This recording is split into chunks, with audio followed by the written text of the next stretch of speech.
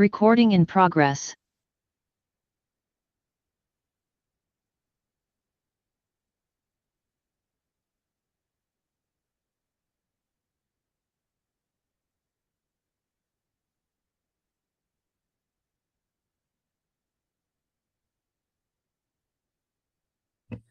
Good evening, everyone, and welcome to the Planning and Transportation Commission regular meeting of Wednesday, May 8th. If you could take the roll, please. Chair Suma, Present. Vice Chair Chang, Here. Commissioner Aiken, Here.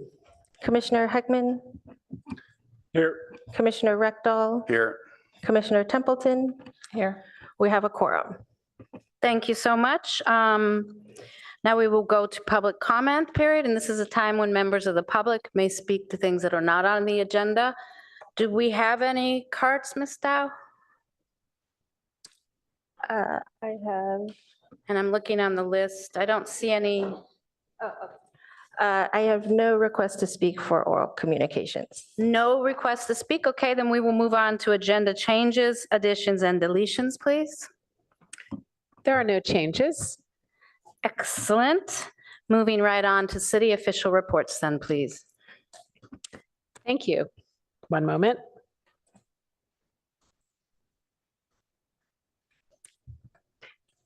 Amy French, Chief Planning Official, sharing the upcoming Planning and Transportation Commission meeting dates, looking out until August, actually, on this slide. Things do move around. Note that we do in the staff reports give target dates. These are not always solid dates, but we do try to aim to have reasonably balanced agendas. And this gives a little sneak preview of what's coming. And then, of course, council items looking towards the rest of the fiscal year. And then, as everyone knows, I think council takes a break in July. So we have a few things that are coming to council that the May and June PTC reps will be interested in coming forward that the Planning and Transportation Commission did review. I think the open space home is not coming to the Planning Commission, but some of these others are coming through.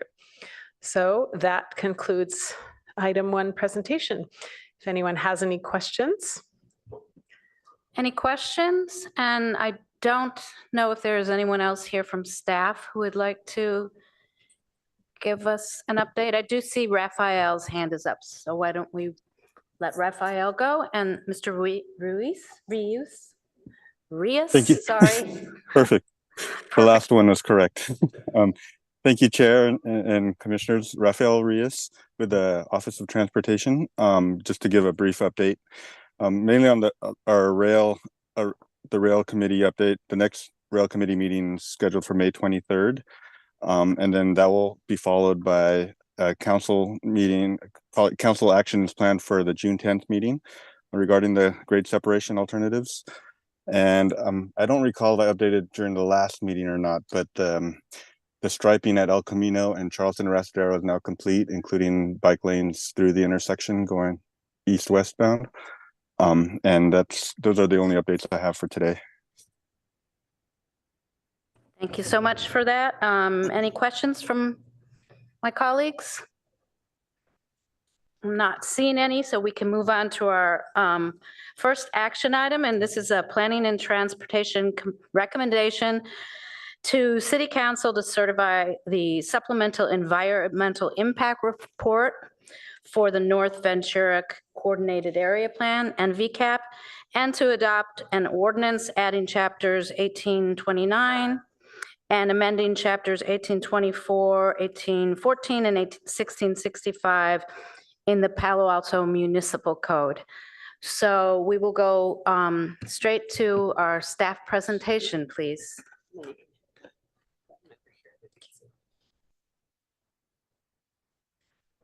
Good evening, Planning and Transportation Commission. My name is Kelly Cha. I'm the project planner for the North Ventura Coordinated Area Plan. It is an exciting night. Hopefully, everybody agrees. Where staff is asking Planning and Transportation Commission to consider and recommend to the City Council to adopt the NVCAP, and as well as a draft NVCAP ordinance and certify the supplemental EIR. Just to provide some context before we get into the details, this whole process started back in November 2017. It was prompted by comp plan policy that basically establishing the North Ventura area CAP process. And the City Council initiated the CAP process in November 2017. Shortly after that, they also adopted goals and objectives and appointed working group members to guide the plan process. And upon Planning and Transportation Commission's recommendation on preferred plan alternative, in 2022, City Council endorsed a preferred plan alternative. And with that plan, staff prepared a draft NVCAP, and it was published back in 2023.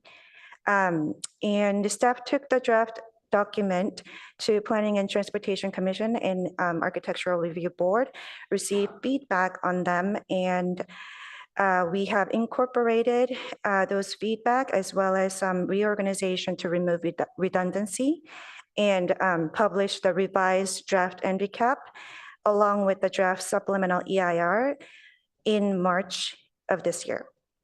So we went to ARB, Architectural Review Board, in April to discuss the draft zoning ordinance and receive feedback on them. And just a few weeks ago, on 22nd of April, the required public comment period ended.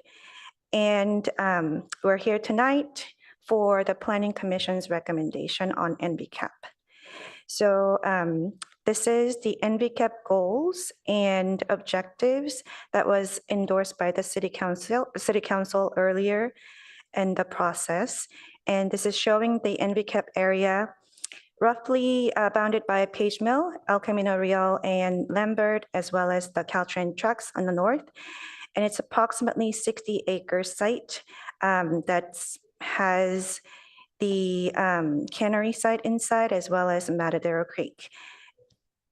And this is a concept plan visualizing the preferred alternative endorsed by the City Council that primarily includes 530 dwelling units and adaptive reuse of the cannery structures, and envisioning naturalization of the creek.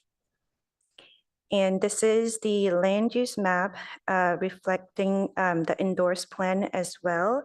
So this shows the currently zoned commercial to be rezoned to mixed use, and also reflects that 530 additional units at build out. So the draft NVCAP documents has 7 chapters, has introduction, vision, and design standards and guidelines chapters, and implementation chapter. This is similar to the one that was reviewed by PTC last year. The difference is that chapter 4 was expanded to include all of the mobility related standards and guidelines, including the street sections and gateway intersections. And that as a result, the implementations chapter has been condensed. In addition to the revised NVCAP document, staff has some modifications recommended. It is included in attachment F of staff report. Majority of the changes are in chapter 4, and they are on street sections and gateway intersections for better consistency with the proposed zoning ordinance and other city projects like John Bowler Park redesign. This is showing the crosswalk between the NVCAP land use as well and the zoning districts. As you all know, the one of the main implementation for area plan like NVCAP is a zoning ordinance update. Staff is recommending adding a new chapter for NVCAP, and the development standards are similar to comparable zoning districts, and it has a lot of reference to citywide context-based objective design standards, and it has specific street yard standards for each NBCAP district, which might be a little bit different to compared to the existing zoning chapters.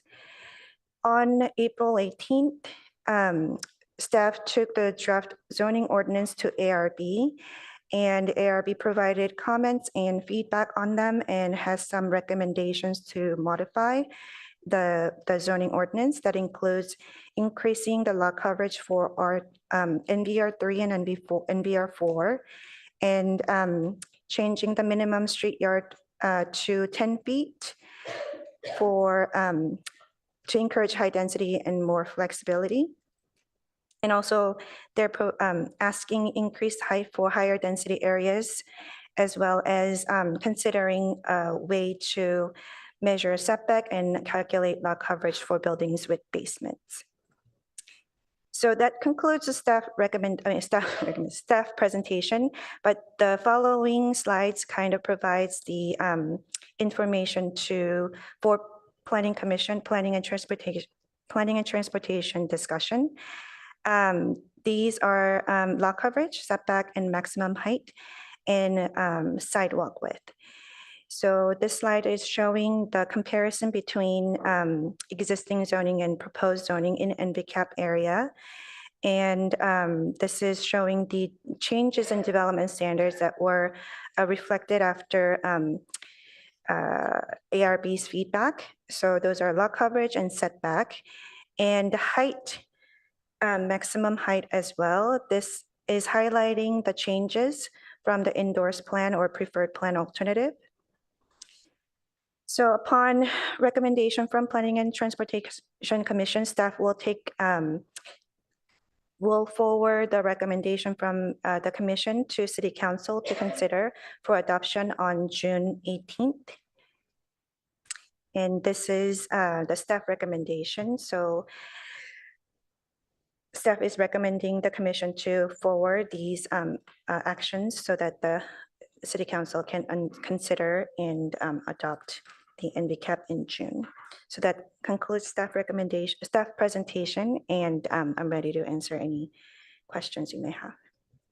Okay, before we go to questions, I would like to welcome Chair Balte from the ARB, who is here to help us tonight answering any questions, and also to ask him if he would like to make any kind of presentation. Sure. Good evening. Thank you for having me address you. We spent quite a while looking at these standards on several occasions, most recently April 18th of this year. After a lot of review and discussion, we kind of narrowed down parts that we thought were important relative. Sorry, we can barely hear you. It's these crazy microphones. Okay. So we narrowed down our thoughts to essentially 5 categories of things, mostly relating to development standards, which is what the ARB is focused on. Before I do any of that, though, we've come to think at the ARB that a really valuable zoning tool is the daylight plane. And if we enforce a good daylight plane, we get with it really good privacy protection for neighbors and really good control of the bulk and the mass of buildings relative to the community as a whole, the context-based development. We figured that out starting with objective standards a few years ago, but every time we look at this, we end up coming back to a daylight plane being the simplest, easiest to enforce, easiest to regulate, easiest for applicants to understand means of regulating this. I say that because that's what lets us feel very comfortable with things like saying you really ought to have a consistent 10-foot setback. And we ought to allow taller heights on buildings, being comfortable that the daylight plane steps that down at the edges where it affects neighbors and communities. That's sort of the rationale behind our thinking we should have a higher absolute minimum on height, because we're confident that our daylight plane requirements regulate the bulk and the mass of a building to a greater and more sophisticated extent. They're relative to the property line and things like that. We've come up with recommendations, or actually they're in the code now, requirements for daylight planes in our objective standards. So one thing to understand is that the NVCAP must have in it a requirement that the current objective standards apply to this area. If you don't have that, then you don't have the daylight plane, and then a lot of what we're saying doesn't really work. So with that, we think 10-foot setbacks make a lot of sense rather than having odder numbers, 12.5 feet, for example, throughout the area. Keep it simple, keep it straightforward. We think the height can be much higher on multifamily housing units, R3 and R4 zones, especially in this area. Certainly 35 feet is just very low. The reason we're often concerned about going too much higher is the impact on adjacent R1 or lower density neighbors, residential neighborhoods. The daylight plane will regulate that. Let the building be taller if it still is set back properly from the residential neighbors. Same thing applies to lot coverage, although there we see a lot as practicing architects, having a 40 or 45% lot coverage just doesn't give you enough space to work with if we're trying to get higher density. So we're recommending 60 and 80% for R3 and R4 zones. Just if we're serious about increasing the density, you've got to give it a little more space to build. The last thing really is this notion of measuring lot coverage and setbacks for below grade structures several feet below the ground. We've discovered that frequently we'll see projects wanting to put parking garages mostly below the ground out to the property line. They have to maximize the space to get the parking to make it work. And we're generally all for that. The problem is that those parking garages have concrete ceilings, which are generally right at the ground. So they put some sort of patio, but that precludes having planting, trees or any kind of landscaping. We frequently see then planters being created on top of these things that precludes mature trees going in. So it seems to us to make sense to just say that if we push it down, say 3 feet, you can really landscape a border of a property very well. And you can still have a garage underneath that, but about 3 feet down lets you have real trees. Look at the city hall, the front of the plaza. Those are big trees on top of a parking garage. They're there because we have 3 feet of soil.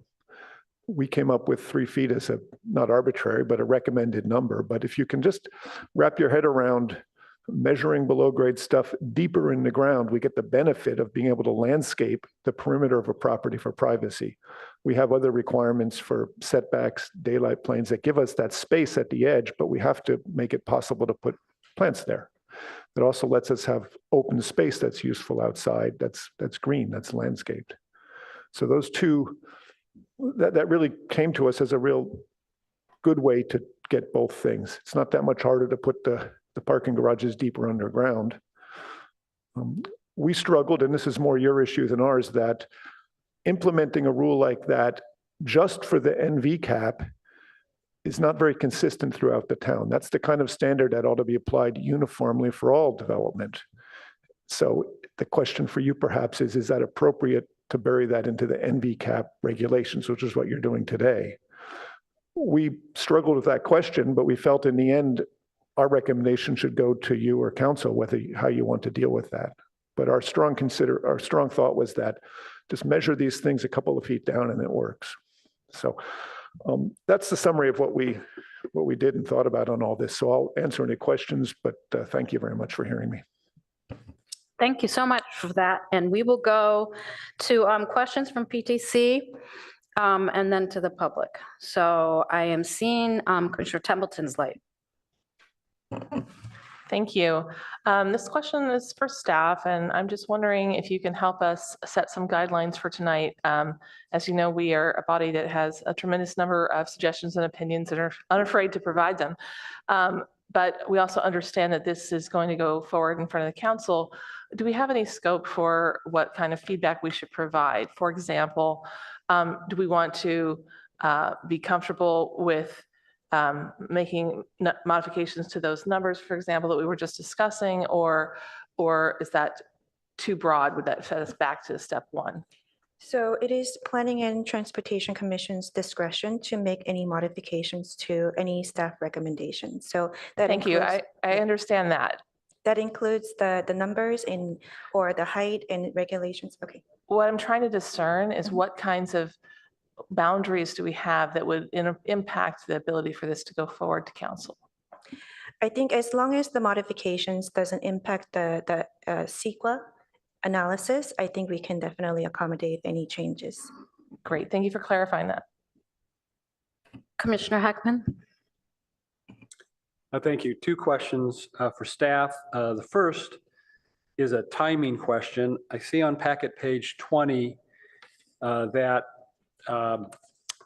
two of our grants from Caltrans and HCD are at risk if we don't complete the project by the grant due dates. But I couldn't find in the staff report when the grant due dates are. Can you, and that may affect, this is going to council on June 18th. So can you tell me when those grant due dates are? So initially, when we were preparing for staff report, it was June 30th of this year. So staff, but at the same time, staff were in coordination with those HCD and Caltrans and have extended until next year of June 30th of 2025. So we do have time, but definitely we would like to move forward if we can. Okay, thank you.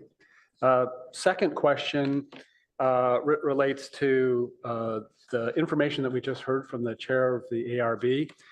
It appears that there are two places in the draft ordinance where the ARB recommendation and the staff recommendation are different. In each case, the ARB recommendation is 10 feet higher than the staff recommendation. And I think we just heard the ARB explain that the comfort level they had in recommending the elevations that they recommended is the daylight plane. That applying the daylight plane, the extra 10 feet compared to the staff recommendation, you're protected. And so, but staff understands how the daylight plane works. I was curious to hear from staff why, with the daylight plane, staff was uncomfortable recommending, sort of adopting the ARB recommendation as they've done in practically on all the other ARB recommendations, as near as I could tell. I'm going to share some slides to kind of visually represent the changes in height. So this slide is showing what's been included in the draft NVCAP. So this is the original recommendation of the heights. And this is showing ARB recommendation. So it is kind of, well, when we are looking at the numbers, it's not as impactful. But when you're looking with the colors, you can kind of see how it's very abutting low density areas and where the 65 feet are proposed. So staff looking at these, we kind of wanted to make sure that we can minimize the impact to the lower density residential area. And usually staff is comfortable with when there's difference between, like the maximum difference of 15 feet is what staff usually recommends in between the low density and high density. So looking at that, we have recommended lowering some of those medium density areas. So NVR3 and NVMXM, the medium density mixed use designations. But we do agree that the daylight plane definitely provides a great tool to provide that, protect the privacy and you know, the mass and bulk impacts, reducing the mass and bulk impacts. Okay, so let me, I think the explanation is you're recognizing the daylight plane, but notwithstanding that they're protected by the daylight plane, staff is sort of uncomfortable just with the bulk of massing, even if the daylight plane is satisfied. And it's just in these two instances. Am I understanding right? Yes, that's correct. Okay, all right. Thank you for that clarification. Commissioner Chang? Okay, I've got a bunch of clarifying questions. Okay, so I had a question about the effective density bonus on height. So my understanding is that with density bonus, we could see up to 33 additional feet over and above whatever we ultimately decide for NVCAP in every single area. Is that correct? That is correct. So like 65 feet would become 98 feet. That's correct. And then, you know, if somebody took That would be the advantage. maximum, yeah. Okay. Then my other question is, does does the density bonus have any impact on daylight plane? In other words, is that one of the things that can be waived or not? I believe it is one of the things that the applicant or developer can ask as a waiver. So yes, the answer would be yes. Yeah. Okay, that also is very helpful. So- Go ahead, you want to? Sorry, I'd just like to jump in on the previous question about the 33 feet. So 33 feet is something that's provided for developments that are 100% affordable. Height can still be waived for developments that aren't 100% affordable, but that waiver will be based on what's necessary to permit that development at the density that's permitted. What implication does that have, given that we're not talking about density for NVCAP, we're doing FAR instead? Right. So relying on FAR does provide us with some more control over that bulk and mass, rather than we're trading that for control over the number of units. And so if someone, for example, would normally be entitled to a 20% density bonus, they'll be entitled to a 20% FAR increase, and then whatever waivers are necessary to accommodate that additional 20% FAR. Okay, so if I understand, though, it's sort of based on the design of whatever the applicant submits. So if they decide to have very high stories, like 14 feet or, ceilings, for example, then that would result in higher height, correct? Because they'd have a number on the FAR. Yes, there is some gray area around, what is actually necessary to accommodate development at a certain density. But that is what a developer would certainly assert. What we need is 14-foot ceilings, and therefore we need this height. Okay, and then something that you brought up, Councilor Yang, is that the density bonus 33 feet really wouldn't be reached unless it was 100% affordable. But then the 100% affordability definition would be based on the state's definition, correct? So the moderate kind of 80 to 120% would qualify as like if it were 100% moderate, then that would qualify for No. In this case, the definition of 100% affordable is going to be at a lower affordability range. Under density bonus law, generally moderate income units don't get credit for rental projects. Right, they do get credit for ownership projects.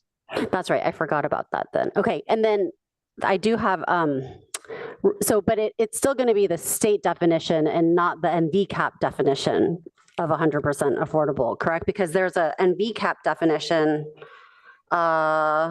I think on page 24 of packet page 24, which I also had a clarifying question about. Yes, so it will be the state definition, not the NVCAP definition. Okay, since we're talking about that NVCAP definition on packet page 24, hold on, let me get there. Okay, so my question is, I'm a little bit confused about the wording here. Am I correct in saying that for the purposes of the NVCAP chapter, it is 100% affordable? If a project is a rental project, it would be considered 100% affordable only if the average AMI does not exceed 60%. Is that correct? I just couldn't understand 18.29.040A. So I think as you can see in attachment A, we have both ARB recommendation as well as staff recommendation. One of the staff recommendation was to remove the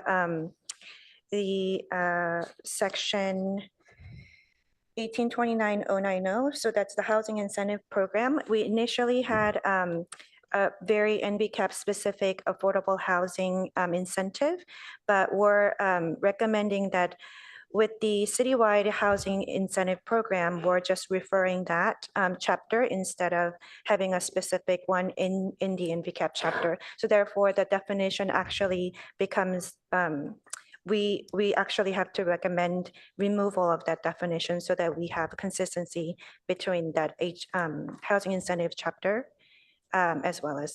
So what is considered 100% affordable in the HIP? Allard, could you? Yeah, so that's still being developed, but for rental projects, I would expect it to be at lower income. So 80% of AMI or below.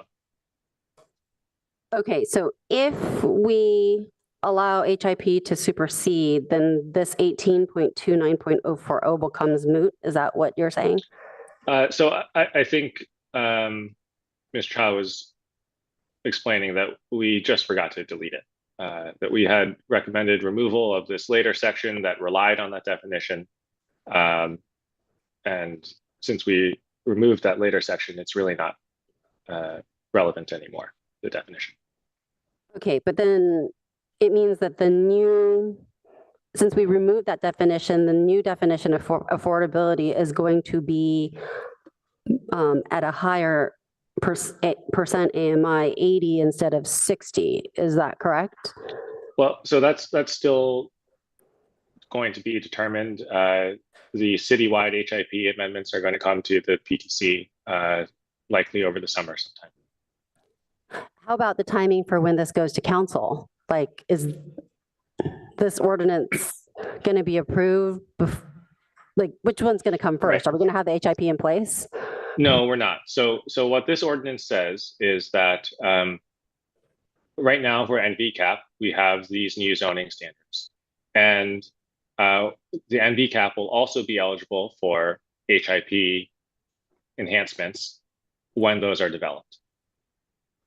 Okay.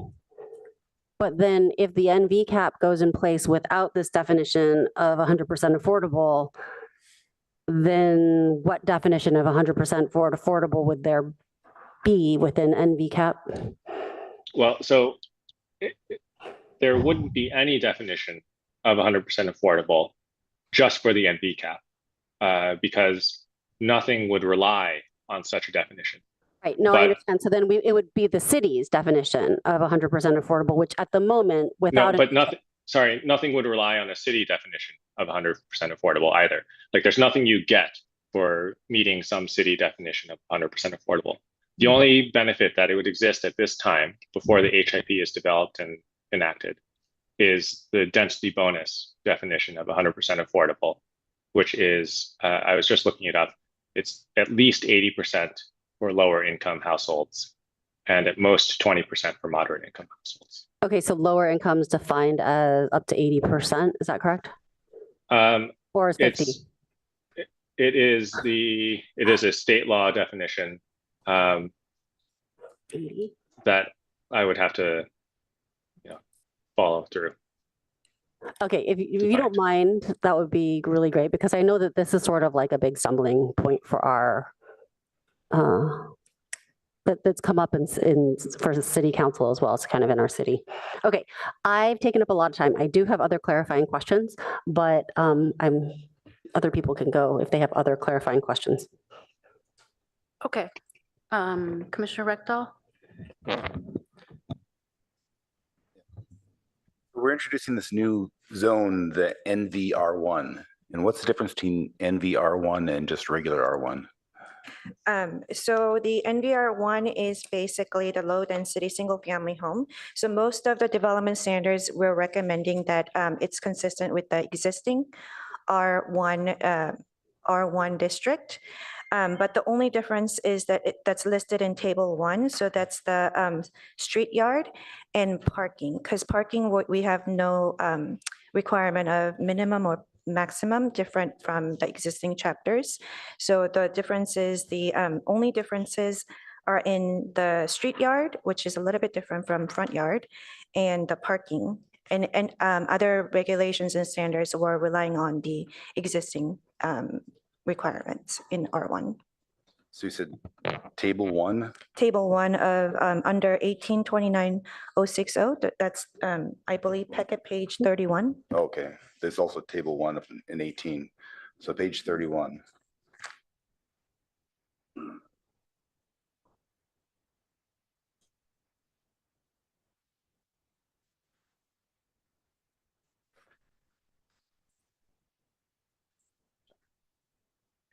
So well, the parking is irrelevant because if we kept it R1, we still can't enforce parking, right? By the state law. Right, so because of the proximity to the Caltrain station, the entire NV-cap area is, we can't require any parking. So, So that in itself would not require a zone change, but you're saying that the street yard for R1 is, what is the street yard for R1, 20 feet? Front? 20. Okay, and so we're shrinking that, okay. Second question is, in NV-cap, there's a lot of R1 lots, and some of those have been converted to NVR1, and others have been converted into NVR2. And why were those lots treated differently? I think it's just the NVR1 and NVR2 is basically low density area, but in our NVR2 are facing some of the higher density. So we wanted to have a little bit of flexibility, allowing additional development standards that might be applicable for like duplex if in the future, if there's a desire. So you're saying that because they have to put up with the height behind them, we want to give them the ability to put a duplex?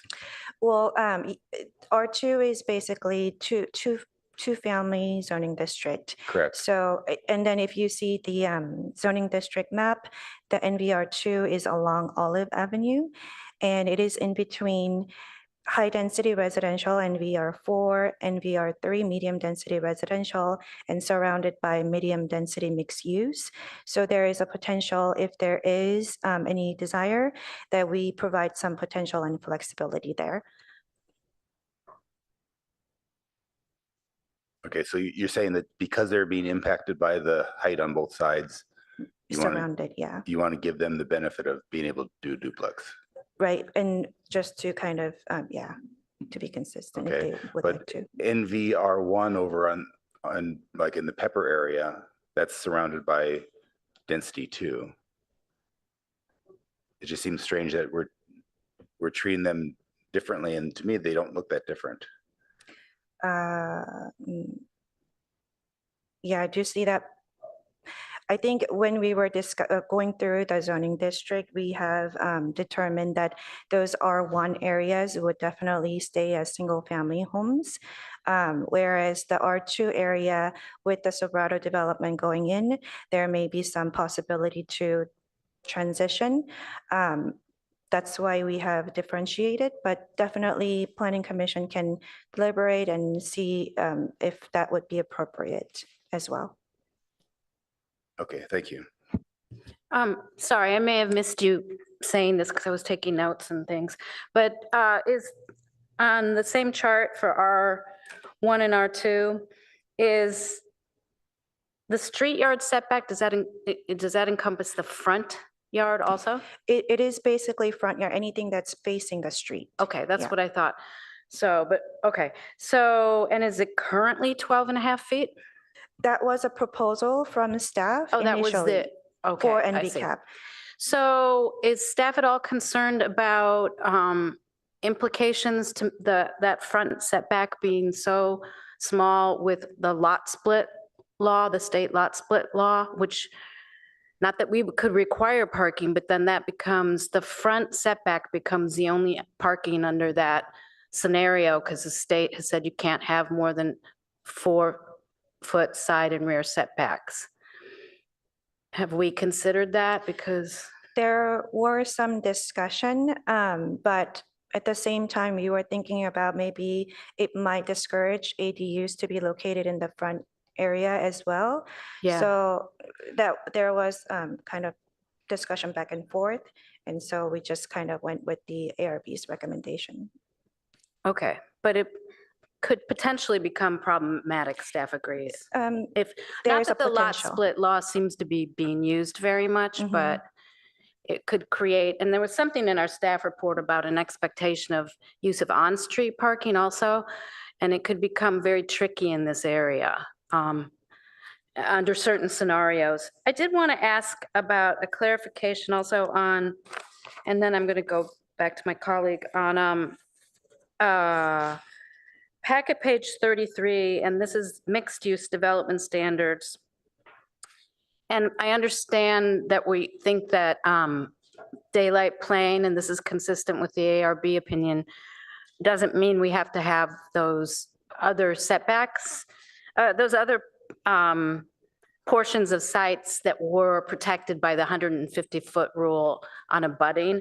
So at the bottom, so what I'm curious about is that on package page 31, which is multifamily, maximum height, you've removed any protection for portions within 50 feet across R3 and R4.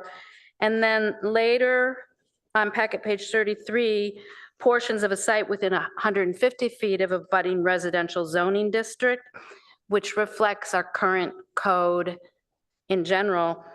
Under MXL and MXH, it says not applicable, but a 45-foot buffer is retained under MXM.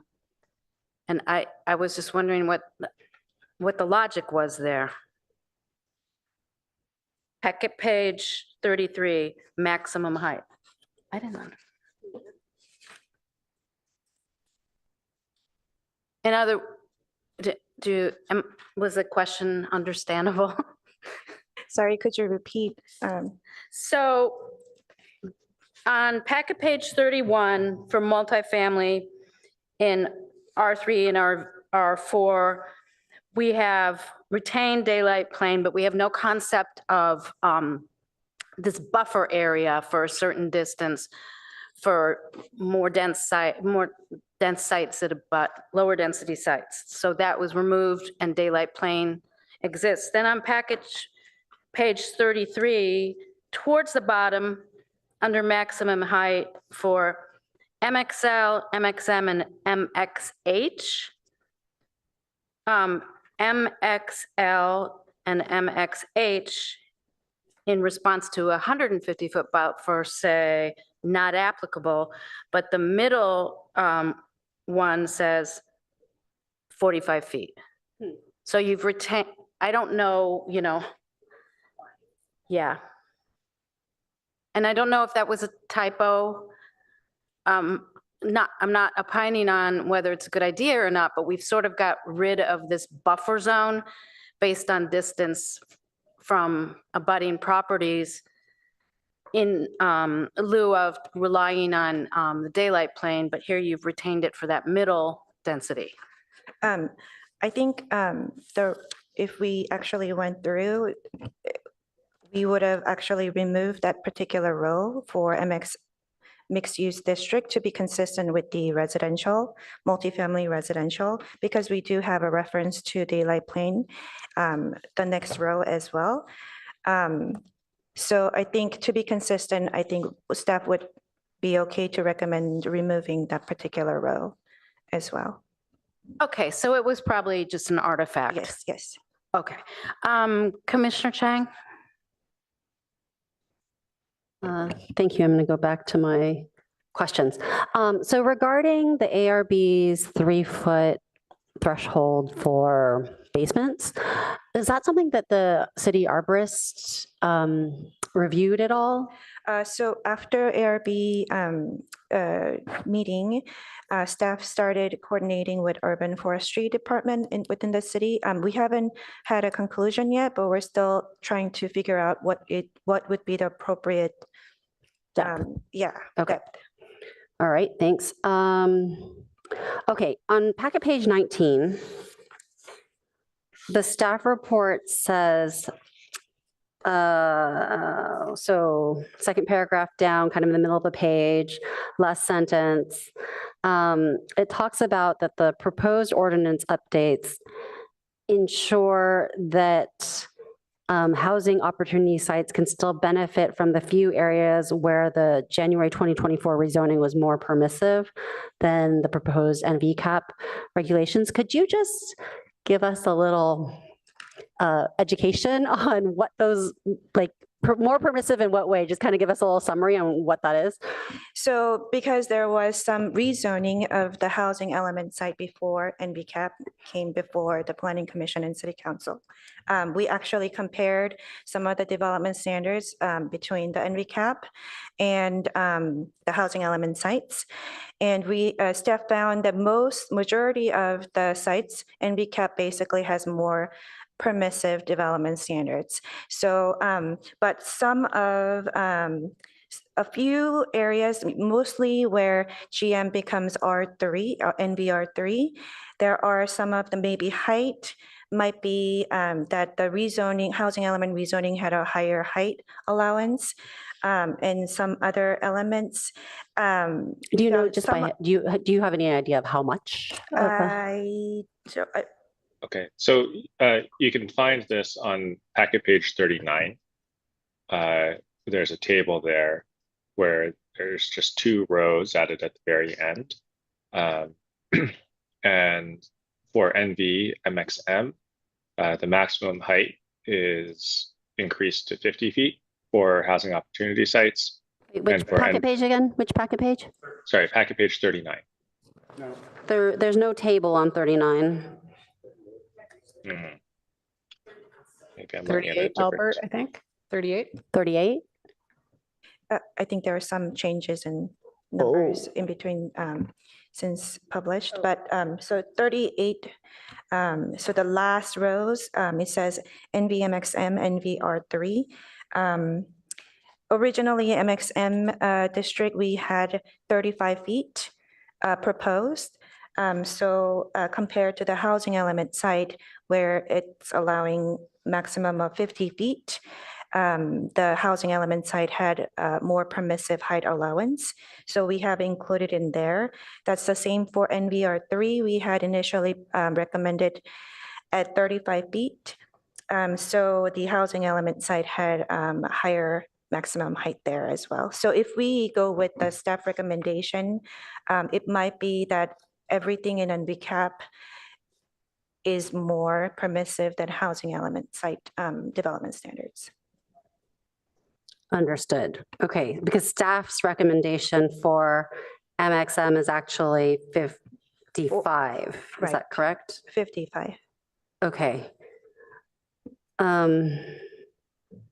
Okay, so then the rezoning that we did affects both MXM and NVR3 or only NVR3?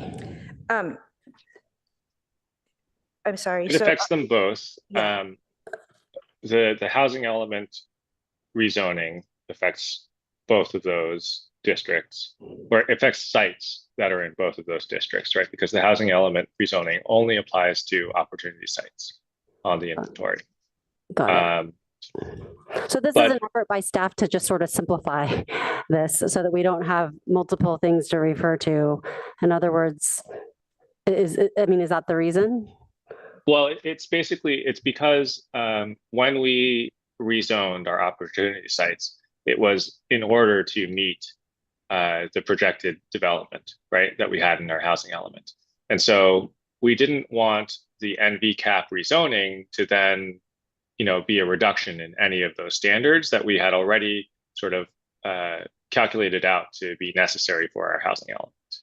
So we were comfortable with, being more permissive than the housing opportunity site analysis had showed earlier, but we didn't want to reduce the height. I guess we're seeing now that this is another, probably a remnant. Wouldn't be necessary if we go with the staff recommendation as it was sort of changed after the ARB hearing. But prior to the ARB, this was a necessary piece. Okay, thanks. That makes a lot of sense. And then while I have Mr. Yang on, for packet page 40, this is another affordability question.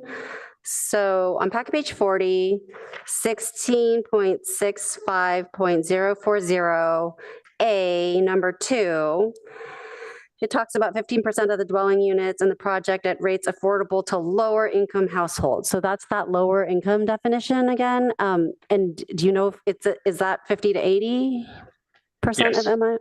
Okay, so then earlier in our conversation, when you referred to lower income as well, in the state definition of 100% affordability, that's also, 50 to 80 or 80% AMI, correct?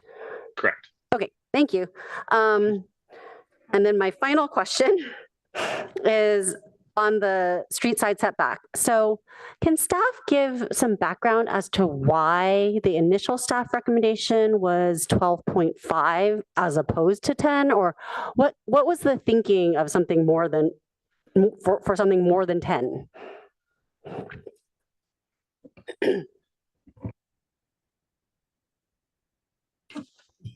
This may have had to do with the El Camino Real build two line. There was a build two line concept that was a 12-foot effective sidewalk. So I'm guessing that is where that was drawn from, because we don't have 12-foot anywhere else in our code except the build two line. El Camino. That might be correct. Okay. So then I did see on page 31 about the kind of like the top, towards the top of the page when it talks about minimum setbacks and street yard setback.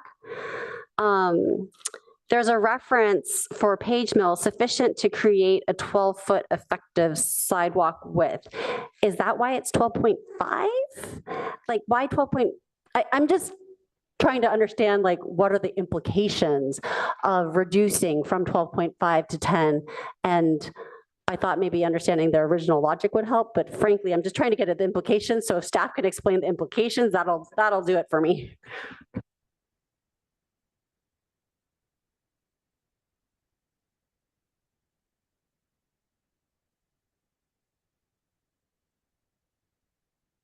We're speculating perhaps it was additional curb area if they were doing some planting areas or such, because that's about, well, it's more like 4 inches, but. And then, because I'm also looking at like, so why for ash are we saying 5 feet? Ash and acacia are we saying 5 feet versus like, what's the logic behind all of these different setbacks? Well, certainly a 5-foot setback is needed for a sidewalk is often 5 feet wide, right, for 2 people passing, at a minimum. So that would be, the bare minimum. So this is setback from the street or setback from the property line? And is the sidewalk generally part of the property or not? So I can't really, it's not 100% certain, but as I'm speculating here, this particular NBCAP area is to sort of allow higher density to create the neighborhood, walkable neighborhood, transit-friendly neighborhood.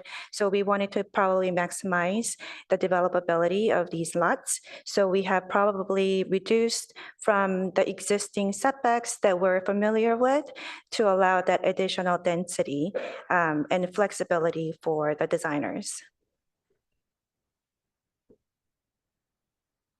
Okay, but then like why 5 feet? Why is it okay for some streets to be 5 and then the other ones 10? And then what's the implication? What's the downside, if any, to reducing from 12.5 to 10 in terms of sidewalks, bike lanes, whatever it is that we might be wanting to do? I don't think there is a downside in terms of right-of-way improvements like the bike lanes and sidewalk, because usually those are located in right-of-way outside of the property lines. In El Camino Real and some Page Mill area, we do ask some of the front yard to be dedicated to right-of-way to create more comfortable sidewalks. That's why we have that, the sufficient setback to create effective 12-foot sidewalk. But usually it's sufficient to use the right-of-way area to provide those bike lanes and facilities for sidewalks. So I don't think there's a huge downside to reduce down to 10 feet, other than maybe like the lot split or other single-family home development implications. But I think generally, high level, there shouldn't be a downside, I don't think. If a car, like how deep is a parking space in a garage, for example? So if we were wanting to be able to allow for that possibility of a car to be parked in a driveway or something like that, how deep would that need to be? So typically, a garage, we want to have like a one-car garage would have 10-foot clear space to meet code on the inside. That's because there's walls there. Often on a street, a parking space is going to be marked at 10 feet for a parallel parking space, 10 feet wide. It's wider than you need it to be, but that's for the door swings, et cetera. Okay, so then theoretically, Yeah. Yeah, depth. Depth is typically closer to 20 feet roughly, but Well, yeah, minimum parking space is 18, yeah, like for the length, you know, Mhm. it, but in a garage it space, it varies, would be but yeah. 20. So because that's, of I the- think that's like why historically you'll see a lot of, you know, single family lots developed with a 20-foot setback is to allow like the full length of a car to park within the driveway in front of the garage. But I just wanted to kind of jump in a little bit on some of the setback changes. So the numbers, like the 12.5 feet, those numbers came from like an earlier draft that was from the study session from about a year ago, roughly. And so, you know, we met with the planning and Office of Transportation staff to really go over, you know, like scrutinize those setbacks and look closely at whether there were any implications of, you know, changing them. And so ultimately, you know, to sort of answer your question, we didn't see any drawbacks necessarily of changing it to what's proposed in the staff recommended red line version. And in particular, as it relates to parking, because this area has no minimum parking requirements due to the location to the station, that's something that, you know, we were factoring into some of that analysis for those discussions, if that helps. yeah, that does help. Okay, and then final question. On Park Boulevard, that's where, you know, we have bike lanes and stuff like that, and often on like larger streets like Park or Page Mill or El Camino, we're concerned about setbacks because of bike lanes or wanting to be able to construct things in that area. Is that a concern at all for any of the proposed setback changes that are being made? No, if you see the street sections, it actually proposes the bike lanes and sidewalks all outside of the property line, so all within the right of way. So there isn't any problem or issues. Okay, thank you. Yeah, and just if I may, just following up as well. So the changes to the street sections was also, you know, a result of kind of how these changes were for the setbacks as well, because we really wanted to look holistically, like you're saying, at like, how does this work functionally as part of like the redevelopment vision for the NV cap.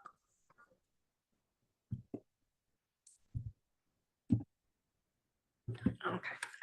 And then just one last question about setbacks on packet page 30. Under minimum setbacks, there's an additional note that said setback lines imposed by special setback map pursuant to chapter 20.08 of this code may also apply.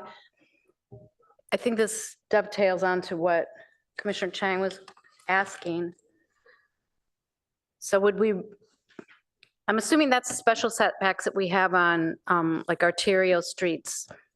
That's correct. The special setbacks are marked on the special setback map Yeah. all over town. And, So yeah. Is that consistent with the setbacks being proposed to also retain for the future use of what multimodal streets, probably the special setbacks with the new setbacks? It's I don't believe so. The question is whether the setback would impact the improvements on a right of way, like bike lanes or sidewalks. not the or public right of way, the special setbacks imposed on private private property. property. Yeah, For it seems I'm just asking if it's contradictory. Yeah, I think we don't have a special setback map handy, I don't think, in I our do. slides, but I think. well, I we might, could, but I mean. if you give us a minute, we can pull that up. Yeah, I mean, you can, maybe we should discuss that later because there's a chance that that's, cell then is not accurate or incongruous with the other setback. I mean, I think in our regular zoning code, when there's a special setback, that becomes the default and people can come through and request a variance from special setbacks. But the usual setback, for instance, in an R1 zone is 20 feet.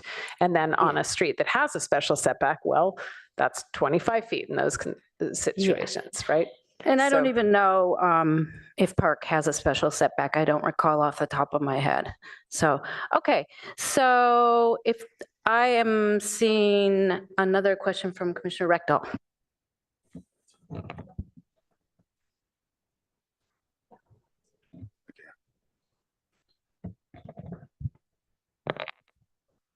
Couple questions. Talking about setbacks, some of the setbacks have numbers from the property line and some say sufficient to create a 12-foot effective sidewalk width. Why do we have an effective sidewalk width? Why wouldn't you just figure out where the property line is and have a number? So again, this dates back to the El Camino Real design guidelines that set that. It's the combination of 8 plus 4. I think 8 was the setback and then 4 was the planter strip or something to make a 12-foot. So the question is, why don't we just map it on the map? Because sometimes there's a planter strip, sometimes there isn't. Yes, but so you talk about that 8 plus 4, where would the property line be on that? At the curb? So the property line sometimes, so we have this sufficient setback to create the effective sidewalk because some of the right-of-way distance or width is different as you go along the street. So sometimes we have to ask the property owners to dedicate or by easement have a little bit more than some of the other property owners, maybe a few blocks away. So we have initially said maybe 0 to 10 foot, the range, but we don't know what it's going to be. So we just change it to sufficient setback to make sure that we have 12 foot, and that can be changed by property. So if it's helpful, so basically on an individual property basis, it could vary where, a specific feature is located in relation to the property line, like a sidewalk.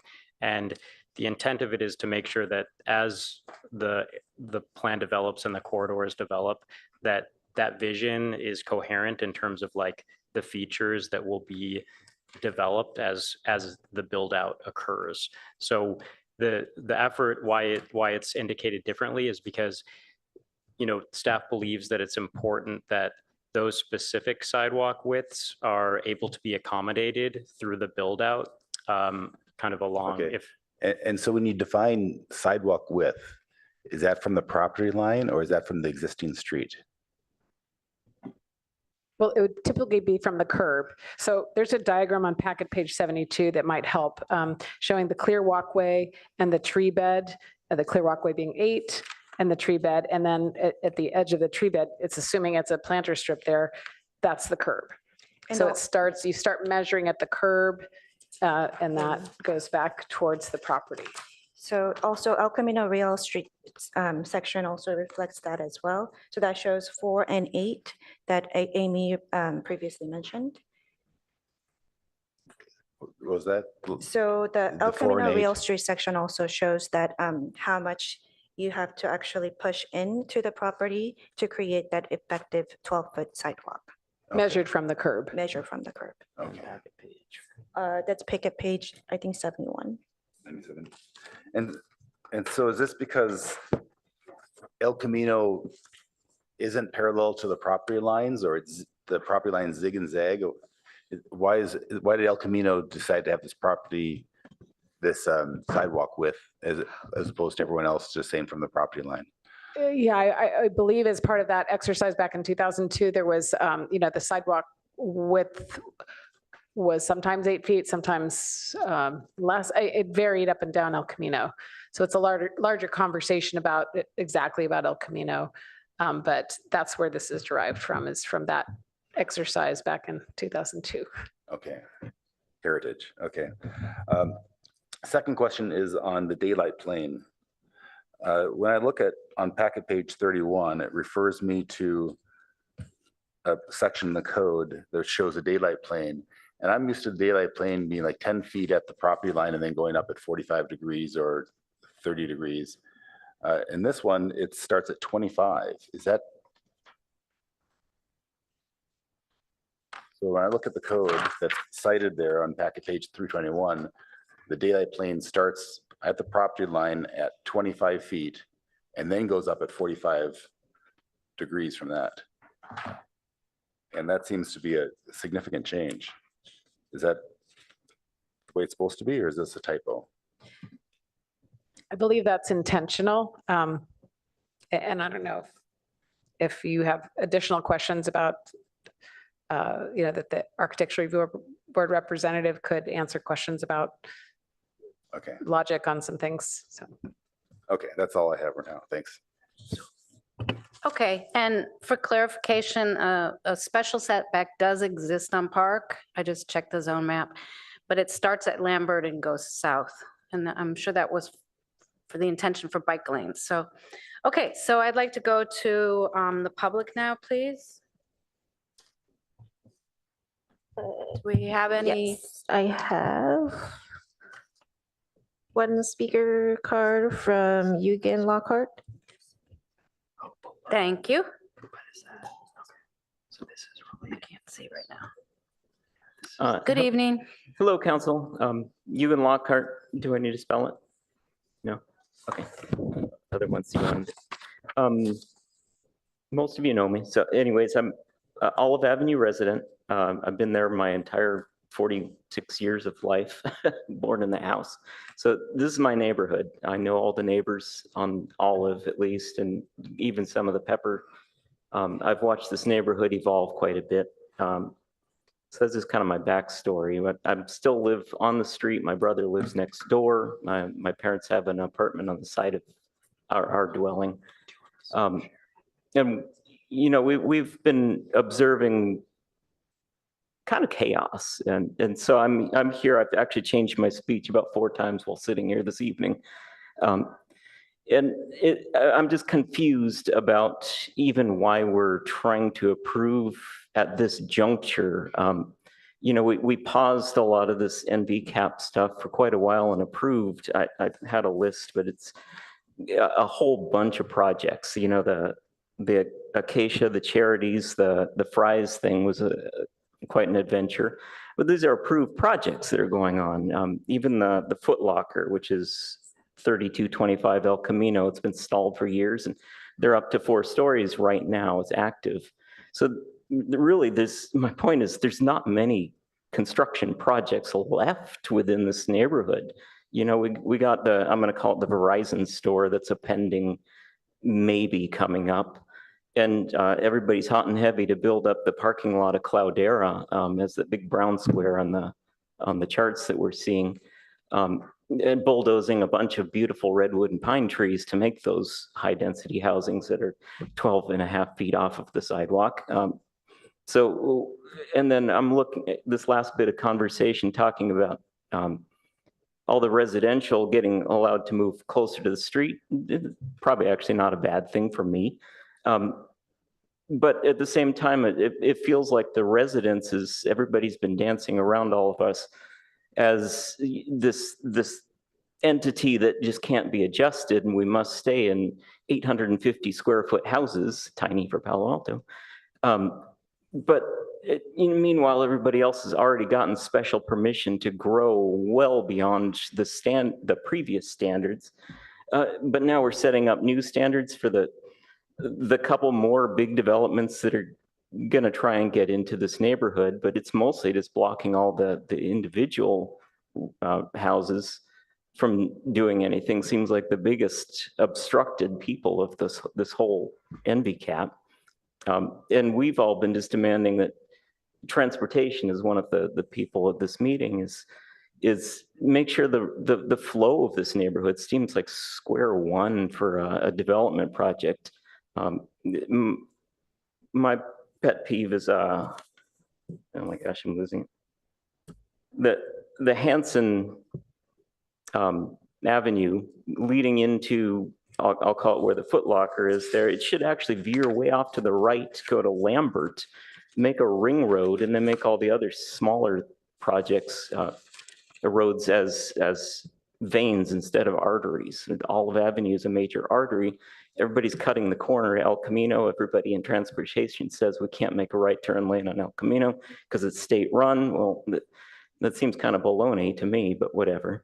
And then we're talking about setbacks, but most of those projects are already approved. So, why are we worried about approved projects when everybody's going to ask for special dispensation anyways? So those are a couple of my rants on this. And as far as residential dwellings on Olive Avenue, if anybody goes through that street, every single instance is almost special. We've got a little batch of houses, and then we've just got a couple of brand new house with the junior ADU and rear ADU. They were going to do 2 more next to that, but they changed their mind. They're keeping the house, but throwing the ADUs in the back. Meanwhile, we talked about at Olive and Ash, there's a 2-story commercial building, and the zoning has got them as a special dispensation. That should just be R1 with everybody else. Let the building stay. Nobody's asking to bulldoze it. But at the same time, why is that one a special issuance? We should just have a red ring according to that drawing, and then everything zoned in accordingly.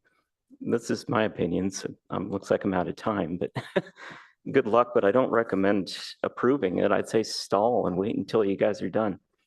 So especially with the Fry's allocation to the city of Palo Alto, I would say stall until you guys have decided what you want to do.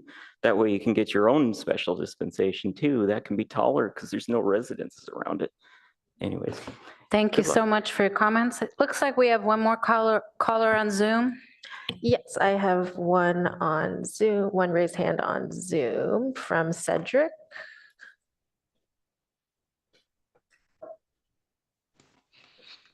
Hello, thanks for having this meeting. I think one of my concerns was with that notion of having underground structures being able to go all the way up to the edge of the property line below a certain depth. I hope that it sounds like you are discussing that with the city arborists and other knowledgeable people who would know what is a sufficient depth. I did a quick search online and I found a database of the maximum root depths of different California plants.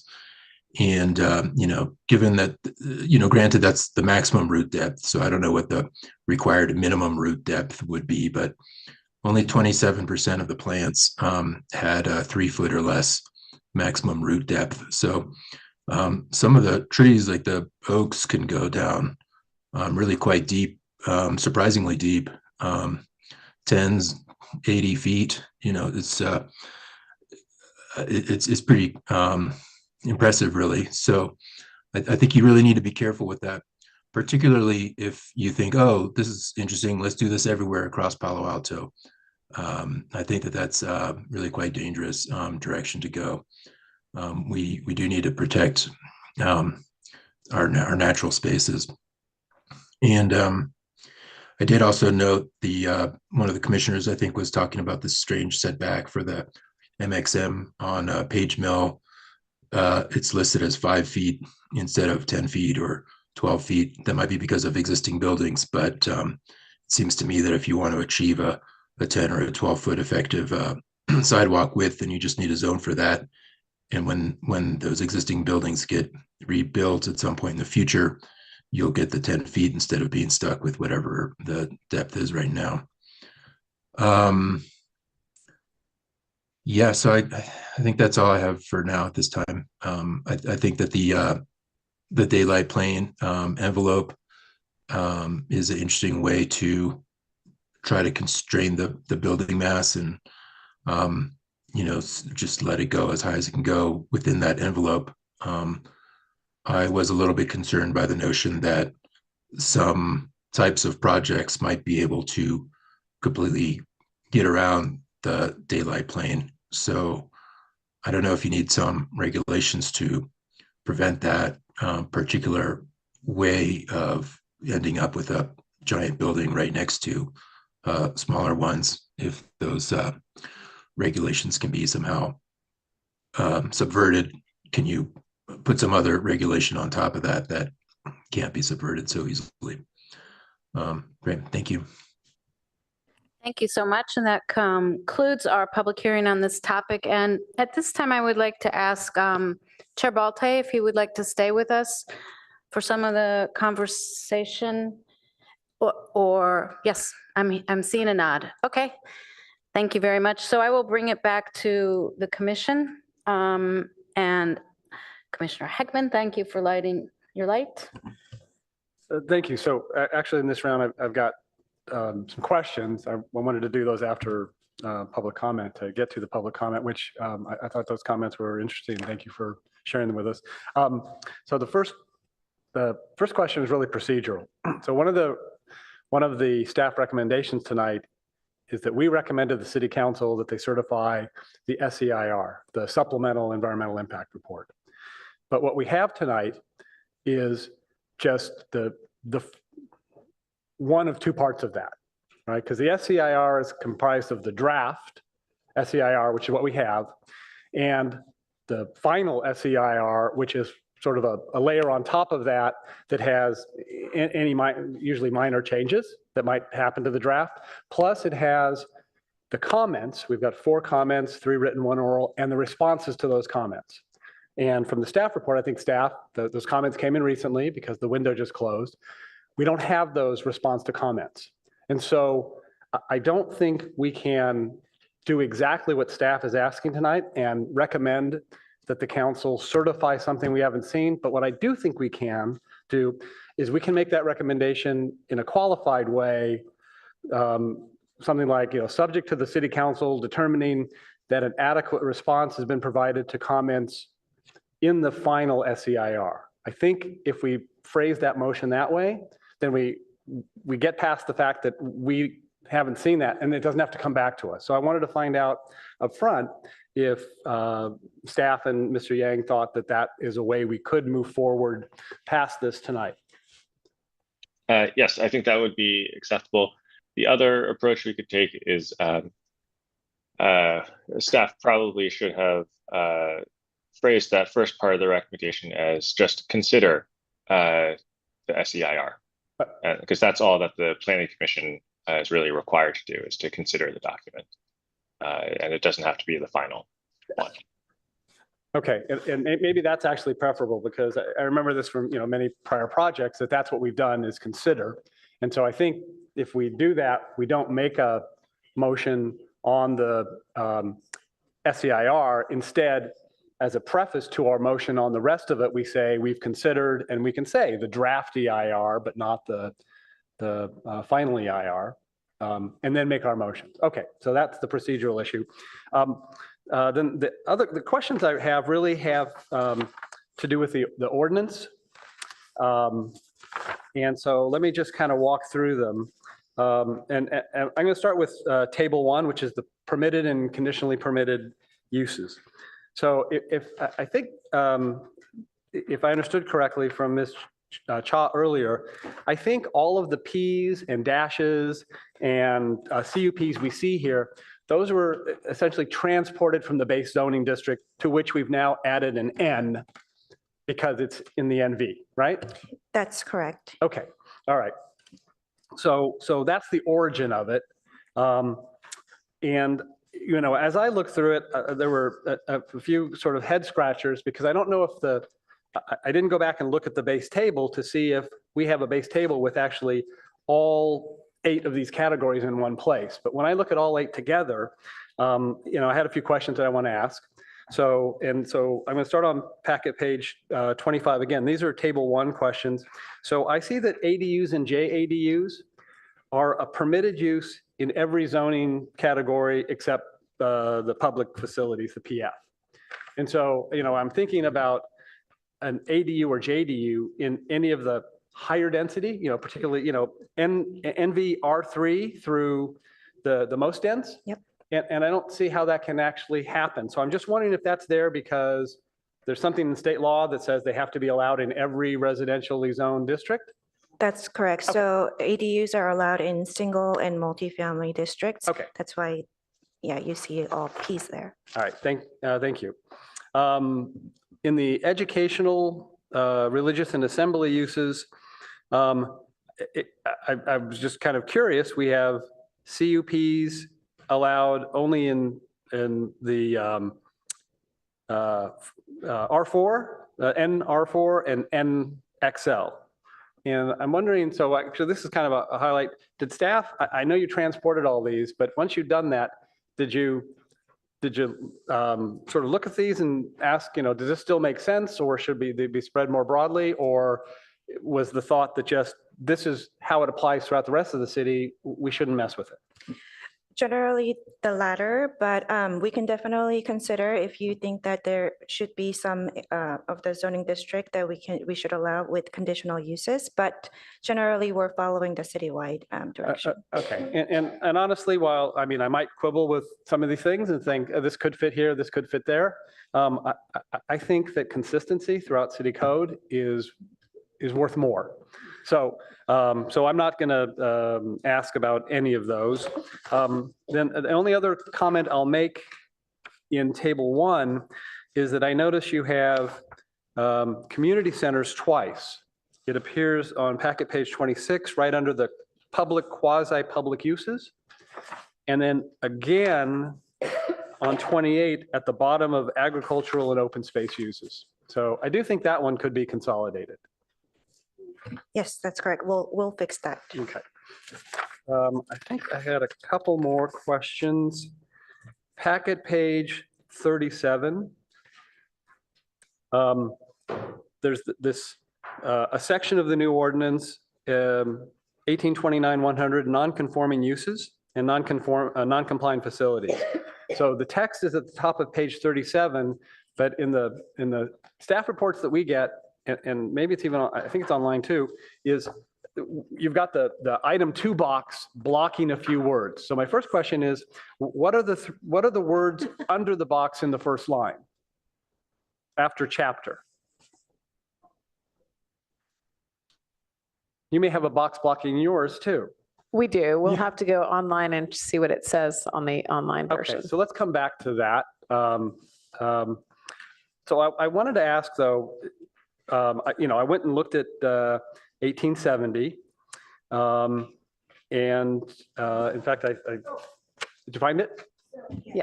So it says, any uses or facilities rendered non-conforming or non-complying by this chapter shall be subject to chapter 1870. Shall be subject to, that's Yep. what is hidden. So that's Okay. the existing Yeah. non-com. Everything else we yeah. can see. Okay, so I did go and look at 1870. And actually kind of surprised me, but the key provision there is 1870-070B.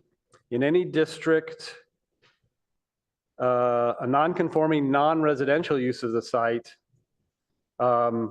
shall be terminated, I'm skipping some of the language, shall be terminated in accord with the following provisions and schedules.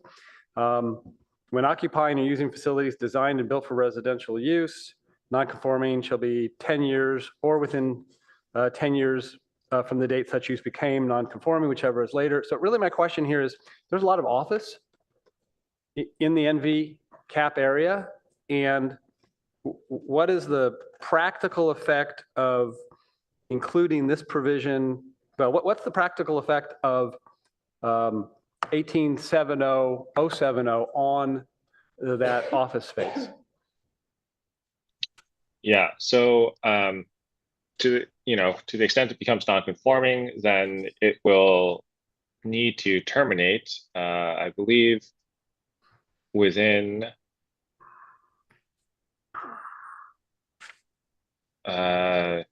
within 10 or 15 years, unless there is a site-specific amortization study that's completed that would set a different period. And so practically what we would expect is for these sites to prepare an amortization study and petition the city to have a site-specific schedule established for them. And yeah, that's what I would expect. Okay, and so when that's helpful. So when I apply, and that amortization study could buy them another 5 years, or it could buy them whatever the amortization study shows, right? Newer in, longer out, basically, typically. Okay, so in this preferred plan that we're looking at, it indicates that I think we're reducing office in the NV area by, I think it's 278,000 square feet, right? And so that particular square footage reference there, those are on certain parcels. Well, I should ask, are those on certain parcels and that's what they add up to? So that we know which 278,000 square feet are going to, need to terminate in 10 years without an amortization schedule? Or does that provision, by applying to the NV cap, mean all 744,000 square feet of office in the NV cap is terminating in 10 years, except if they get an amortization schedule that may go longer, which, if that's the case, because to me that is inconsistent with the contemplation of the NV cap that we're reducing from 744,000 to whatever is 278,000 less than that. So I'm trying to understand how this is going to work with the office that's in the NV cap. So just to answer that specific question about 278, I don't believe that the study identifies specific sites.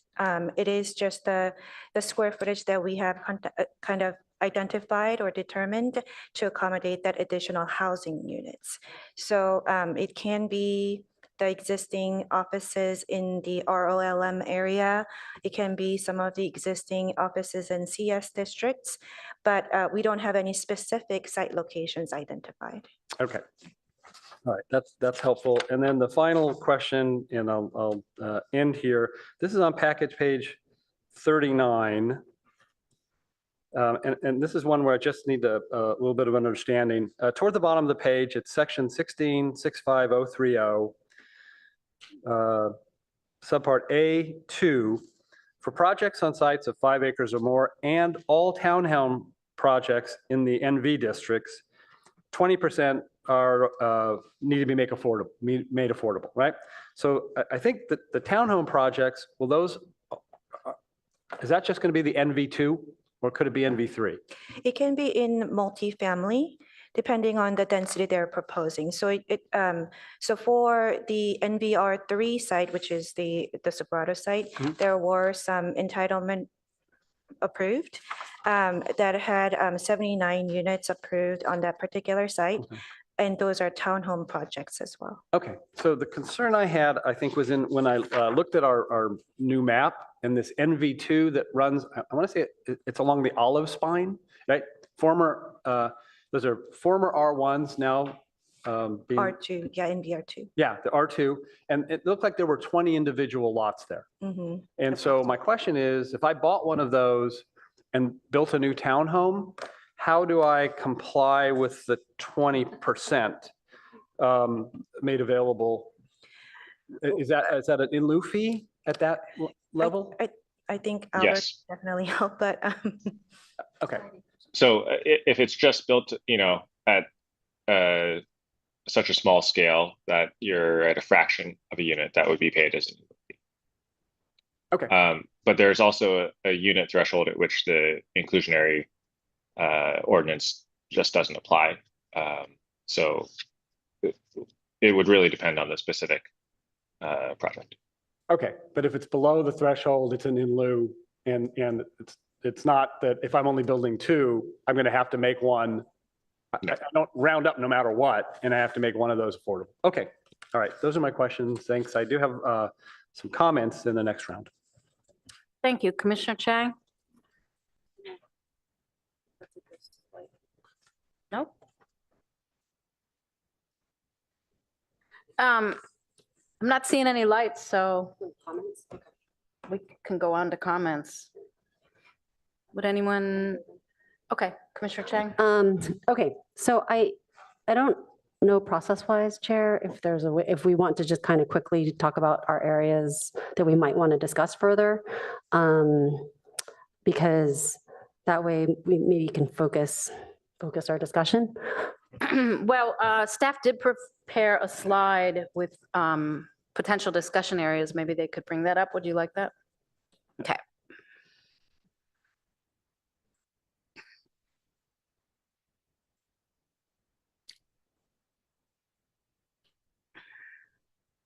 Thank you for that. Okay, so there may be others, but this is what.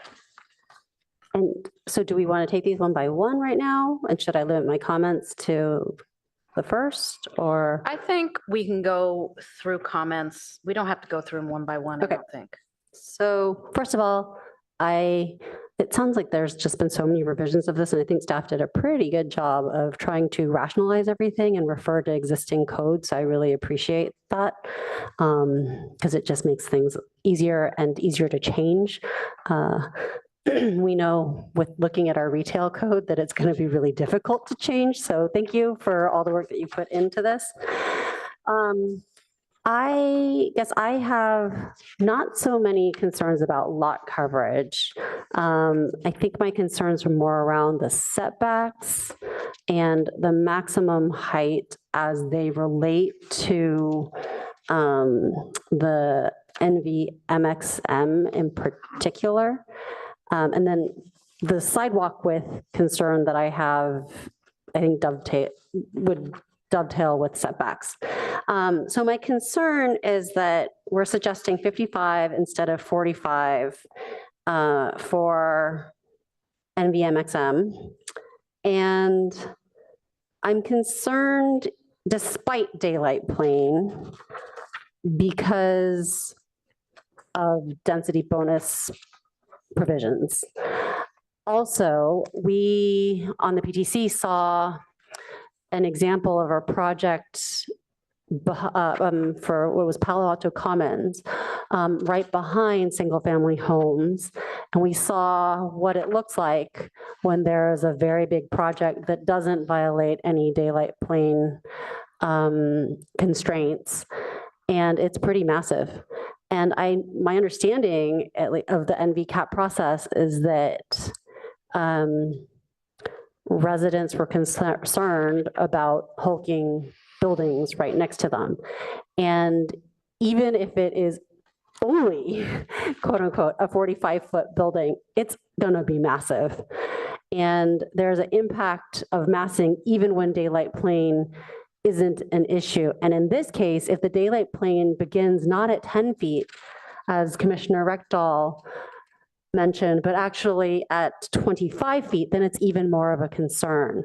So I would be in favor of, with respect to NVMXM, going back to the original plan that was kind of moved, that the preferred option that City Council had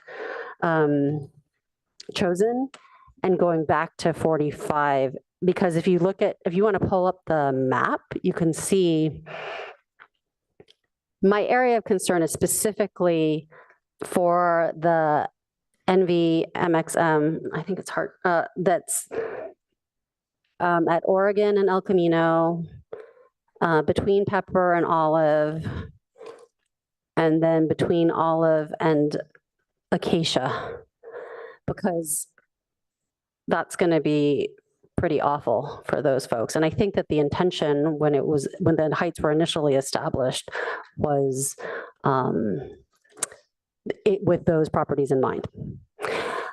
So and then on the setbacks, again, I think I don't have any objection per se. I'm just not quite like there's so many different setbacks everywhere that I kind of can't tell where they are, and I'm just concerned.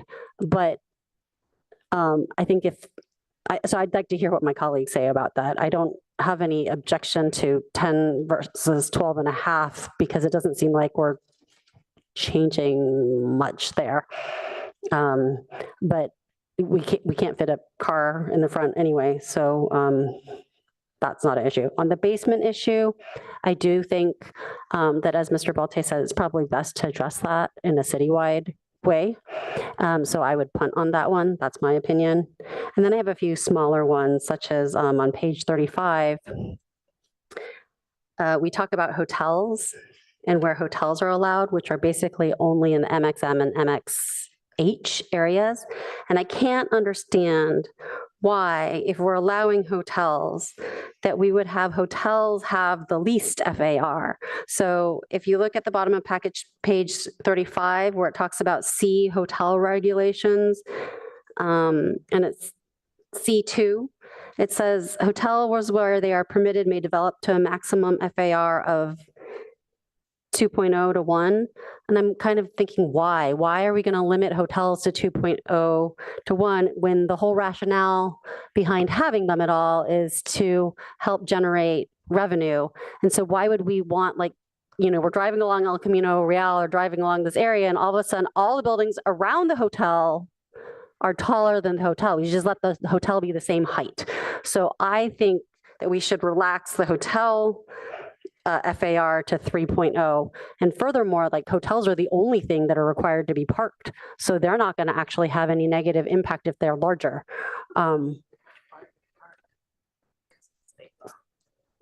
No, hotels are allowed to be required to be parked. Under the state law? Under the state law, yes, under the, so that's one of the exceptions to the half-mile radius. So those are my comments. I'm not seeing any lights. Does anybody want to go? Commissioner Rectal? Okay, I'll echo some of those. I agree with the hotels at 3.0. That seems more consistent. Also, the below grade, I support in spirit of the below grade, but I think we need more investigation. Talk to the urban forester, look at street trees. Also look at, if you wanted to put a bike lane over the top of that, is that going to interfere with the construction of the bike lane? 3 feet seems a little skimpy. Over on San Antonio with 7 feet, that'd be more comfortable. That it really wouldn't impede us, but I think that's a separate issue. The daylight plane, I mean, that it's, if you're the one building it, it's a burden. If you're the one living next to it, it's the savior. And I really feel uncomfortable starting at 25 feet at the property line, and then going up from there. That's really going to have the impact of all those properties along Olive. So I would say that we should, even though the density bonus may waive it, I would start at 10 feet and go up at 45. I think that's a better protection for those, for the lots when you abut a low density lot. And then also along Park, the bike lane, that's such an important bike lane. I think we need a 20-foot special setback again along Park. I think that's only prudent. Over at Bargain Mart, we skimped on the setback there, and that's really complicated the rail crossings. And so if we had a little more setback there, we'd have other options that would make for a better rail crossing, and I wish we had.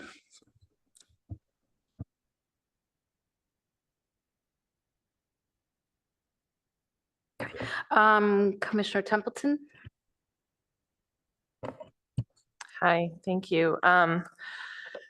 My general comment here is that we've been working on this project for a very long time. It's been iterated numerous times, and you had that listed, thank you. And that's helpful to understand how we got where we are. It's sort of in one way relieving that we are talking about some minor changes at this point. But I also want to keep in perspective that it's important to move forward and stop keeping these properties tied up in process. So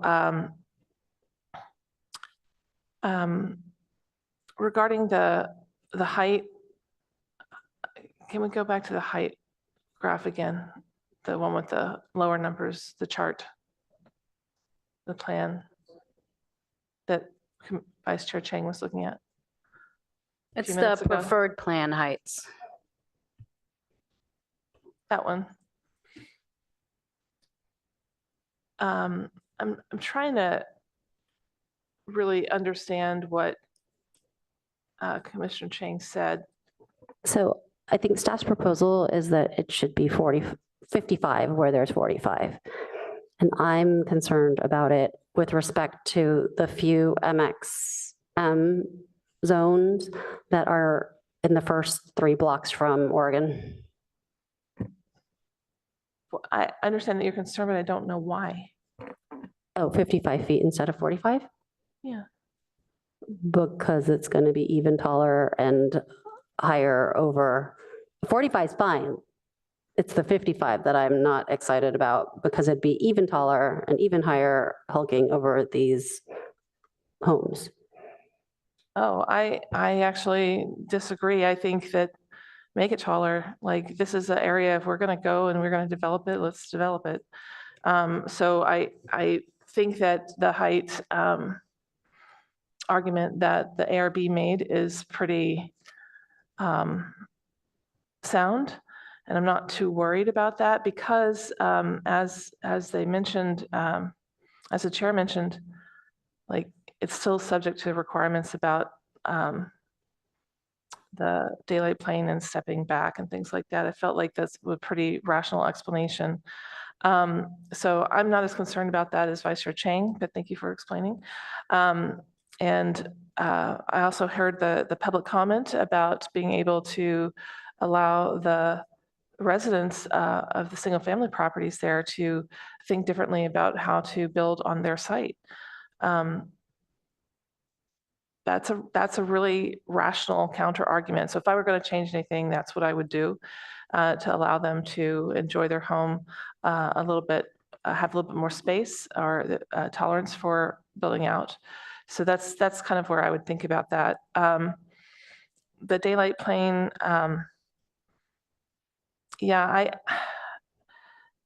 I think that the proposal that staff has given and the proposal that Commissioner Rechtel has given are both fine to me, but my concern here is, haven't we hashed this out? Like, haven't we in the previous umpteen meetings talked about this? Like, how did we arrive at this and why are we second guessing it again at this point? Staff, do we know how we arrived at the numbers that we're using and why? The numbers, the setback, Yeah. where the daylight, well, that was already, we're just merely referencing in NBCAP chapter to the existing objective design standards chapter or section that includes the daylight plane regulations. So all I'm asking is, was there any changes involved? No changes Okay. involved in that. So is there any, so was it reviewed at all? It was actually reviewed with ARB. So we were discussing it at the hearing. And we did talk about the 25 feet, but we were, I believe ARB and staff were comfortable enough to move forward to just refer to the existing section. So thank you for that reason and no other. I would say I'm comfortable with the two. I'd be happy to move forward.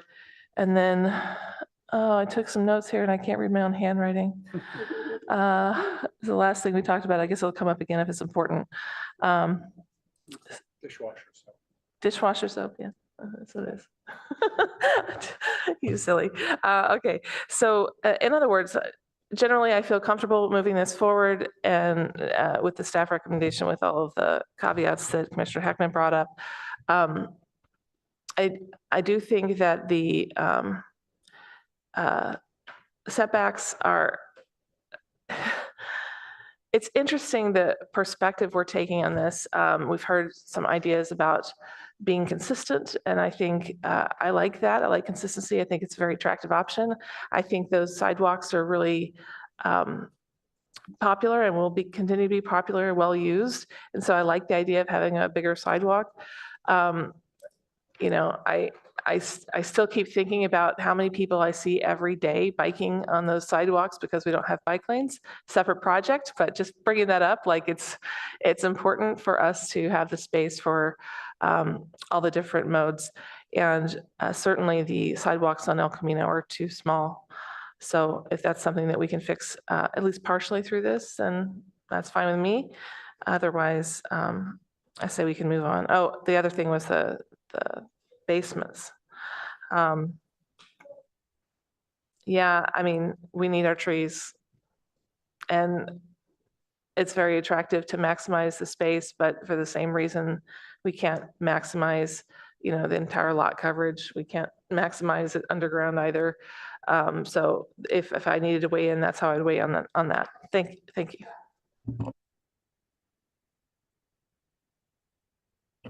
Thank you. Commissioner Aiken? Thank you, Chair. Generally, I'm quite supportive. So I had very few comments to make during the earlier phases. I did want to follow up on a few things, though. Observation on the SEIR. Thank you, Commissioner Heckman, for driving the clarification of that process. We need a statement of overriding considerations, of course, but what struck me was that we need it for two reasons. The historic structures, I think everyone is aware of, but also the air quality impact, because both VMT per capita and trip count per capita are going up. So this is a sign we should be looking at this kind of development a little more carefully. This is not yielding the kind of sustainability improvements that we had hoped to get. So there's a warning, there's a red flag there that it would do us well to pay some attention to. I was comfortable with the suggestion for using daylight plane as the massing control device until it was clarified that the plane starts at 25, measurement starts at 25 feet, which took me aback. Nevertheless, as I look at the height maps here, I wonder how much practical difference there is between a maximum height of 45 feet and 55 feet. Because even starting at 25 feet, I suspect the daylight plane constraint is the more severe over most of these lots.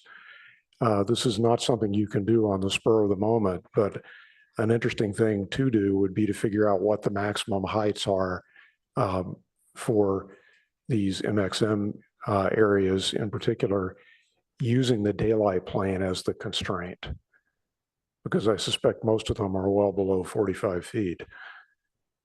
But it's hard to tell just from eyeballing the diagram. I am also concerned about trees and the effects of below grade structures going all the way out to the property line. It's a creative idea, but our canopy coverage requirements are already below target. And I suspect, given the emphasis on increased density and lot coverage throughout the city, that our canopy will likely decrease rather than be maintained or increase. So that makes me wonder if 3 feet of soil is enough.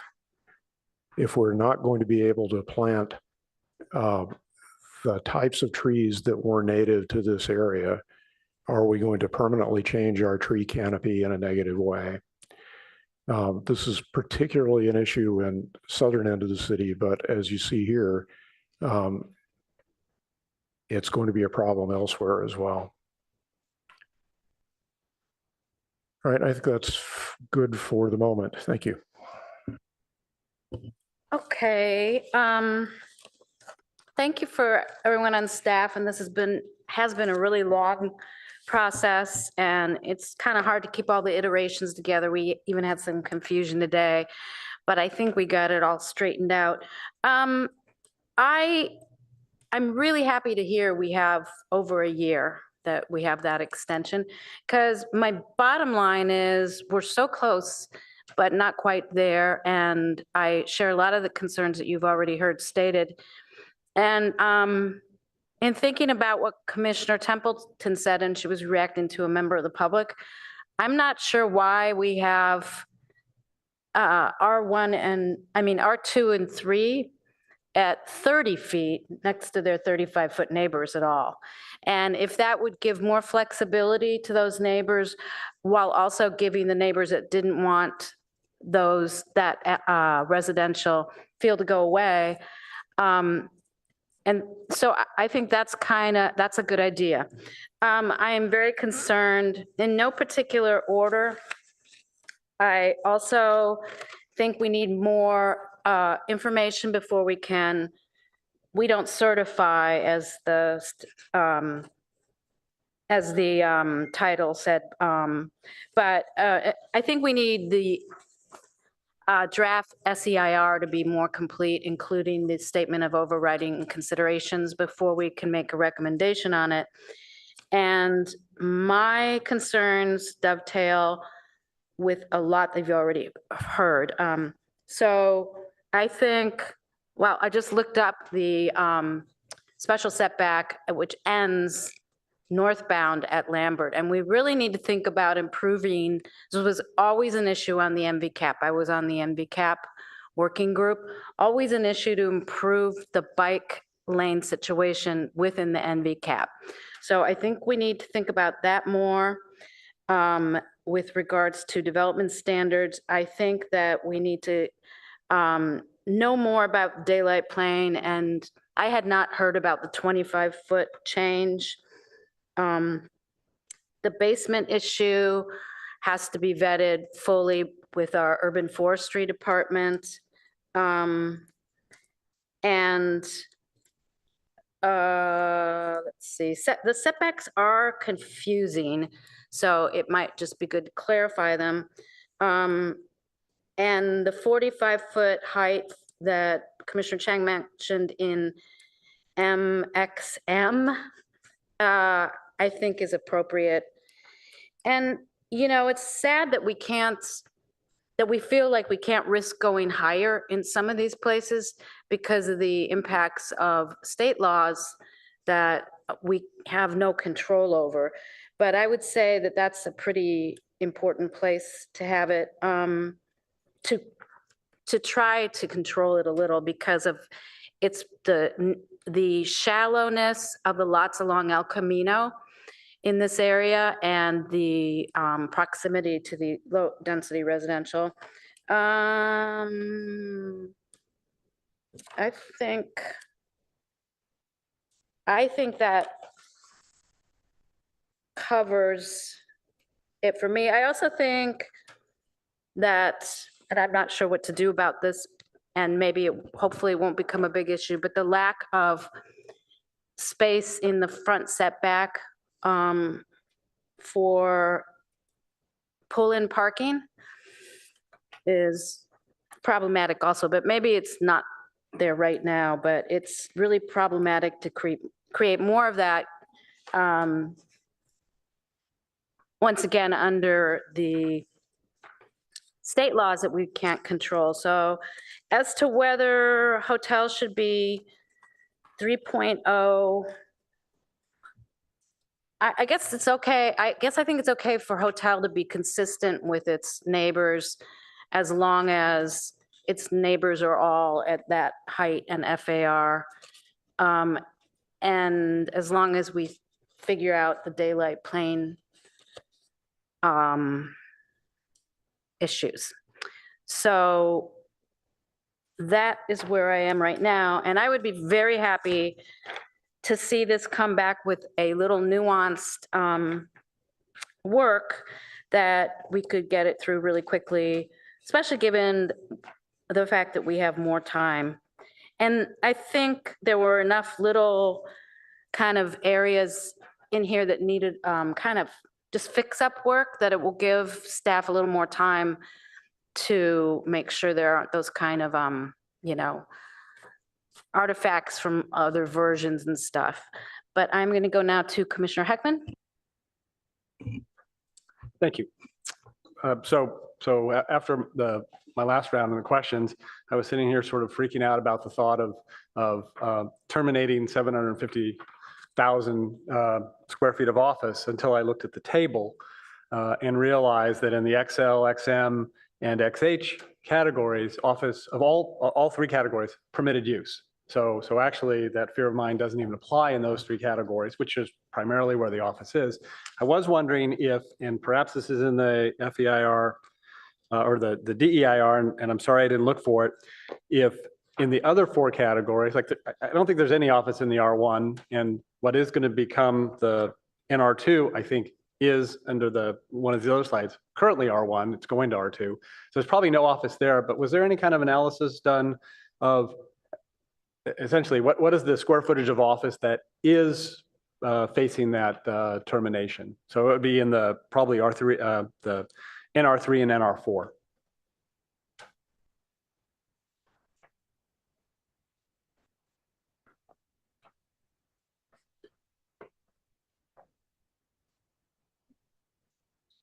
I don't have that information Okay. right now, but All right. yeah. If I had been on my game, I would have thought about it earlier, send a question in to tee you up, but that's fine. Again, my belief is really, if there's office, most of it would, well, it could be in the 3 or 4. It is a concern of mine, but it's not a concern of mine strongly enough to sit on this 6-year-old project. So some other minor issues. I think it's a really interesting idea to come forth from the ARB about allowing the below surface garages to sink sufficiently to allow a really good planting medium above them. I'm glad that's going to our forestry department, and I think that's really where it should reside. You know, there are a couple of competing issues here. One is the cost to go down farther, right? And that is it's a restraint, it's an impediment. The benefit we're getting is a more robust urban forest, but I think we have to balance those. And so I think it should be part of the urban forestry department's consideration is it would be okay if certain native plants can thrive in 3 feet of soil. And those are the ones we put there. And the ones that need 4, 5, 6 or more, we don't put those there. I mean, that's again, because we're balancing these things. The height issue in the 2 places where the ARB and staff have differing opinions, I have no issue at all with the ARB's logic. I think it's right, but I'm recognizing that staff, ARB like PTC is a little bit insulated from the city council. Staff is not. Staff has to take this plan and convince the city council to adopt it. And my feeling is staff thinks it's maybe a little more palatable to the city council with these 2 deviations from the ARB recommendations. And so I'm going to trust staff on that. And so I'm supportive of those 2 places. And again, they adopted, it seems like almost everything else the ARB had suggested, which was really an impressive list of suggestions. As for the list of the setbacks and those things, those 4 items that we were invited to talk about, I'm really not going to comment on any of those. This has been 6 years in the making. And you know, we've learned tonight from staff at the sort of the street level exercise they went through to try to visualize how these things would actually lay out. And you know, how these setbacks and building heights would work together. And they've had hours and hours and have spent hours and hours doing it. And I'm going to trust that staff, with years of feedback from the working group, the PTC and the ARB and the city council, has got it in a good place. And so I don't have any comments on that. I did think, I was really interested in the comment by our first public speaker tonight. You know, one of the foundational premises of the working group when it started this process, as I understood it, was to protect the R1. And what I heard tonight from, I think, a resident of the R1 is, you've actually put me in a box. Because everybody around me is upzoned, developing, and I'm stuck. And I think that's,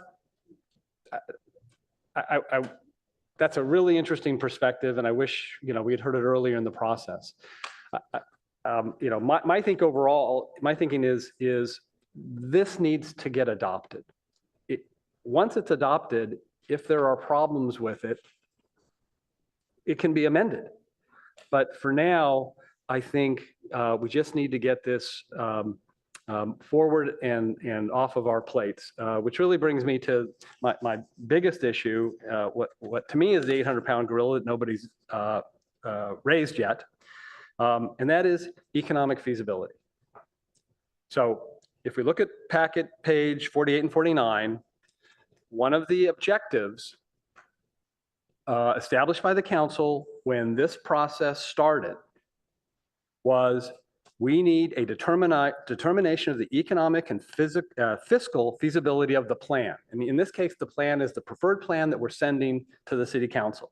So that was one of the objectives they set, which dovetails with Palo Alto Municipal Code section 19.10, which we have on packet page 10,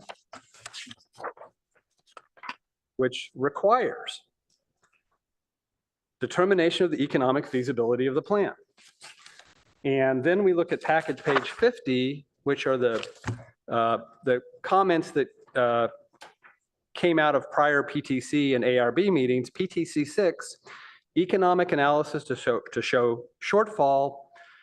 Response, no additional economic analysis was done due to budget constraints. So as I'm understanding it, we have not met an objective of ours, and we have not met the code requirement. And the reason this is particularly of concern to me is that back in 2021, we had economic analyses done as part of the PTC's work, and that predated many of our current commissioners. But at the time, the composition of the commission really wasn't interested in what was called then, I think, alternative A, the low density version, which actually is now the preferred plan that's going to council. We thought that density was too low. And so we wanted an economic analysis, but to save money, we said, just do it of alternatives B and C, or actually there were 1, 2, 3, right? Just do 2 and 3, right? And 2 was kind of the medium density, 3 was very high density. So 2 was closer to the density of 1, but about double. So the price tag that came back for 2 was 130 million. That was the subsidy that would be necessary to bring it to fruition. 3 was 37 million, and we came up with actually a 3.2 that penciled out, that was cost neutral, right? But we never did A. And at the time, I did a cocktail napkin calculation that A could cost over 200 million in subsidies. But that was 2 years ago, and a lot has changed about this plan that we have now. The primary changes are, number one, the anticipated density of A back then was 860 units. Well, first of all, most of this cost is in providing the BMRs. That's really the subsidy driver. And its relationship to office, which can provide funding. So back then, the maximum build out was 800. It was a range of 500 to 860. Now we're at 530. So by lowering the ceiling, I think that'll bring down the cost. Another big change is back then we were looking at there was no parking relief contemplated. We had testimony from the economic specialist that each parking stall cost about $100,000, and that was a huge cost. And so now we've eliminated parking. And so I think that's a good thing. And the biggest thing I think is in the plan 2 years ago, we were reducing the office space from 750,000 to 8,000 square feet. So 740,000 square feet of office going away. Now we're only losing 278. So there's more office to support this density and the below market housing. So I'm optimistic that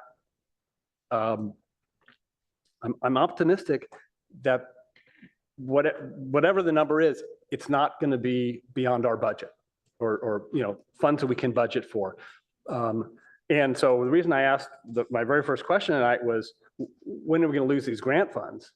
Is I was concerned there might be a timing issue here that we need to adopt. It turns out we don't, but honestly, I think we need to get this done. And so what I'd like to see in the motion that's eventually made is that we recommend not only adoption, but that as the council's first action before enacting any of the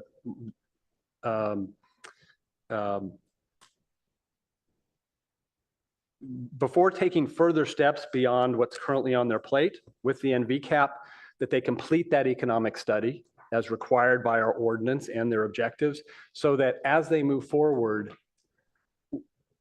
everybody knows the cost of the endeavor that we've approved. So those are my comments.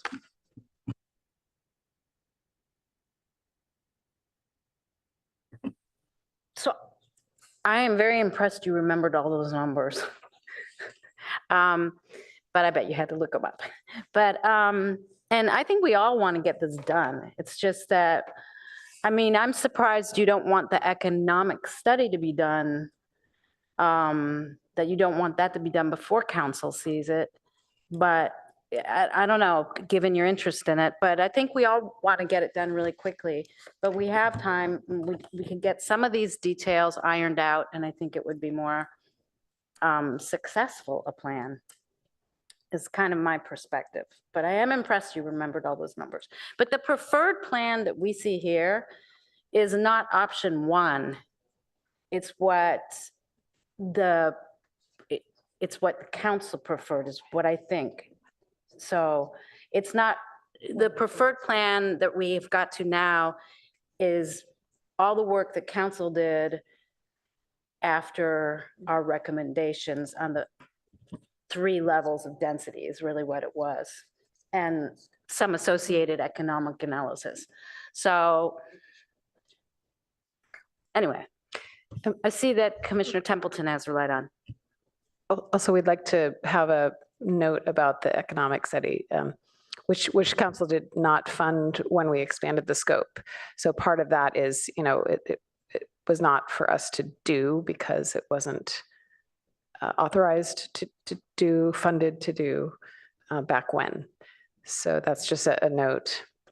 Also, I wanted to have a note about hotels if you get there again, but about that. Why don't you tell us about hotels now? Okay, citywide, the maximum hotel FAR is 2.0. So we're talking downtown, all commercial zones. It's a citywide limit. Standard, yeah. Yeah, so you start tweaking it in one area, you have to kind of look.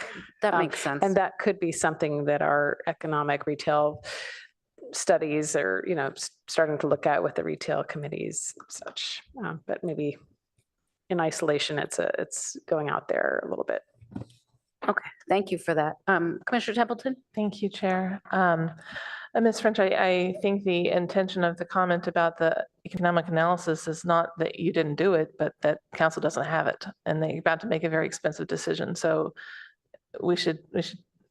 I think it was a really intelligent and helpful comment from Commissioner Heckman that maybe we should consider getting that on council's agenda as soon as possible so they can make an informed decision, because you know how we can be here in Palo Alto sometimes.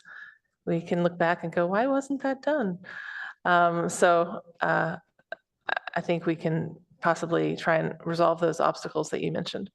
The other thing I wanted to ask is we've had a discussion up here about timing, and I harken back to my original question is, what are the constraints? Like if we were to change the timing, come back and ask for responses to our commentary tonight, does that affect anything as far as you're concerned? I don't think there is, timing wise, it's not a concern at this moment, just because we got extension just before the PTC hearing. But it's just that, as many of the commissioners have mentioned, it has been 7 years and counting.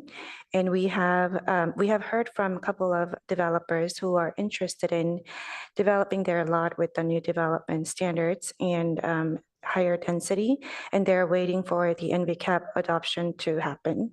So there are some of those developers waiting for this NVCAP to be done. So there is some concerns with that. If it gets a little bit delayed, they would have to wait longer, and it might not actually pencil out for their financial visibility or whatever to wait until the NVCAP is done. So it might be maybe an issue with those potential projects in the future. Thank you. This body is generally not concerned with time pressure from applicants in that way. So I'm not sure that's the most compelling thing to say here. So what I'm trying to get at is, are we going to be able to reschedule, or can you guys come back before it goes to council? What's the actual timing situation here? So that's a good question. I think I want to provide a little bit more context on like the impact of delaying this. As Ms. French mentioned, we had at one point requested additional funding to complete this, and that wasn't approved by the city council based on our understanding. And so right now we don't have a consultant that's working on this project. And so another sort of concern, in addition to, what Ms. Cha outlined, is that in terms of like the staff resources to continue to work on this, it does impact our ability to, follow through on additional items that are within the work plan for the PTC as well as the council, and some of, those other projects as well. So just wanted to mention that as part of the context of the equation of the delay. So, I mean, to the ability that we can answer questions or, any concerns at this meeting, I think like we're happy to kind of continue if there are remaining concerns to discuss those. But obviously we could, based on the grant timeline, bring this back if that's the desire of the PTC. It would definitely be an allocation of resources concern as far as other projects. We would have to add it back into the PTC work plan, which we already approved, or you already approved, but because we were envisioning being, through it before July. Okay, all of that's very helpful context. I'm a little concerned that your comments were a little vague, and the thing is, and this is the first thing I said tonight, is we have a lot of comments. 3 of us were involved with this commission, and we very much care about this project. It's a huge project. It's actually a major project. And if we haven't prepared properly and haven't thought through these scenarios that are brought up tonight, I don't know how you expect us to approve it tonight. We can't. A lot of good points were brought up, and you're not ready to answer them because you need more work on it. And if you recommended that we take this project off the work plan because it's done, well, something has changed. There was a pending application to get an extension, right? So we have to think about, like, that's not a compelling argument either. Like, we have to do a good job and we have to finish this. And this is decisions we're making about this project are going to last for 50 years. Like, these are major investments in our community, especially in the South Palo Alto area. So I wanted to approve it all tonight. I get it. I have the same hope that you do, but we're not ready. We have questions, right? And they have to be answered in order for us to move forward. That's our responsibility as commissioners, is to look after the decisions that are being made on behalf of the city, right? To ask the tough questions and make sure that we're thinking it thoroughly through. So as much as I want to move forward quickly as well, I think the best way to handle that would be to get our questions answered quickly, come back and keep it on the schedule with council. And if that's not possible, then you need to think about your priorities. Thank you.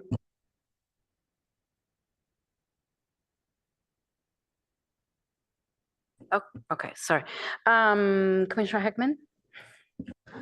Yeah. I'm wondering if there's a middle ground here. So let me just, first of all, I wanted to clarify, when I talked about the absence of an economic analysis on this plan, that was in no way intended to be a criticism of staff.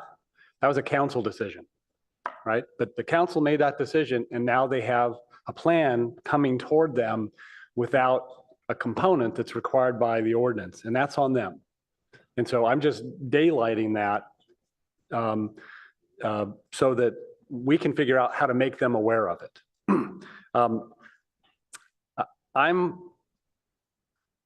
I guess my inclination is I'd like to move this, because we have these open issues, right? We have these what I'll call the design or parameter issues that we've raised. We have this economic feasibility issue.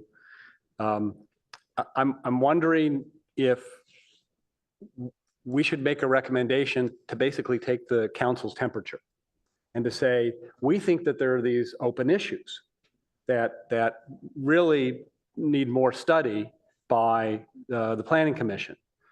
But we're presenting it to you to decide whether you want to send it back to us. And that's how we alert them to these details that we feel are missing, various commissioners, and the absence of the economic study. And if the council wants to allocate the resources, right, to staff to do more work on this plan, which in one scenario is done, then they can send it back to us. But if a majority of them think enough is enough, let's approve it, then they'll have that ability also. So that's kind of the middle ground that I'm thinking of is and you can even keep the June 18th date under this scenario, right? And they could still approve it or send it back. They could get some money for the study. Right. And then maybe that's the money for the study is maybe a conversation that can happen with the city manager between now and June 18th. But anyway, so that's me trying to thread the needle.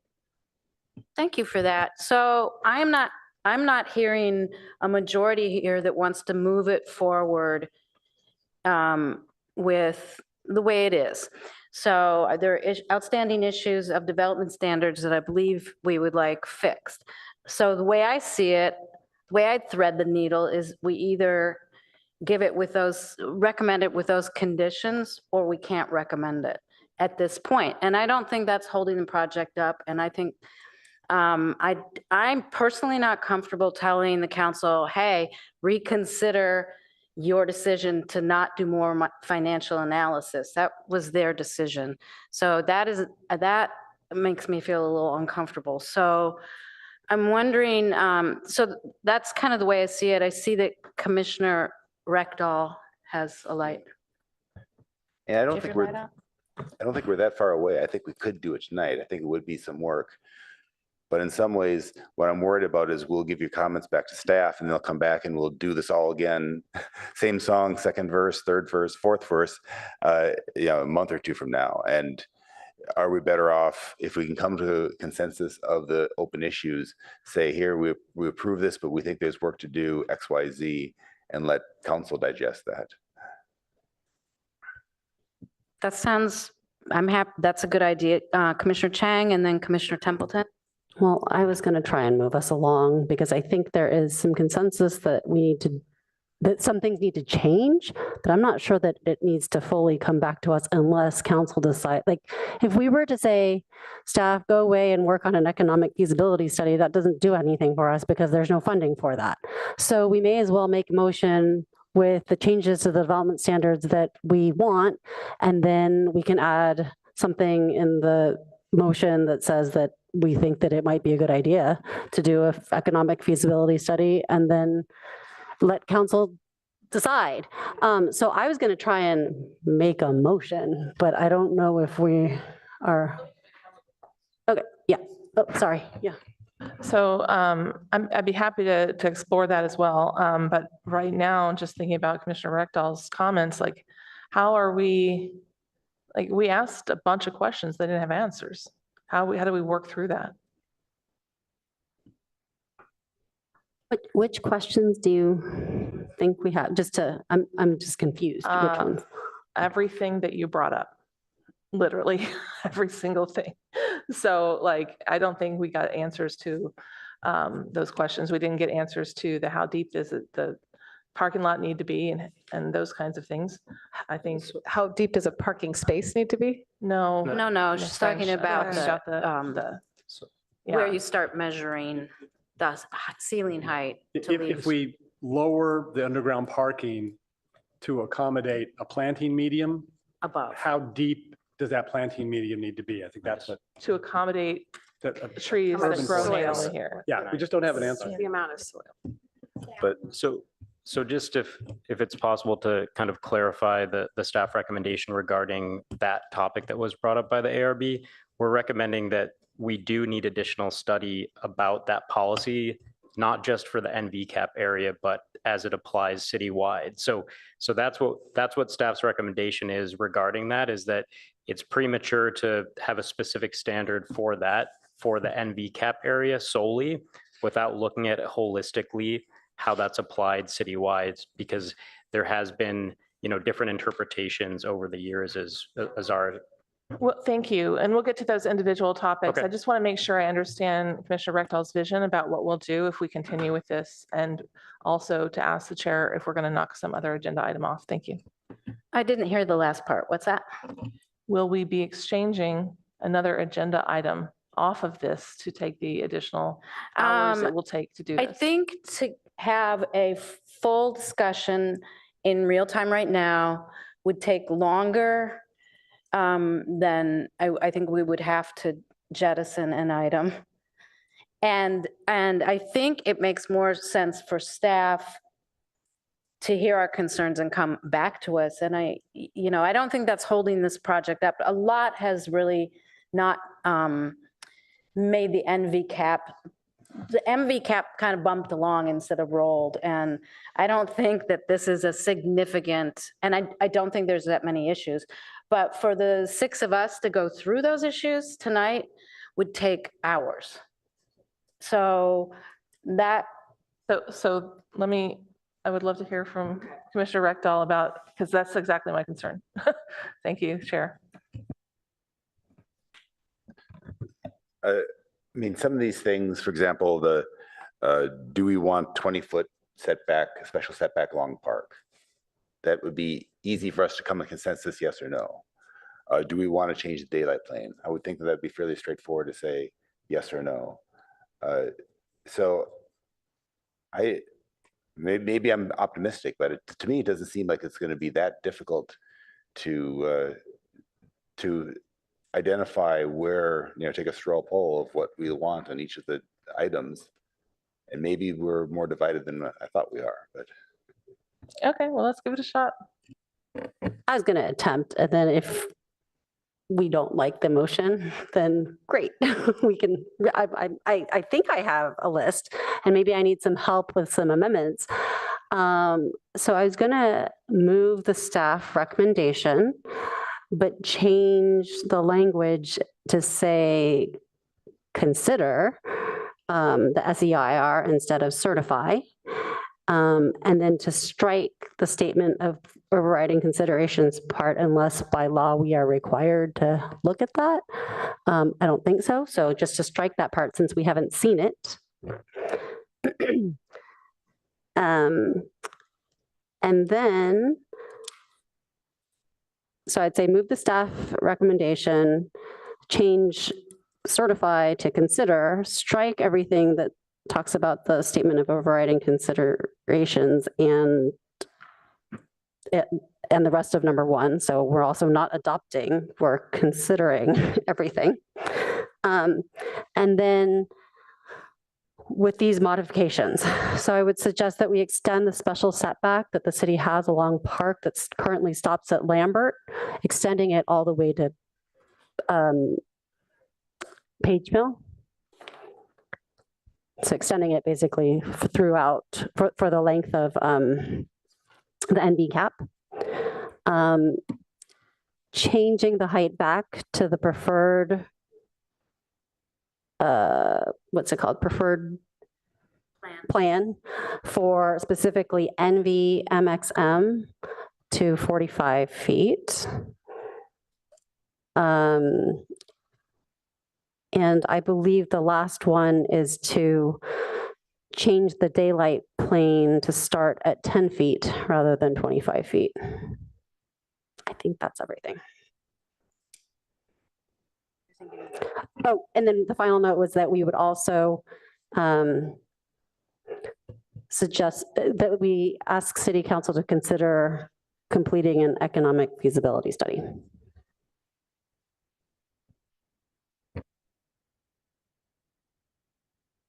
Second. I'm going to take a minute to read my notes because it's just. Oh, so staff was not, staff doesn't think we need to add the basement tree planting above it because you're not planning on putting it in. So just to clarify, the staff recommendation is to not address that differently than anywhere else in the code. But if it's the recommendation of the PTC, we can take that to the council to consider something different about that aspect of what the ARB recommended. Okay, thank you for that.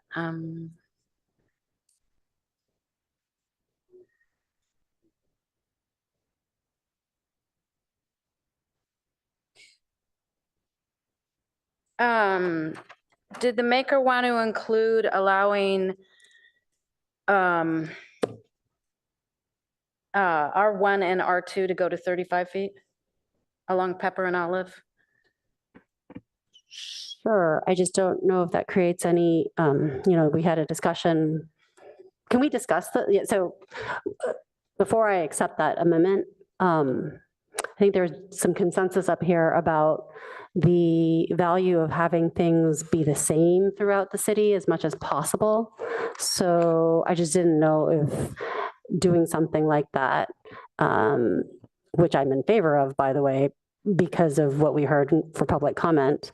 But if doing something like that would create administrative difficulties. Isn't the standard 35 feet in R1? I believe it's 30 feet. Yeah, it's 35 or it goes up if the pitch is, if it's a tall pitch. So and but it's 30 R2 normally. R2 flood and zones also RMD, isn't it 35? Or is it the same? believe I mean, it's I don't think it's a change. I don't think it's a change, really. It's 30 still, but yeah, there's flood zone considerations, et cetera, that bump it up. Yeah.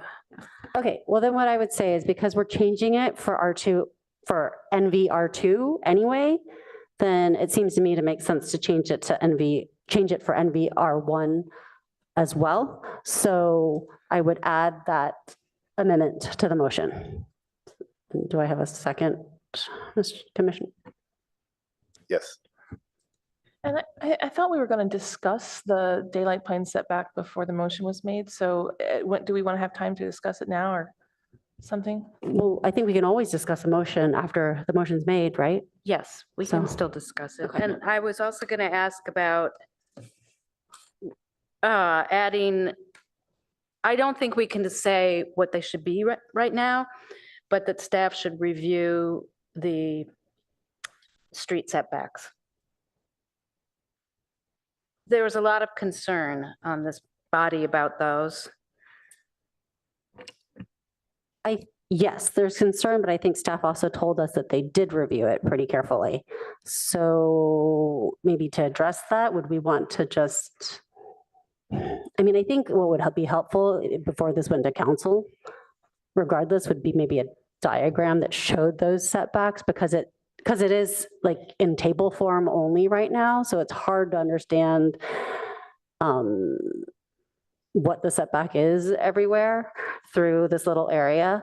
But I think as long as it's more understandable, staff has said that they've done the work and they've thought about it with all the cross sections.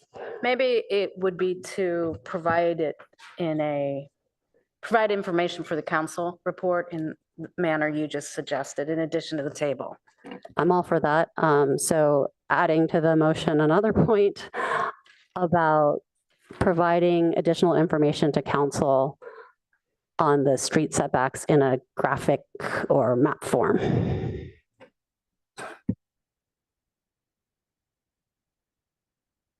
Oh, yeah, I accept that.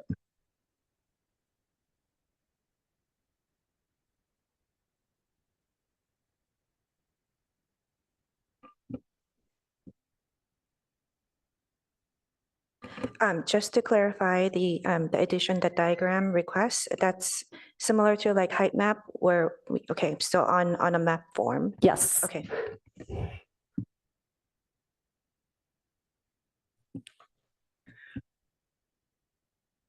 Commissioner Heckman? So kind of digging down into what I count now are 6 points in the 6 modifications from staff. Okay. So second is the change the height on the NVMXM back to 45 feet. Can staff pull up that height diagram that showed the whole NV cap?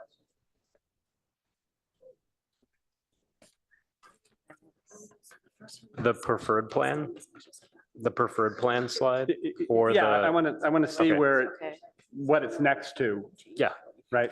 Yeah, we're just and what pulling those that up. heights are. I might need a couple of minutes. Okay, Yeah. all right. While you're doing that, let me ask a question on number 3, changing the daylight plane to start at 10 feet rather than 25 feet.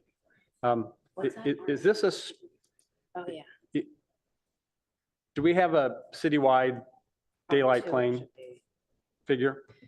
So the objective design standards apply to citywide, and so it is the citywide standards. And is that citywide standard 10 feet or 25 feet? I believe, Or some different numbers? I think. Yeah, residential different. So Sorry, I couldn't. Oh, sorry. The daylight plane is different for single family zones R1 than it is for, multifamily, that kind of thing. So it varies Okay, depending on so- the zone. So for single family citywide, what is it? Do we think it's 10? ARB says it's 10. 10 feet up, 45 degree over Okay, and then. from the property line. Okay, so, and then R2 is something maybe more than 10? We'll check. Same, I think R2 is the same as R1. okay, all right. And so, what staff was, the proposal that came to us, it was proposing, in some situations, a different daylight plane than otherwise applicable throughout the city, and to meet some of the goals, to meet some of the goals of the NVCAP growth. Is that right? So like R1 would be 25, whereas the rest of the city would be 10. we will follow whatever the citywide requires. We will check the requirements, sorry, Okay. but whatever the citywide requirements apply, we will consistently. Okay, apply because to the handicap. that might have been a misperception on the planning commission, and because I've heard an effort to change here, I would think on this issue, we would just apply the citywide standard, whatever it is. Unless you have a reason. Well, the change- concern was that in the table, it specifically referred to daylight plane, referring to a particular section of code. So the way the daylight plane works in the code is that if you're, let's say R1 has a daylight plane, then the R1 daylight plane applies. But if you're in a zone that doesn't have a daylight plane, then you referred back to this, what is this? 1824-050. And that tells you the daylight plan for all the misfits that don't have their own daylight plan. And because this is a new zone, it's NVR1, not R1, it would then, a 25-foot would apply. That's why. Okay, but is the intent of your motion to have the new NV zoning track the base zoning exactly? Yes. Okay. All right. And so then my question of staff is, does staff have a different intent? That the NV daylight planes not track the base zoning daylight planes exactly? Yeah, so the intent for staff was to have it track the objective standards as it relates to the daylight plane, so the citywide standards. And so the, you know, the rationale for that was that if, you know, some study changes, you know, how that's applied citywide, then that would also apply to this area. Right. Okay. All right. Then I think that was the intent of the maker of the motion, that be true, that it track that whatever happens in R1 happens in NVR1, R2, NV.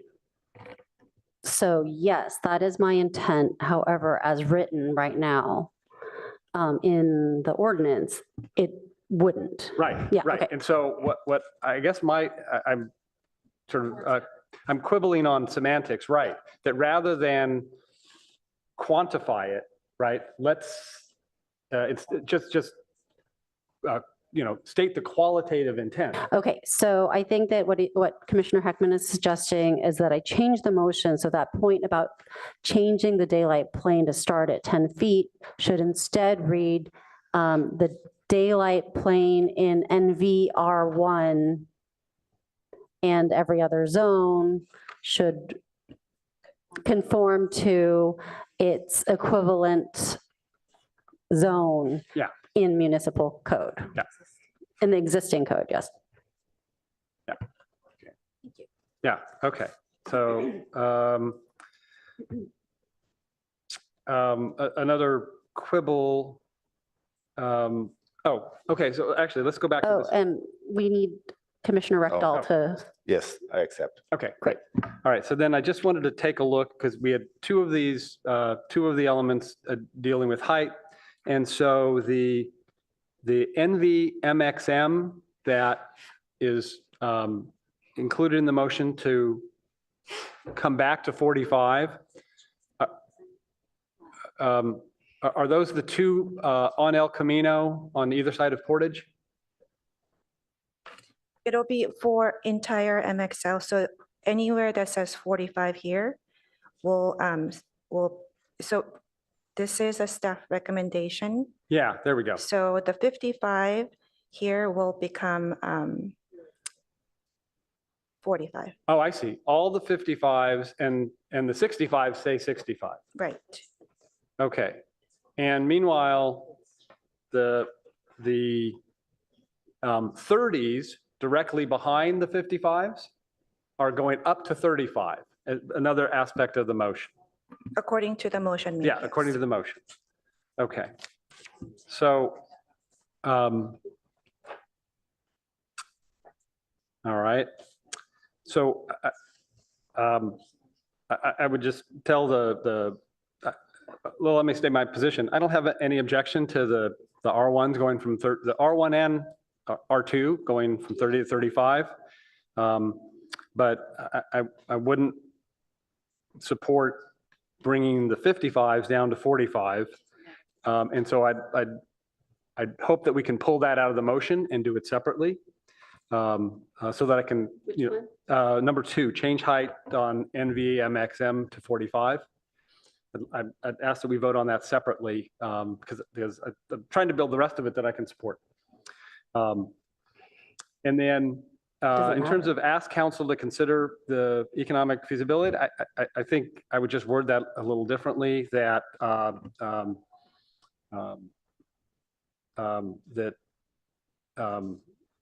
part of our recommendation is to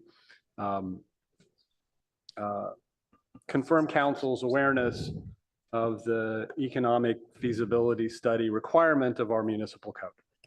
Accepted on the economic feasibility study. Accept.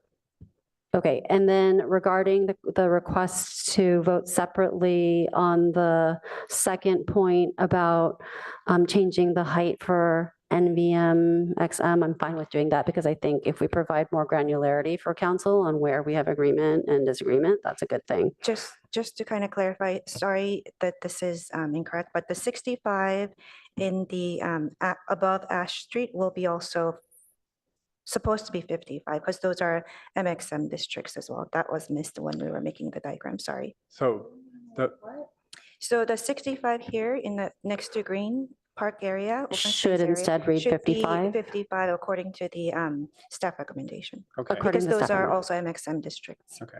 And so if we see those as the deeper blue, 55 feet, this aspect of the motion is really changing all the 55, including those two, to 45. That's correct. Okay. All right, that's helpful. So yeah, with that, I would be, if we can pull out that item 2, I'd be happy to support the motion. Although I think we need to start it is, our motion is not that we consider, but I think the way you do this with the EIR stuff is having considered the draft SEIR, we recommend everything you said.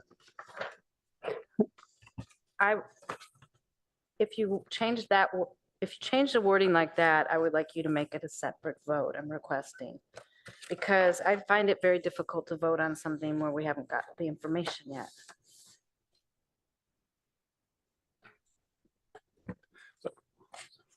Yeah, so actually, you're raising a good point. I kind of shortcut you're talking about the comment I just made about the SEIR, right? Because Yes, I think it might be appropriate then to have that be a separate vote. well, but also. again, it's not, it's the preface to, it's not actually a separate motion. It's the preface, because we're not really moving anything about the SEIR. We're just saying we saw it.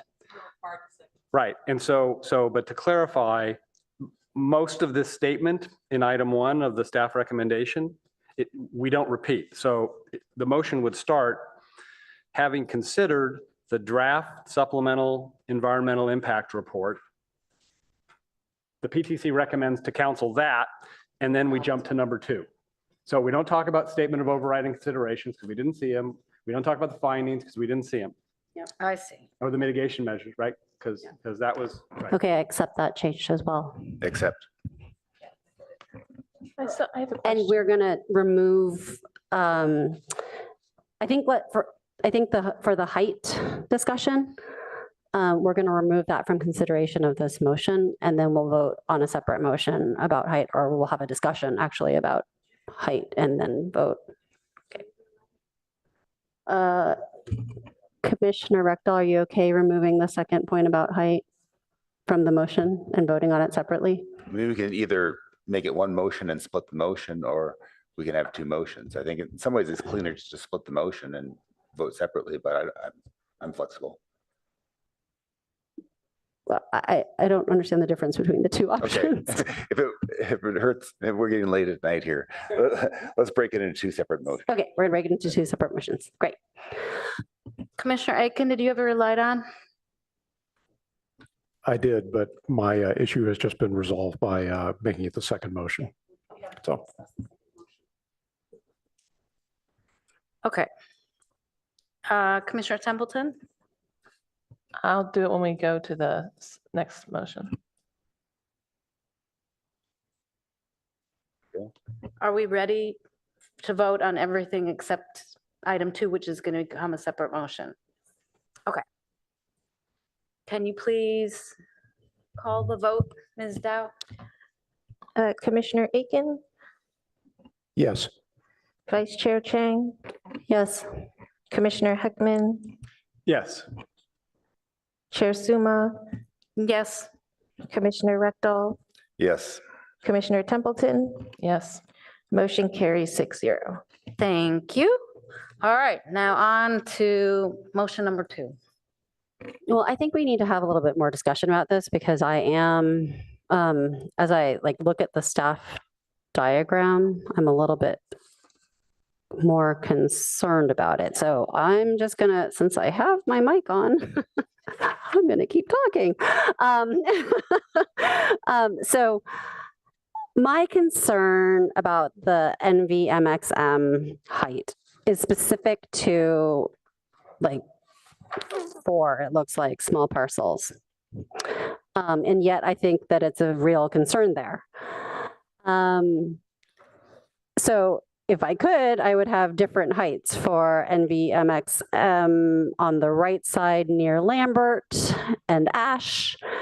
And versus those 3 parcels that are from Oregon, or 4, maybe 4 parcels from Oregon to Acacia. Just to clarify, you're recommending that anything left of Acacia to be, so Acacia to be the dividing line, right? For the Yes, height, okay. that's what I would like, but I don't know what kind of administrative headache this would all create. I mean, part of me wonders why we wouldn't just take some of these, if we believe daylight plane solves the problem, and we're not, I mean, I think that there's also a massing problem, but only as it relates to R1 or NVR1 housing. So it makes me wonder why we wouldn't just take all the other NVMXMs and make them NVMXHs, but so I'm not making a motion right now, I'm just discussing.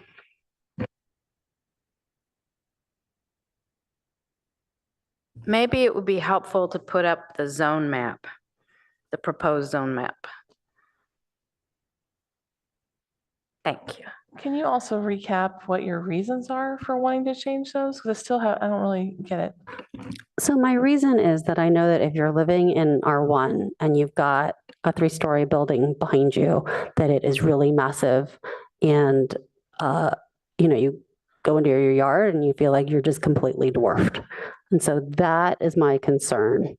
And if it's the difference between, say, a 45-foot building and then another 10 feet is quite substantial when you're standing at the base of the building, which these R1 lots would be. So.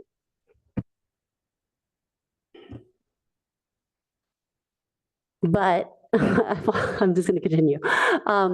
Those NFMXMs that abut the park, I have no concern whatsoever about those being the 55 or maybe even the 65 feet. So I think that's where I stand on this. And I didn't know if other commissioners had thoughts. Well, I would say that people live on Lambert. On the other side of that one you just said you have no problem with. Yeah, but there's a street there in between. Your backyard isn't right up on it. I mean, that's a street's like an additional 25 feet. Sharon, let me know if it's my turn. I'm sorry, what? Let me know when I can speak. I can't hear her. Let her know when she can speak. Oh, you can speak now. I thought you weren't speaking. No, Brian and I were just going back and forth until you called on somebody. So thank you. So from my perspective,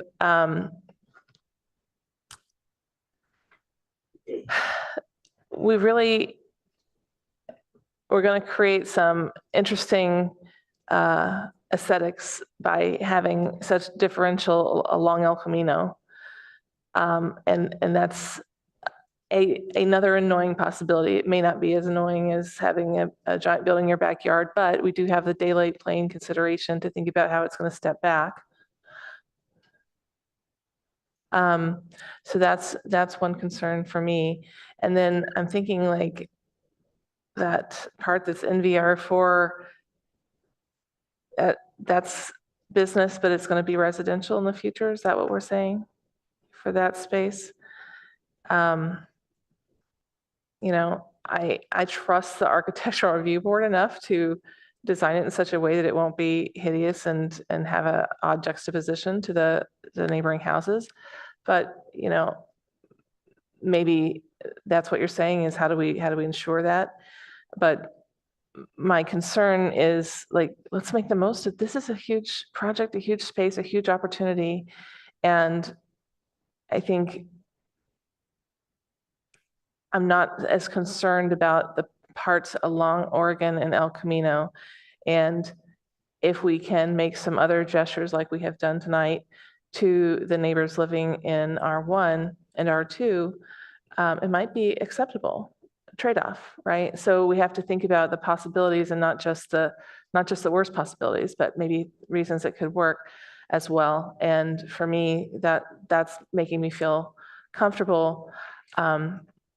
going to 55, 45 is not awful. 50, I think, is our kind of standard around here, and 45 is 5 down and 55 is 5 up. And it's not on a building, it's not really that dramatic. And if that's what the experts who've reviewed this are recommending, then I'm not sure I want to shorten these buildings and reduce the amount of homes we can get there. Thank you. Thank you. Commissioner Aiken? Thank you, Chair. Now that we have daylight plane starting at 10 feet to match conditions elsewhere in the city, I think it quite likely that the ARB's wisdom applies here, and that is going to be the constraint on height and massing for the MXMs from Oregon to Acacia. So I suspect the height limit is a lot less critical than it was before making that change. Secondly, the MXMs over along Lambert. Do I understand correctly that we hope to put some of our BMR development in this area? Related to the Silverado development, Pardon me, I couldn't hear. the affordable house. Yeah, related to the Silverado development, it'll be within the NVPF. Oh, it'll be in the yeah. PF. Okay. The main thing I was going to get at there was that we may well want additional height for that project. And if that's the case, we may well accept additional height in these MXM areas that are nearby. Perhaps they should be MXHs. And that would be a relatively simple change. Commissioner Templeton's objection to the MXM, to the extra height directly across R1s on Lambert is well taken. But I am willing to buy into Vice Chair Chang's argument that the extra width of the street makes a difference. My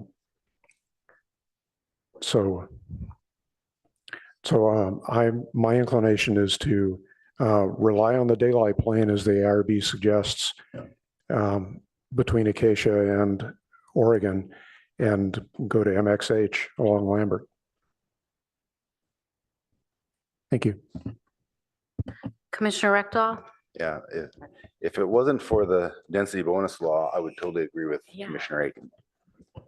But if someone can waive the daylight plane and then use the base height and then add on to that, well, 33 if it's affordable, but so those two things combined means that the people over on Olive and Pepper could really be surrounded by tall buildings, and we could have nothing to do with that. We couldn't do anything about that. So by keeping that MXM by Olive and Pepper lower, I think we're giving the best shot to protect those people. But still, 45 is not a bad height. I mean, 10 years ago, we would consider that a huge building, and now so it's still significant. But then over on Lambert and Portage, I would accept moving those up, those MXMs to MXHs. So.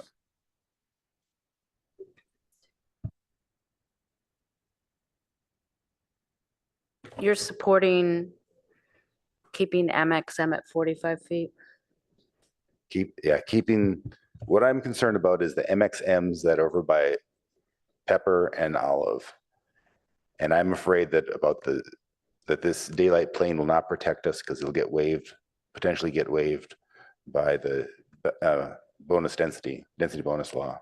Yeah, But I'm less concerned about that over on Lambert and Portage. So I would be open to upzoning those, but keeping the ones over by Olive and Pepper low. Okay, I just will interject really quickly that also the daylight plane, there's no provision to protect our new park area in terms of daylight plane. So I just wanted to add that, and then I'm going to go in order to Chang and Heckman. Well, I was ready to make a motion, so I think, yeah, I don't need to speak right now. Okay, Commissioner Heckman? Yeah, I was trying to figure out if there was a motion on the floor, but I think there are two concepts on the floor right now, if I'm understanding correctly. Commissioner Chang's, I think, modified concept is to reduce the height of the NVMXM or keep the height at 45 feet, but only from Acacia north, right? And then there's a separate concept which Commissioner Aiken has brought up about taking the NVMXM along Lambert and changing that to MXH, if I understood that right. Right? So it's got two concepts, maybe two motions coming our way. That definitely should be two different motions. And I guess let me comment on them separately. So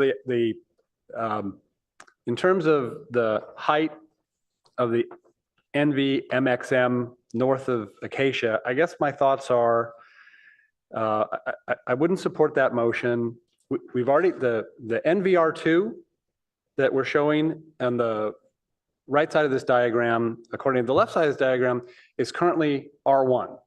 So we're already, and maybe it was part of the, if that's correct, maybe it was part of the housing plan zoning element, rezoning that we've already sort of provided economic benefit to those parcels. Tonight, we're recommending that the NVR1s, which currently have, I think, generally a 30-foot height, go to 35. So we're providing an economic benefit to them as well. Now, part of that group is surrounded by this NVXM, most of which is along two of our major streets, El Camino and Oregon. That's the place to put density. And so I think we need to keep that at 55, trust the daylight plane to do its work, recognize the benefit we've given to the R1s in the middle of this neighborhood, and basically hold at 55 there. On the NV, on the Lambert stuff, I guess I'm hesitant to change the zoning of that on the fly. I don't know if the draft SCIR was done in a way that would accommodate that additional density. You know, when I look on packet page 14 at the table of designations, the H version is a 3.0 to 1 FAR compared to 2.0, so it's a 50% increase. And the upper range for the MXM at 70 units is, you know, close to the lowest range at the H, because that's a 61 to 100. And so while it may be a good idea in the long run, I wouldn't support it tonight because for those reasons. I think we really would have to study it and confirm it was in the SCIR. Because if it's not, then we've got an impact that hasn't been analyzed. I would agree with that. And I would say that you don't have to worry about reducing impacts if you think there are going to be changes in an EIR, but you do have to worry about adding impacts. So I would agree with that. Commissioner Templeton? I'm not sure I can remember what I pressed my light for. Hold on a second. Give me just a second.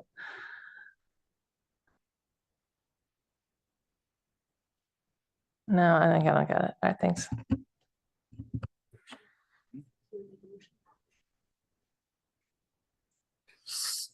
So I would suggest that we have the original second motion pertain to MX. Is that?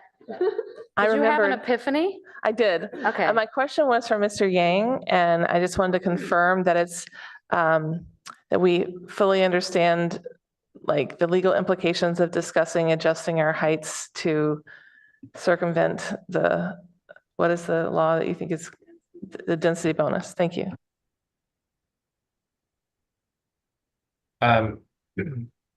So I don't see this as circumventing the density bonus. But heights, this whole area is regulating its density through FAR. And so what we've done is we've determined that, these FARs and combined with these heights and setbacks can accommodate the, reasonable densities that we're projecting. But it's all going to come down to, what type of project gets proposed.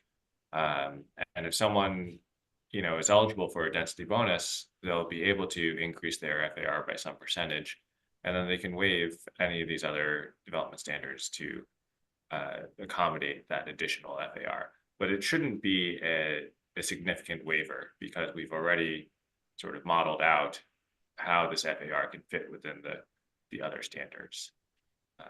Thanks. I'm just concerned because we know what heights will be acceptable and we're constraining ourselves based on the density bonus. And I just want to make sure I understand to what extent we're allowed to do that and not. So it sounds like we're fine. So let's move on. Thanks. Okay, I was going to suggest that the maker and the seconder might decide whether they would like to incorporate the Lambert MXM to MXH. No, I think what I'll do is just make the original motion, which is to change the MXM height back to the 45 feet in the originally proposed plan, because I am concerned about what Commissioner Heckman said, so I don't want to change we can do that later, but I think that leave the across the whole area. Yes.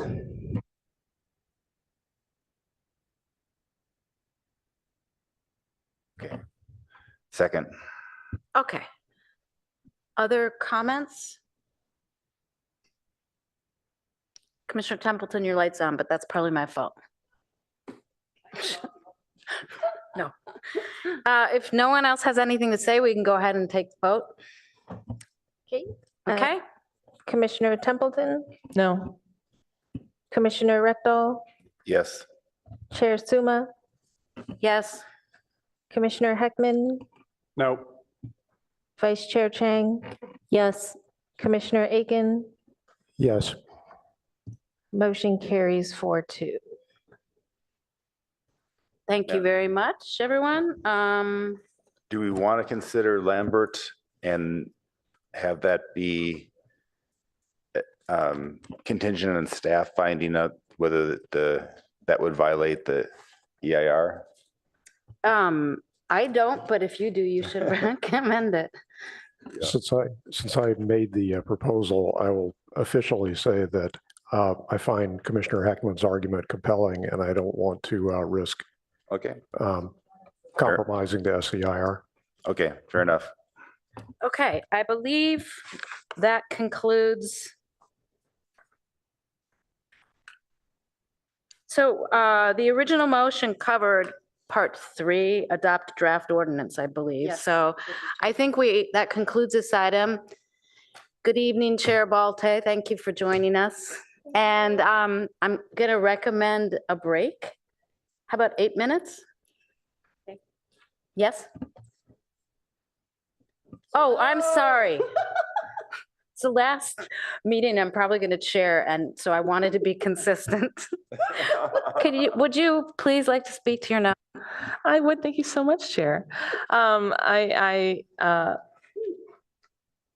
just want to say that it's really important that we get the housing where we can get it, and I'm concerned that this will reduce the number of units, and that's why I didn't want to support it. Thank you.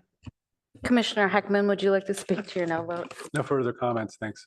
Okay, so does 8 minutes sound good? Okay, see you back here in 8 minutes, which is 9:12.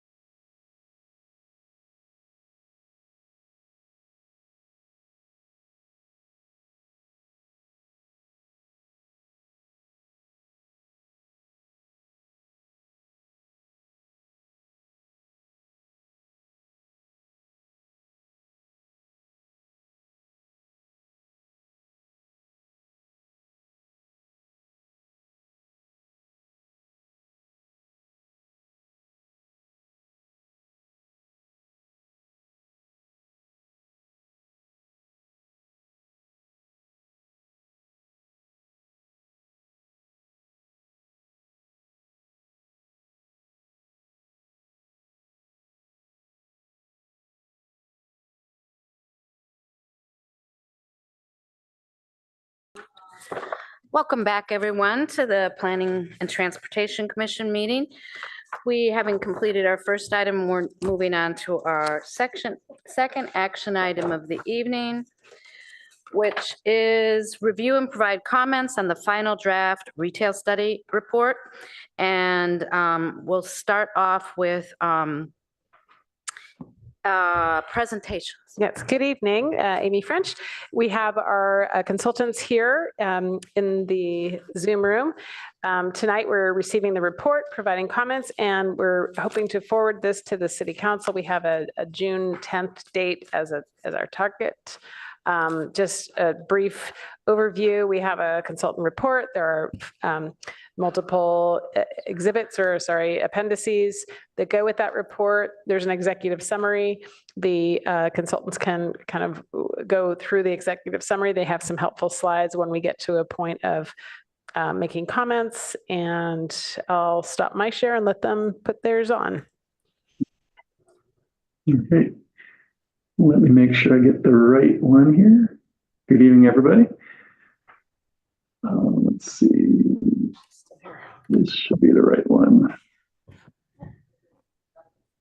Okay. Is everybody seeing the home slide?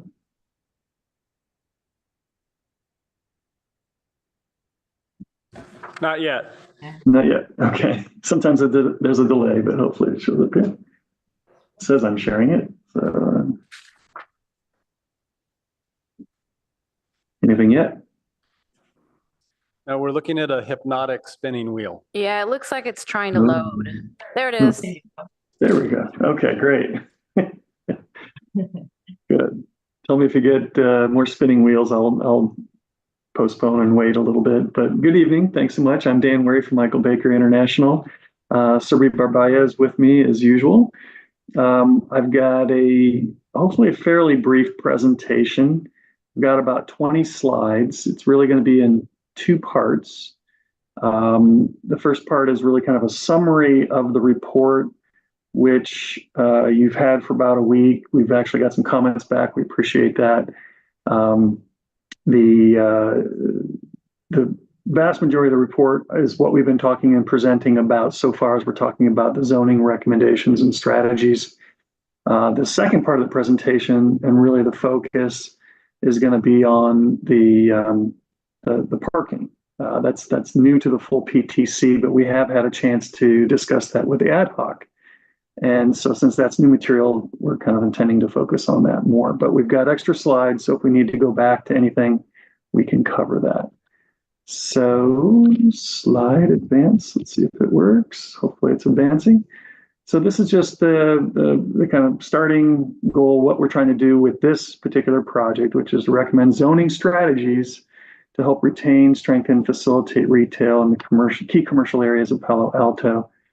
And again, the key word there is strategies. We're not actually working on amendments yet. The idea is to get to sufficient guidance and recommendation to the City Council that can then direct staff to make changes.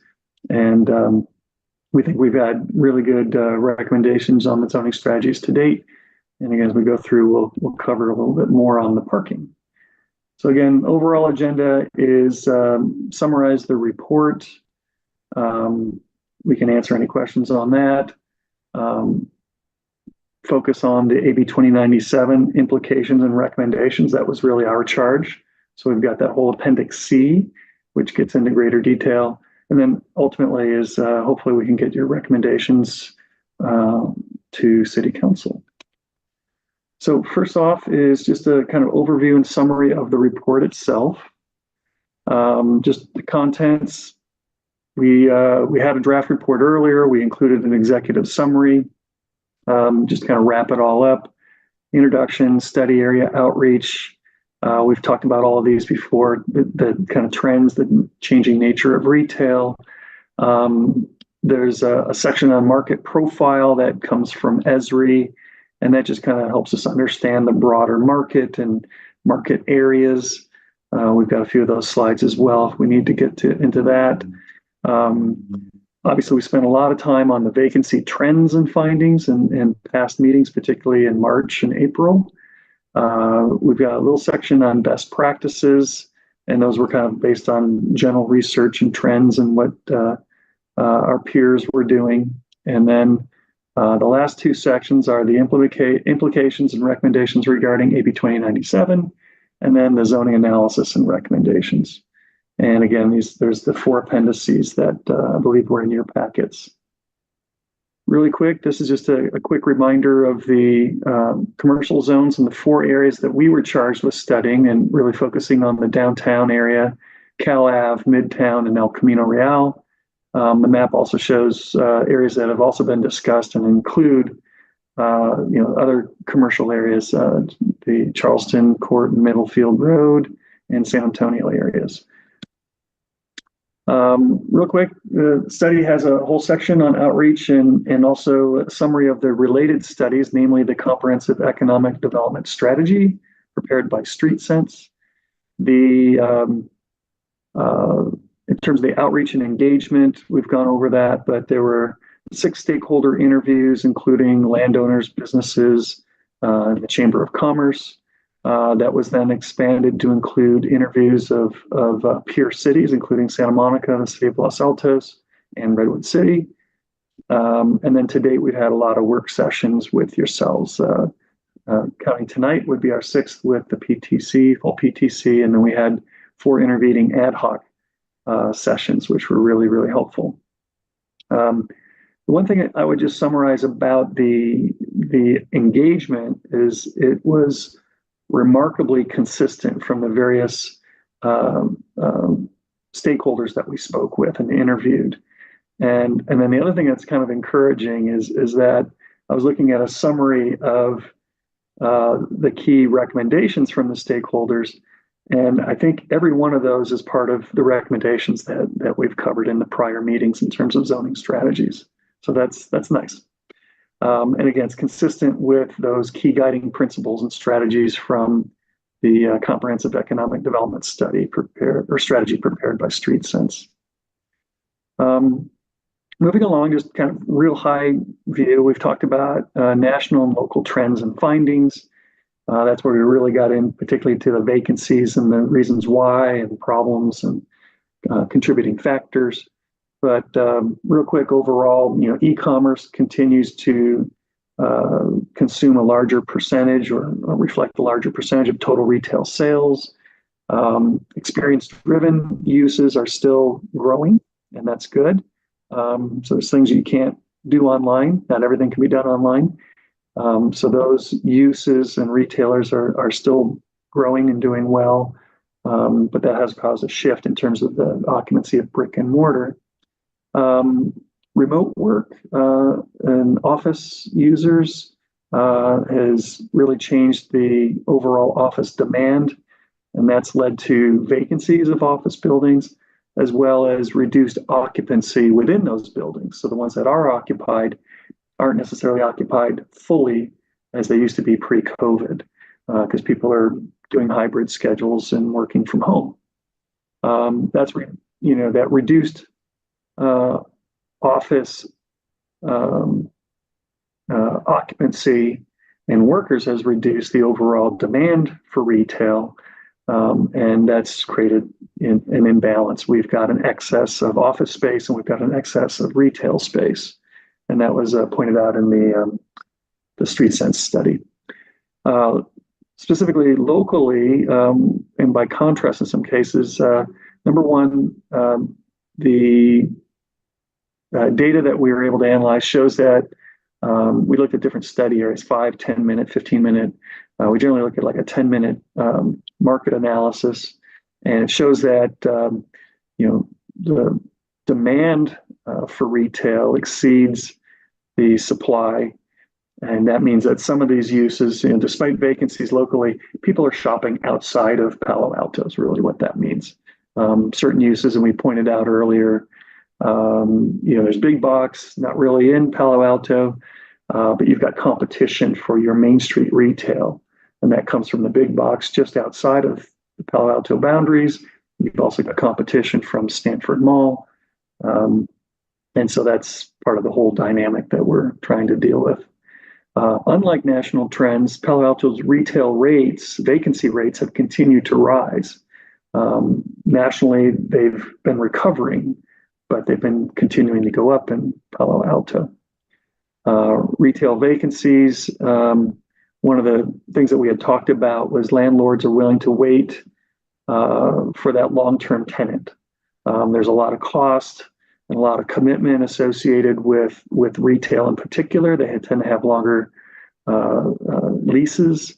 They have greater tenant improvement costs. And for those reasons, probably more so than other uses like offices, tenants or property owners are willing to wait longer to get that right tenant in there. And then similar to national trends, the office vacancy rates in Palo Alto have continued to increase to really record levels.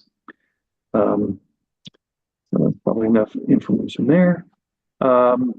We talked about in the report, it contains primary zoning strategies. We kind of broke those down into these 7. So kind of comprehensively, we've kind of identified that the code is mature, it's complex, it's time for a comprehensive cleanup. That's a big effort, and maybe that's probably in terms of priority, it needs to be done, but there's other things you can do in the near term to focus on retail. The second general recommendation, again, is kind of an overall or general recommendation. That's to create streamlined and predictable approval processes. You actually have pretty streamlined processes already. A lot of these can be approved. A lot of projects can be approved at the staff level. That's really great. That's what we recommend. So our detailed recommendations, there are some subpoints in the report to each of these, is to expand that where possible. Do more ministerial approvals where possible. But in general, we think that you've got some, your general processes are fairly streamlined. The main comments here, and these are ones that we've talked about, are limit the retail preservation ordinance. We've talked about a couple of ways to do that. It's geographically, I think, is where we've come down on that as of the last meeting. And also, we can fix some of the particulars that are in the retail preservation ordinance. So where it would remain applicable in your core areas, there's some other refinements we can do there.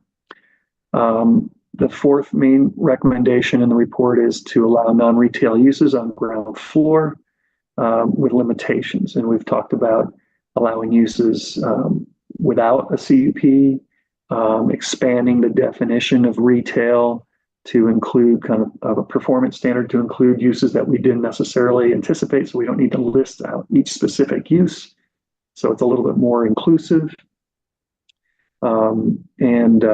And we talked about personal service uses as well, and how there's a few adjustments we can make to those. Another recommendation was about the office limitations. And our recommendation is that the circumstances that led to those regulations really no longer exist. And the vacancy is so great that we really don't see any need for these restrictions in the foreseeable future. So we think that those can be repealed. If they're not repealed in their entirety, we've got recommendations to do it in a phased approach. So there's things that we can absolutely do now that kind of correspond with the retail regulations.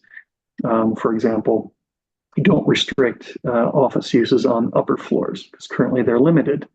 There's plenty of vacancies. We don't need to worry about that. But those office uses contain employees that are some of your primary shoppers and supporters of your retail areas. So those are important uses that complement your retail. And then number 6 was relax the formula retail restrictions. And so we had some very specific recommendations on that. And then ease the parking regulations. And I'll just say with the parking regulations, we had some general recommendations that were in there. And then we've done a whole separate kind of Appendix C, which was really talking about the implications of Assembly Bill 2097, really affecting everything within a half mile of the Caltrain stations. So that was really kind of where we wanted to focus tonight, because those are things that we've discussed with the ad hoc committee, but haven't been able to discuss yet with the full PTC. So without further ado, we'll move on to that.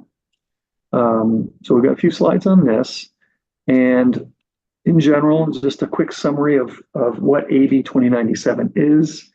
It effectively eliminates minimum parking requirements within a half mile of rail, or in this case, technically 3 Caltrain stations that affect Palo Alto. It was effective last year on January 1st.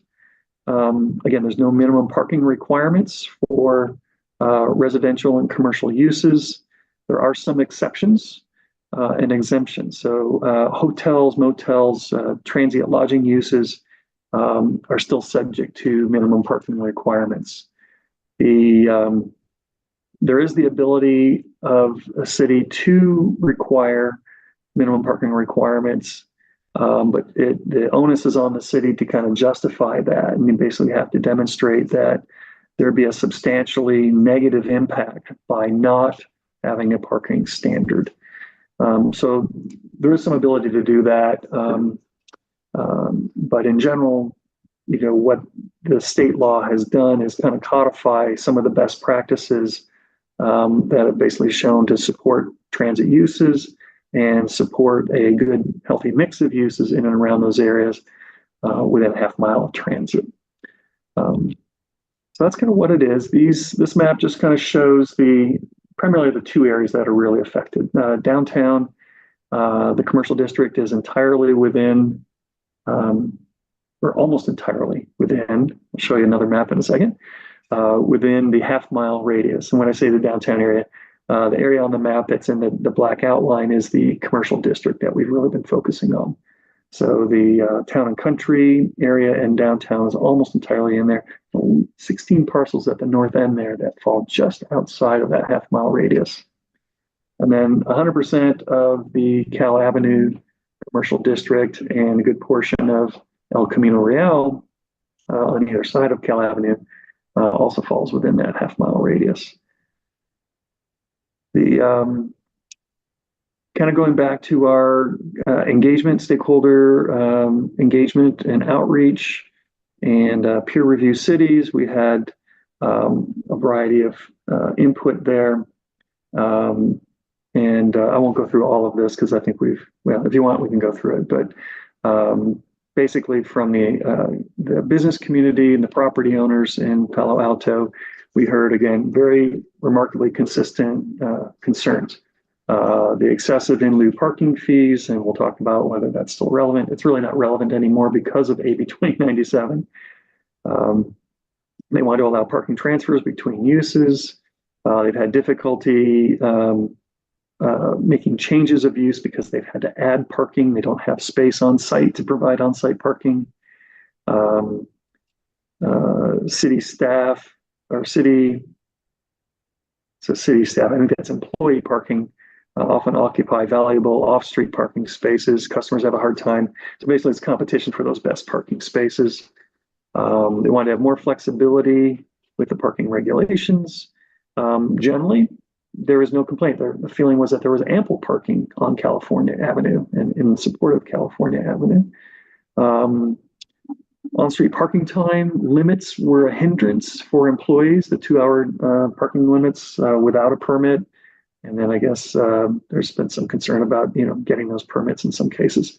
Some of these comments are maybe getting out of date. We've noted that in our ad hoc committee meeting and meeting with the city's traffic experts and parking experts. There's also input from peer cities. Santa Monica has unbundled their parking, and that's actually a new law that will take effect next January for residential uses. Parking needs to be leased or rented or sold separately from residential units. So that will require amendment to the code. Different methods of management parking and dealing with kind of associated uses. Santa Monica uses transportation impact fees and transportation demand management to also kind of manage their total parking demand and traffic demand. One of the things we didn't note here, but they eliminated their minimum parking requirements, and they've established maximum parking requirements. Los Altos has customer parking permits or yellow book passes. Businesses can buy passes, give them to customers so that they can park longer than the otherwise time limits within the various parking areas. So if it's a 2 hour and they want to park for 4 to 6 hours, they can get a pass from various employees or businesses to provide those permits. Pasadena has a park and walk program, basically, that's just managing the fees to encourage people to park in the garages and walk the little extra distance rather than trying to consume the closest parking spaces to the businesses, particularly with employees. They've also established parking maximums and in the transit oriented development areas. It's a mouthful. Okay. Parking findings, parking availability in Palo Alto downtown. This I should qualify this data that in terms of the occupancy of the parking spaces is from 2019. This is pre-COVID. Downtown was at 76% during the peak hours or hours during the noon hour. Generally, we're looking for an 85 to 90% occupancy. We want to have a little bit of availability so people aren't constantly circling around to find that one remaining space. And so at 76% suggests that there's even some capacity there to consume before you even reach kind of optimum levels. In comparison, Cal Ave in 2019 was at an optimum level, about 88% peak occupancy. That's during the weekday noon hours. With both of those, there's also weekends were looked at as well, nowhere near capacity in any of the parking areas on the weekends. What that suggests is those peaks were being driven by the office tenants and employees. Decreased parking demand due to reduced office utilization. We know that that's what's happening now. And when we were talking with the city's parking experts and managers, it's very clear that the demand is way off. And as a result, they've made adjustments to parking rates and permit fees.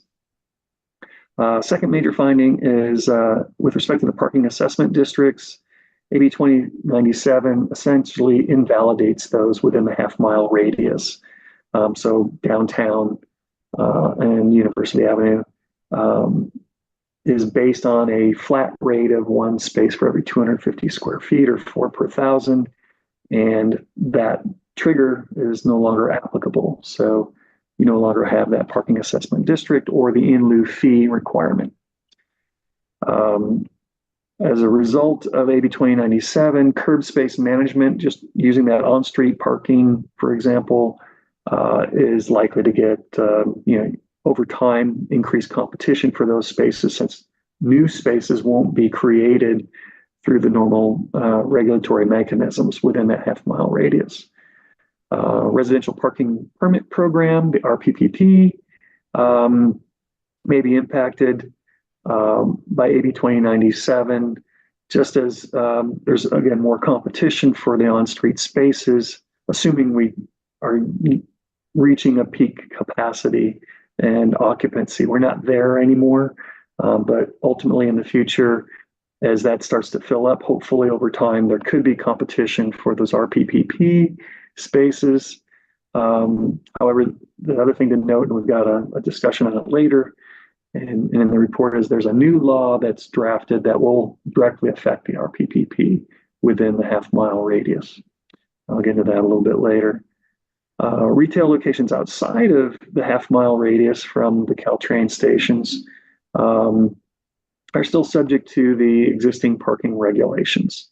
So nothing new there. However, we did have a recommendation coming out of the ad hoc committee that we make some changes to those areas, to the parking standards outside of that half-mile radius. And then we had talked about already the kind of peer city management strategies. There's a number of those that offer some good milestones and maybe some examples to consider and follow. And number 7 was the AB 2097. Because it eliminates those parking standards, that's usually a tool that can be used to incentivize or kind of regulate certain types of uses. You don't have that tool any longer within that half-mile radius. So those are some of the big findings. And then we've got recommendations. So this is really kind of where we wanted to be tonight and focus on. We've got, I think, 11 total recommendations. So we got, I think, 4 slides here. We'll go through them. But the first one was what I mentioned earlier in the downtown University Avenue. You can see on this map, there's 16 parcels in kind of a purple crosshatch just on the north side or northeast edge of that half-mile radius.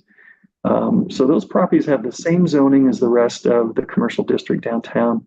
But as if we apply the law strictly of AB 2097, those properties would still be subject to the minimum parking requirements and the in lieu fee of the parking assessment district, while the rest of the area in that blue radius overlay would not. So our recommendation there is, for just equitable reasons, should probably extend the provisions of AB 2097 to include those 16 parcels. It just makes sense. It splits a block, so why would one half of the block be subject to these regulations and the others wouldn't? The second recommendation is kind of similar. Allow retail flexibility without requiring additional parking. So this was really for the areas outside of AB 2097. But it's a similar concept, is let's allow some flexibility in that ground use floor area. So what would happen in AB 2097 is those uses can change. You can intensify uses. You can change uses. Parking minimums are no longer a factor in those changes of uses, and they used to be a limiting factor. Number 2 recommendation is kind of a similar idea. Let's exempt the parking from the parking regulations, any conversion of existing floor area to retail or retail-like uses. Those are the uses that you want to encourage. And so if it's an existing floor area, let that change, let the market take care of itself, but exempt them from those minimum parking requirements.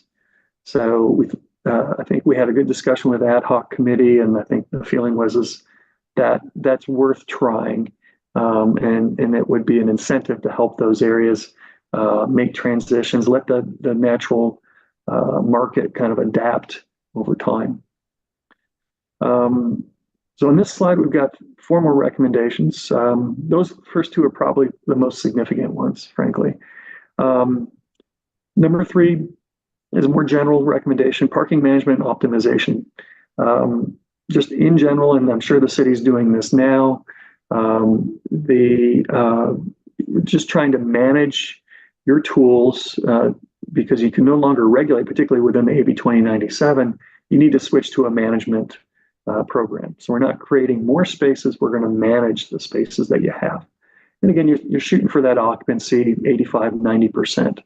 You might even be able to go higher where you've got technology that can really improve access and efficiency to finding the available spaces.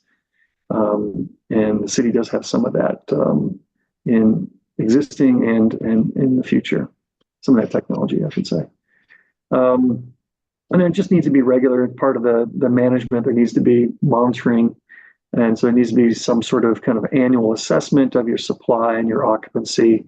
Maybe it's not annual, but periodically manage and check that. And again, the technology should really help that over time, where you've actually got the ability to make those counts throughout the days, and you can really understand your management. And your 2 primary management tools are time and money.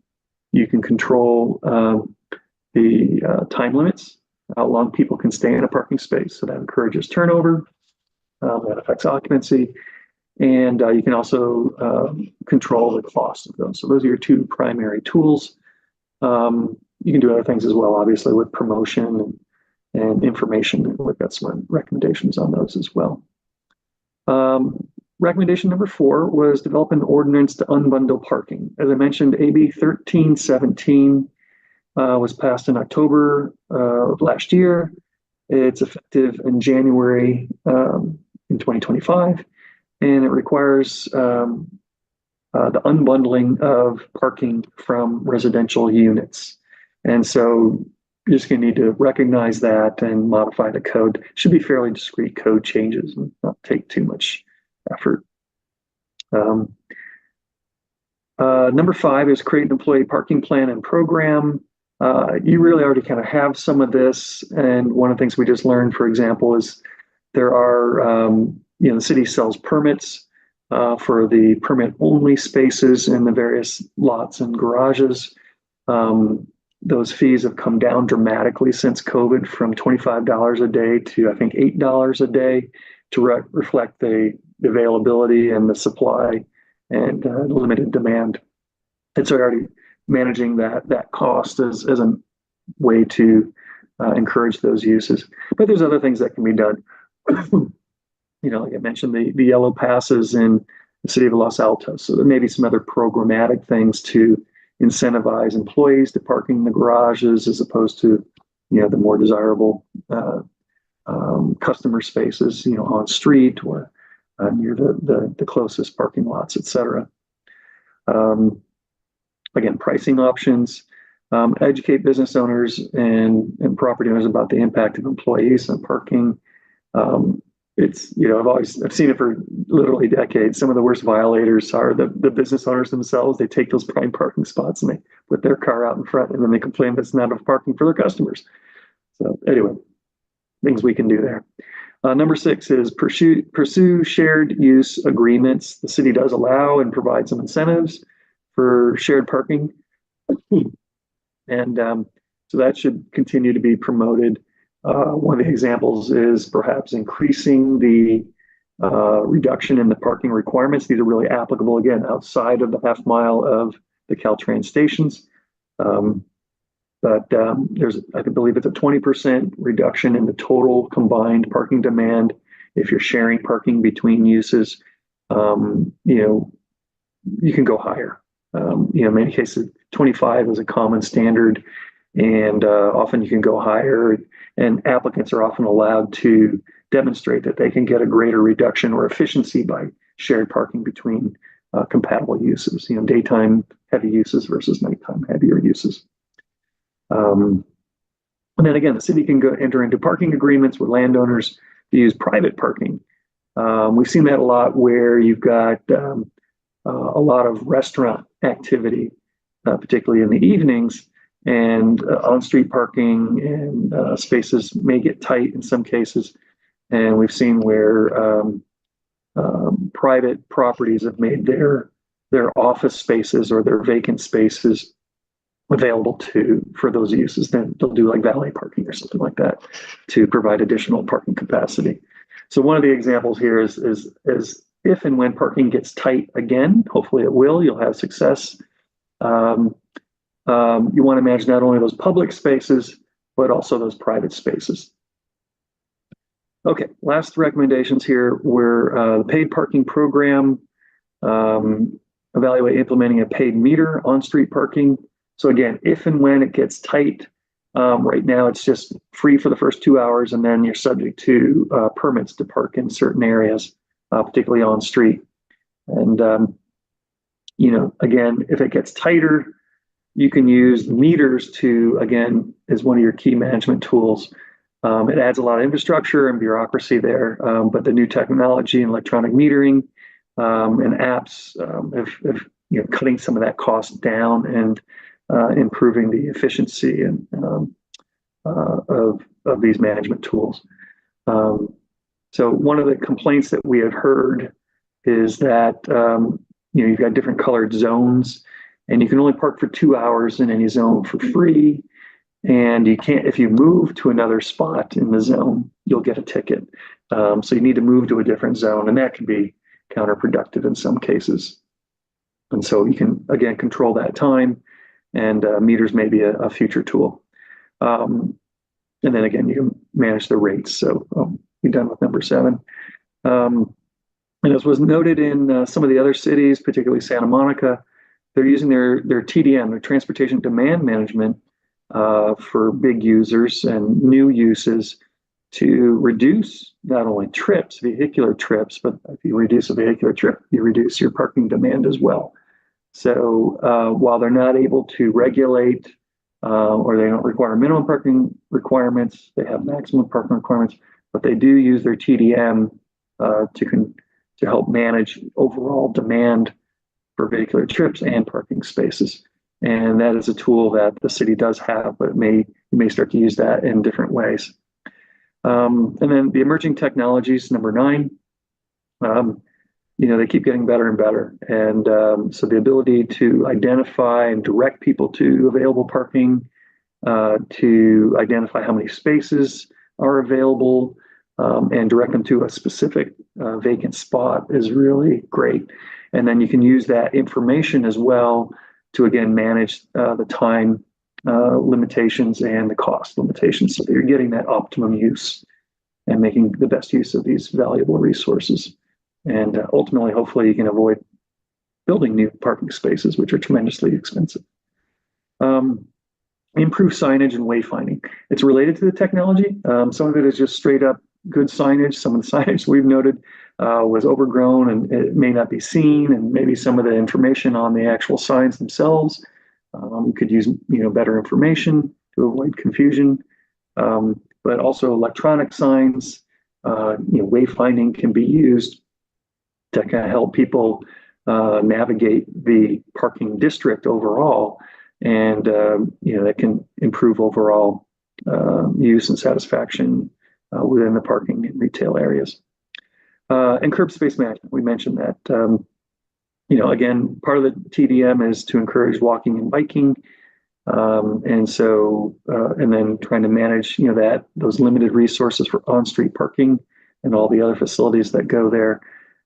So I think we've talked about these and using technology, encouraging employees to park in the less desirable spaces since they're going to be there all day. So those were the main recommendations. I'm going to take a sip of water, but my kind of last slide here was just to show where we've been, where we are. We're kind of followed our schedule. The idea tonight was to take advantage of the meetings that we've had with the full PTC and the ad hoc meetings in particular, discuss these recommendations, hopefully make a recommendation to City Council. And the plan is to go to City Council on June 10th. And so they'll receive the report. We'll make a presentation there as well. And hopefully they can have the benefit of your recommendations. And ultimately, the goal is to have City Council direct staff to take those next steps, which would be to actually prepare at least the first round of code amendments to implement these recommendations. So with that, I'll take a sip. We'll answer some questions. And we've got extra slides, if necessary, to get into some of the other report items. Thank you, Mr. Weary. I think before we go to questions, I think the ad hoc was going to, I don't know if it's a report, but make comments. So we just wanted to make a quick comment that this report that's just been presented is the work product of Michael Baker International and incorporates some of our perspective, some of the perspective of Commissioner Aiken and Rectal and myself, but not everything, and that there are some things in the report that we may disagree with. So for example, like eliminating office cap, for example, we didn't discuss that. So I just wanted to set the context for, what this is and what it isn't. That's it. Thank you. Okay. Thank you. I see Commissioner Aiken's light is on and Commissioner Heckman's. Thank you, Chair. I had a number of clarifying questions that I sent to Ms. French several days ago. And Mr. Weary, I wondered if you had seen those. Yes. And if you've covered them all already, there's no reason to take everyone's time to go over them tonight. Yes. I believe we have, Alan. I appreciate those comments. They're always very thoughtful. Yeah, and just, I think pick up where Chair had mentioned as well is there are some things, I think generally our recommendations are inclusive of everything that the ad hoc came up with. There are probably a couple of things, like you mentioned, the office, and we can go over that in more detail if you like. We also want to note that there are some changes and corrections and clarifications that we've seen even since we submitted that we would like to polish up. And you pointed out a few, Alan. One was just there were some numbers in there in the demographic summary, and there was two dramatically different sets of numbers between the populations. And I'll just clarify that and I've got a little table to kind of show that if you want. But there's, when we ran the data, we looked at 5, 10, and 15-minute market sheds. Yeah, thanks, Serby. And in one of the tables, it was showing a 5-minute kind of market shed population around 25 and 30,000, depending if you're looking at Cal Ave or it was Midway. And then one showed a population of 130 or so thousand. That was a 10-minute market shed. So there was just some apples and oranges in there. So we'll correct that for sure. Yeah, it was a little confusing to see the Cal Ave population be 7 times the downtown population. Yeah. And so we'll clarify that. And what we intend to do is, and I've made a little table already, or Serby made the table, to kind of show the 3 areas that we specifically had numbers for, and shows the 2021 and 2026, 5, 10, and 15-minute populations. And there's a map that goes with that. So we can clarify that, and I appreciate you pointing that out. One of the questions was about what does retail leakage mean? No, that we resolved, although other people may be find it of interest. Yeah. Given the time, I didn't mean to make you go through all of these. I just wanted to make sure that they had been covered. But yeah, and so there are some cleanup that we can do to make those more explicit and clear. Yeah, and just correct the small number of random errors. And I think the vacancy and occupancy rate question. Sure. Perhaps I should explain what that is, since the other commissioners don't have the context. I sent a number of questions about numbers in the report that didn't seem correct to me. What we just heard is from packet page 98, where the demographic summaries were odd. I think what we're talking about now starts around packet page 123, in which I believe there's a confusion between downtown vacancy rates and Cal Ave vacancy rates. And the open question is the third bullet item on that page, where there's a discussion of office occupancy. So Ms. Barbaya, perhaps, is that what you wanted to tackle next? Yes. So Dan, if you can go on slide 49. What we were discussing in that particular bullet is the actual occupancy of the office space that is different from the vacancy rate itself. You're right, the vacancy rate hovers around 20% nationally, and which is very similar to what Palo Alto's vacancy rate is, and that is based on the square footage leased of a particular office space. What the occupancy rate is the utilization of that square footage. So for example, if there is space for 100 employees that is leased, only 10 or 15 or 20 employees are coming in. So the actual utilization has decreased. So that is around 50% nationally, and we don't have that data exactly for Palo Alto. And that what is happening because of that is, one, it is affecting your retail sales. Other thing is it is impacting parking. So there is more parking availability. So offices are still trying to figure out what that equilibrium is as to how many parking spaces are needed for the actual occupancy of the office. Okay, thank you. That's very helpful. As an engineer, I always look at a single number and ask, there should be a spread here, either a mean and a standard deviation or some other range, because I'm sure it varies from day to day during the week. So just as a piece of advice on that one.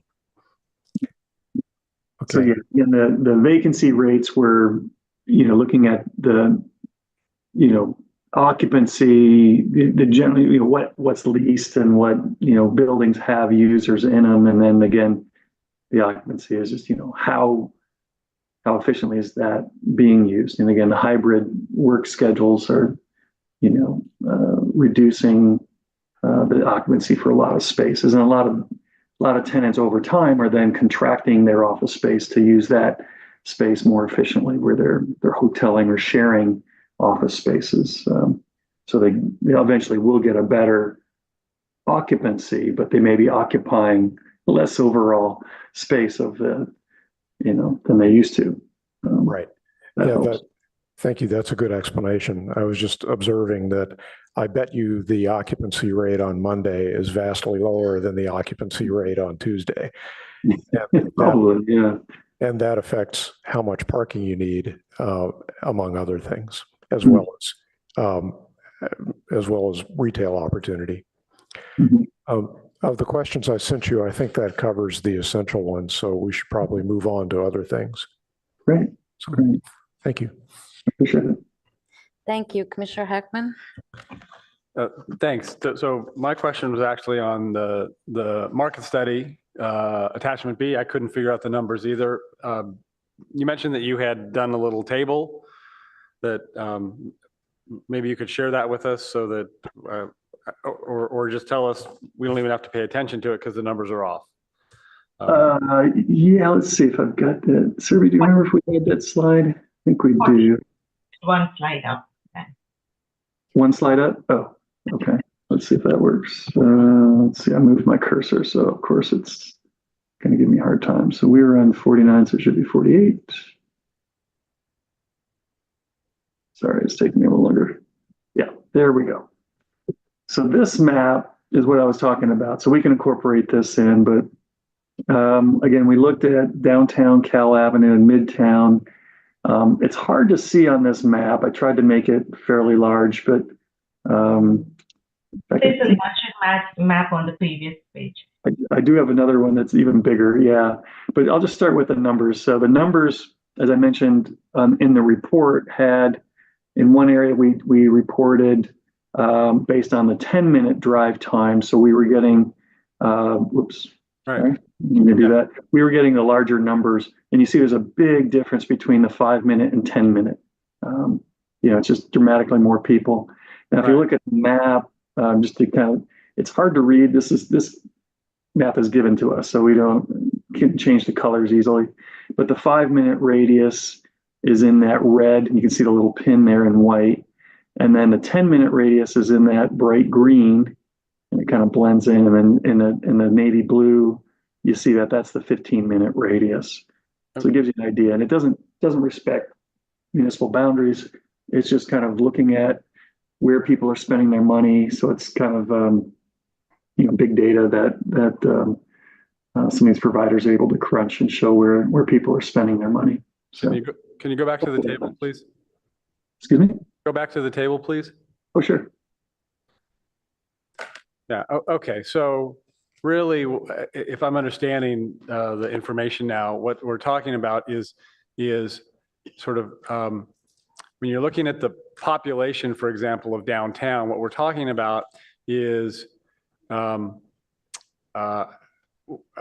many people are coming from 5 minutes, 10 minutes, and 15 minutes away.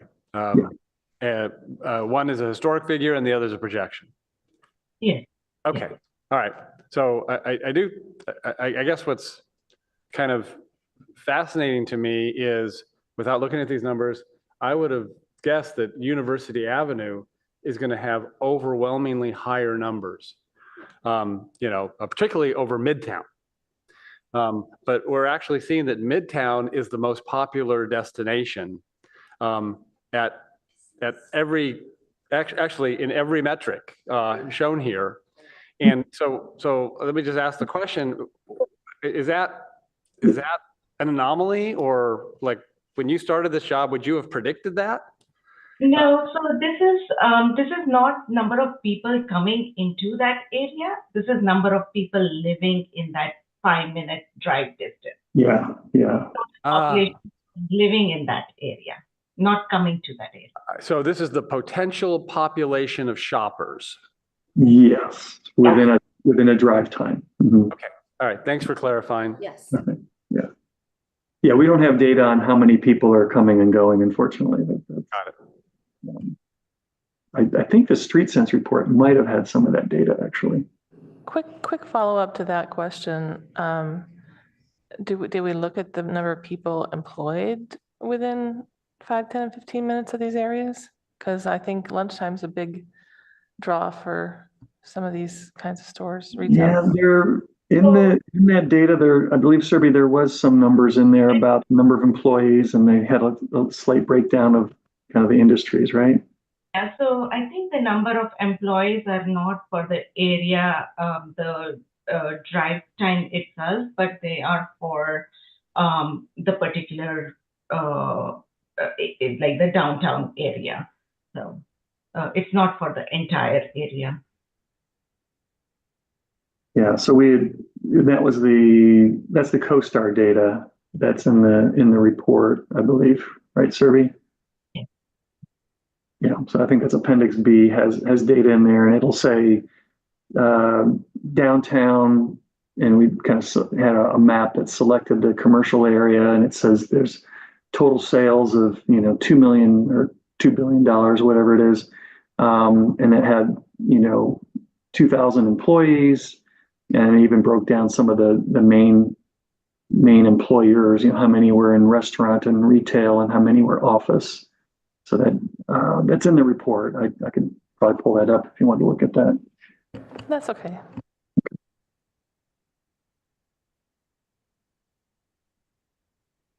Any other questions? I'm sure there's some. Any questions? I have one question about the same report. Are the 26 projected populations based on a common multiplier for all three, just based on a general idea of how much the city is going to grow, or are they specific to each of the three areas? I would say it's going to be more generalized. It's not that specific because it's such a small area. There wouldn't be that much variation because they're all so close together. I think that's why those numbers are pretty darn close. If you look at 10-minute drive times, 137 versus 141 between the three areas, it's just one area is going to be a little bit closer to a slightly more dense area, so they're getting a little bit more population. But the growth is probably, if you just divide those out and you looked at the net growth, my guess is, I haven't done it, you're going to see the same percentage between 2021 and 2026. That would be my expectation. You could check those numbers, but yeah, they're probably projecting, and there's basically what it's telling you is there's very little growth in population within this area. That's the big point.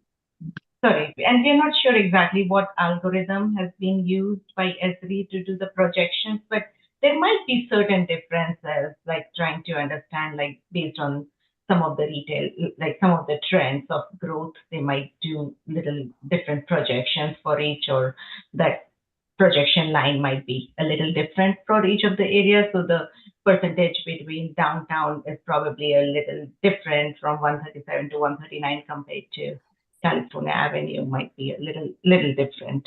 But they have a few criteria, I'm guessing, for the algorithm. Yeah. Actually, the percentages are a little bit different between them. So one was, the area is so close by, the criteria will be very similar. So you'll not see like a huge difference in those percentages. there could be an area again that, the Okay, number, the difference between those three areas are going to be that some areas are going to push and capture a more populated area. So that's why you see like in the 5-minute okay. drive time. Thank you for that. I Okay. mean, I was just curious. Yeah. We're not doing a population study, so I think we're okay there. Thank you. I am not seeing any lights from my colleagues, and our staff recommendation this evening does not. Public comment. Oh, public comment. Thank you so much.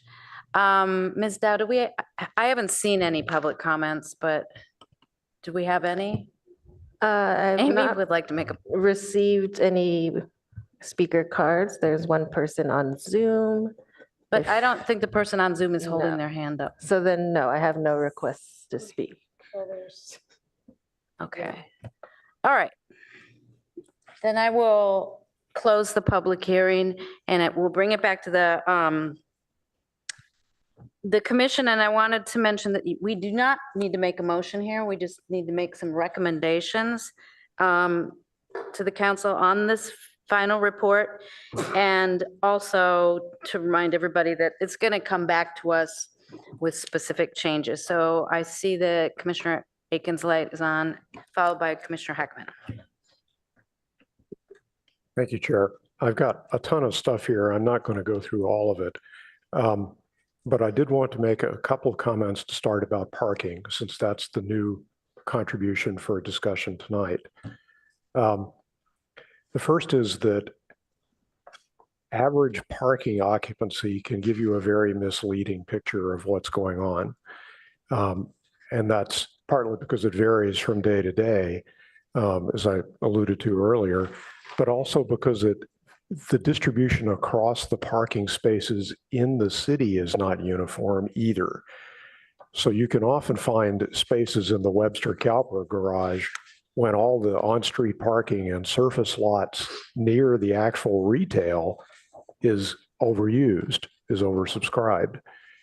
So you need to be careful about drawing conclusions from a simple occupancy figure about whether we have adequate parking or not. That leads me to the next observation, which is any parking analysis is valid only if we are committed to replacing the publicly accessible spaces that we lose to the housing element opportunity sites with new publicly accessible places. This is not a trivial exercise. I count more than 350 in downtown alone. So that's 8% of all the parking that's available downtown is on surface lots that are housing element opportunity sites. So I would like to say optimistically that we're going to be building a lot of BMR housing on those surface parking lots. And that means we're going to be losing those places. So the city is going to have to commit to replacing those. Otherwise, the analysis of whether we have adequate parking or not is going to be incorrect. Let's see. I thought in the ad hoc discussions, we had agreed to mention this in the report, but I didn't see it. If it isn't included, it could be, and packet page 172 is probably the right place for that to happen. And I want that message to get to council because they need to understand there's a financial commitment here as well. All right, that's all I want to say on parking. So I'll defer the rest of this round to whoever's next. Thank you. I have, I believe Commissioner Heckman next, and then Commissioner Templeton. Thank you, Chair. So on the opportunity sites on city parking lots, my memory, and it could be faulty, is that one of the parameters of that was actually that no parking would be lost. So that is something. So in other words, you build on top of it, or and so has to be public. Yeah, okay. My understanding is that if there are 20 public parking spaces there today, once they build the units, there are going to be 20 parking spaces. But But that should be verified, because if my memory is faulty, then you're right. That's a hole in the analysis, because we're hoping to have affordable housing on those sites. So my comments are really sort of more overall and really just focused on the 7 primary strategies. So, here's really the sort of the key points that I drew from the draft retail study. First, the RPO is hurting us now, even if it was right for its time. It's hurting us now, and it needs to be trimmed so that it can stop hurting our ability to have vibrant retail. And maybe that means to focus it on what we're going to consider our core retail areas, and relax it outside of those core areas. Second, our office limit is, and incidentally, I thought the RPO analysis, really is on packet page 178. 176. 178 talks about our office limit, and similarly, it is hurting our retail business, even if it was right for the time. And so whether that gets repealed or just relaxed, I think that's something that could be explored in the future, but something should be done with it. And I think to the extent if it's repealed or sufficiently relaxed, one thing to recognize is that it could have 2 beneficial effects, not on retail, but on housing, which provides customers for retail.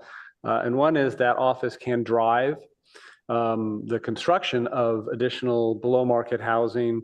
And second, the availability of the possibility of more office construction throughout California maybe will loosen the sort of the stranglehold that the people who currently own office but are afraid to touch it so they don't lose it. Maybe those people in a more relaxed atmosphere will say, I can now tear this office down and rebuild it with some housing, without fear of losing it. So it could help us in that way. So that's the second point. The third point from packet page 179 is I do think we need a study reviewing the parking requirements for eating and drinking services to really conform our parking standard to current best municipal practices. It's for what I'm writing there is we're out of step. We have this outdated concept that restaurants are this independent parking source when what the data now shows is it's really a shared ecosystem of parking with other surrounding uses. So we should do that, and otherwise ease our parking restrictions using some of the 11 or so points that were so well described tonight.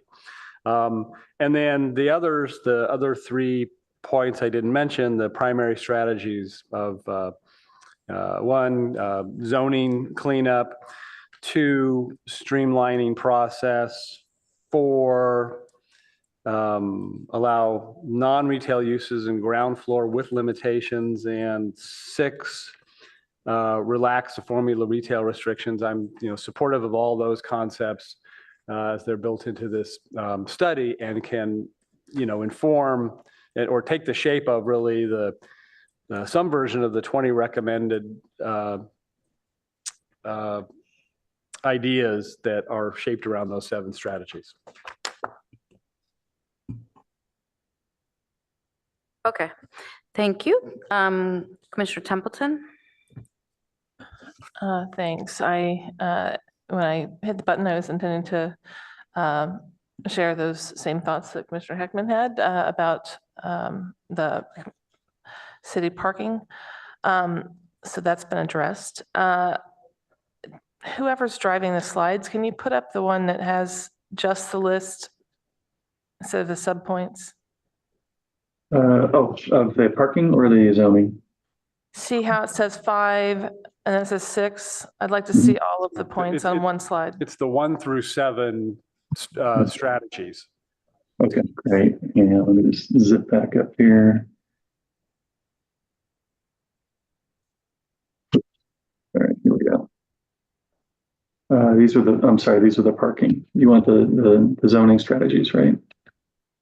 Yeah, I couldn't find it in There we go. the deck. Yeah. Okay. My list.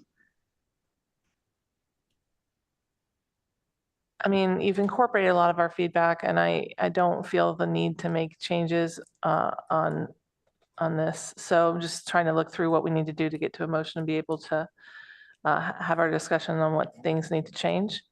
But I mean, that's fine with me.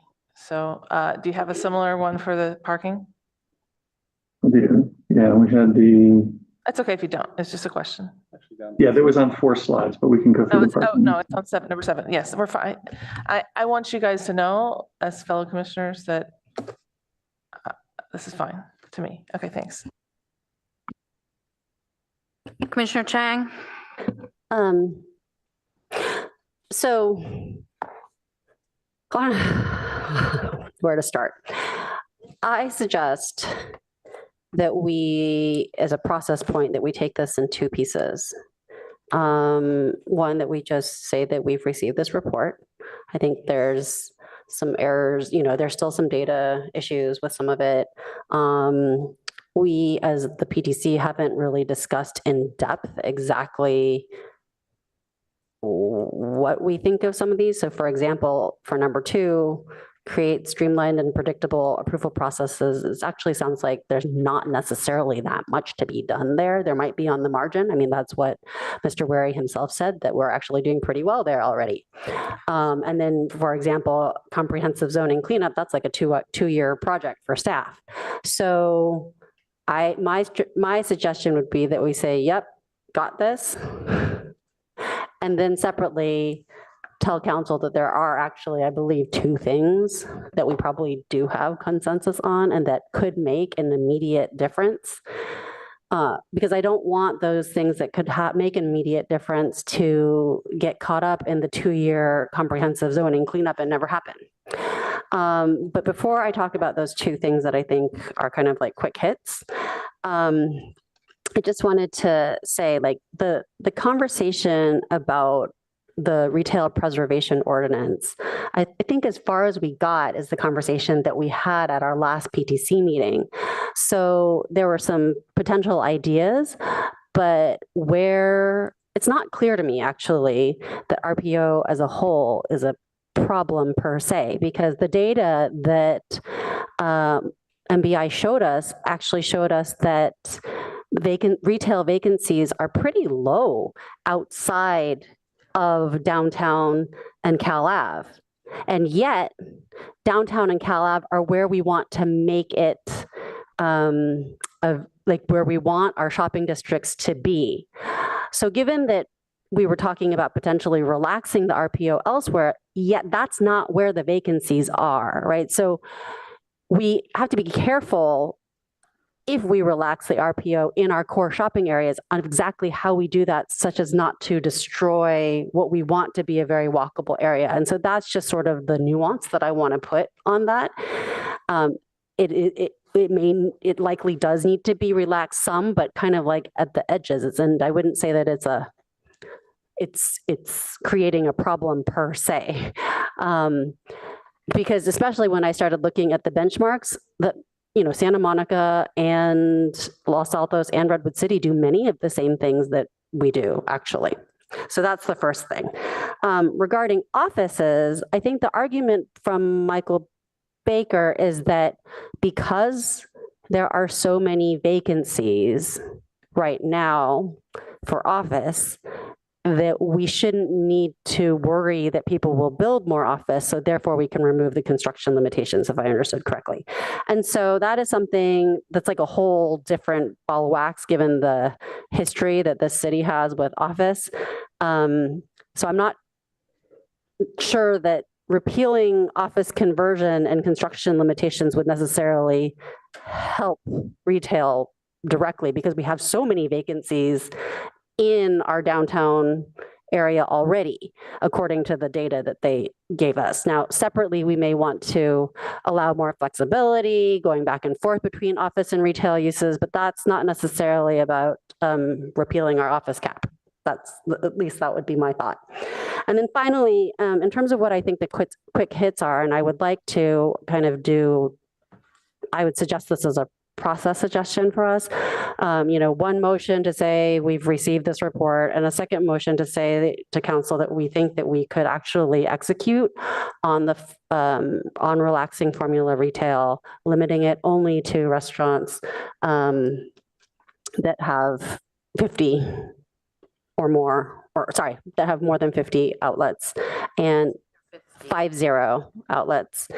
And then for parking restrictions, to ease to allow flexibility such that if there is a change of retail use, that we don't require additional parking throughout the city. And I think that is something that the ad hoc had agreed, as well as the consultants, and it's like a quick hit that we could definitely do. It also is a completely moot point anyway now in our core retail areas of downtown and Cal Ave. So it's really, affecting Midtown and El Camino and San Antonio. And to the extent that somebody wants to change use and keep that as a retail space, that's, anything in that space is better than a vacancy. So that was kind of our logic. So that would be my suggestion. And I think because these zoning strategies are exactly that, broad strategies, it would be very helpful probably to council to give a concrete recommendation on things that we could actually do and that we have consensus on.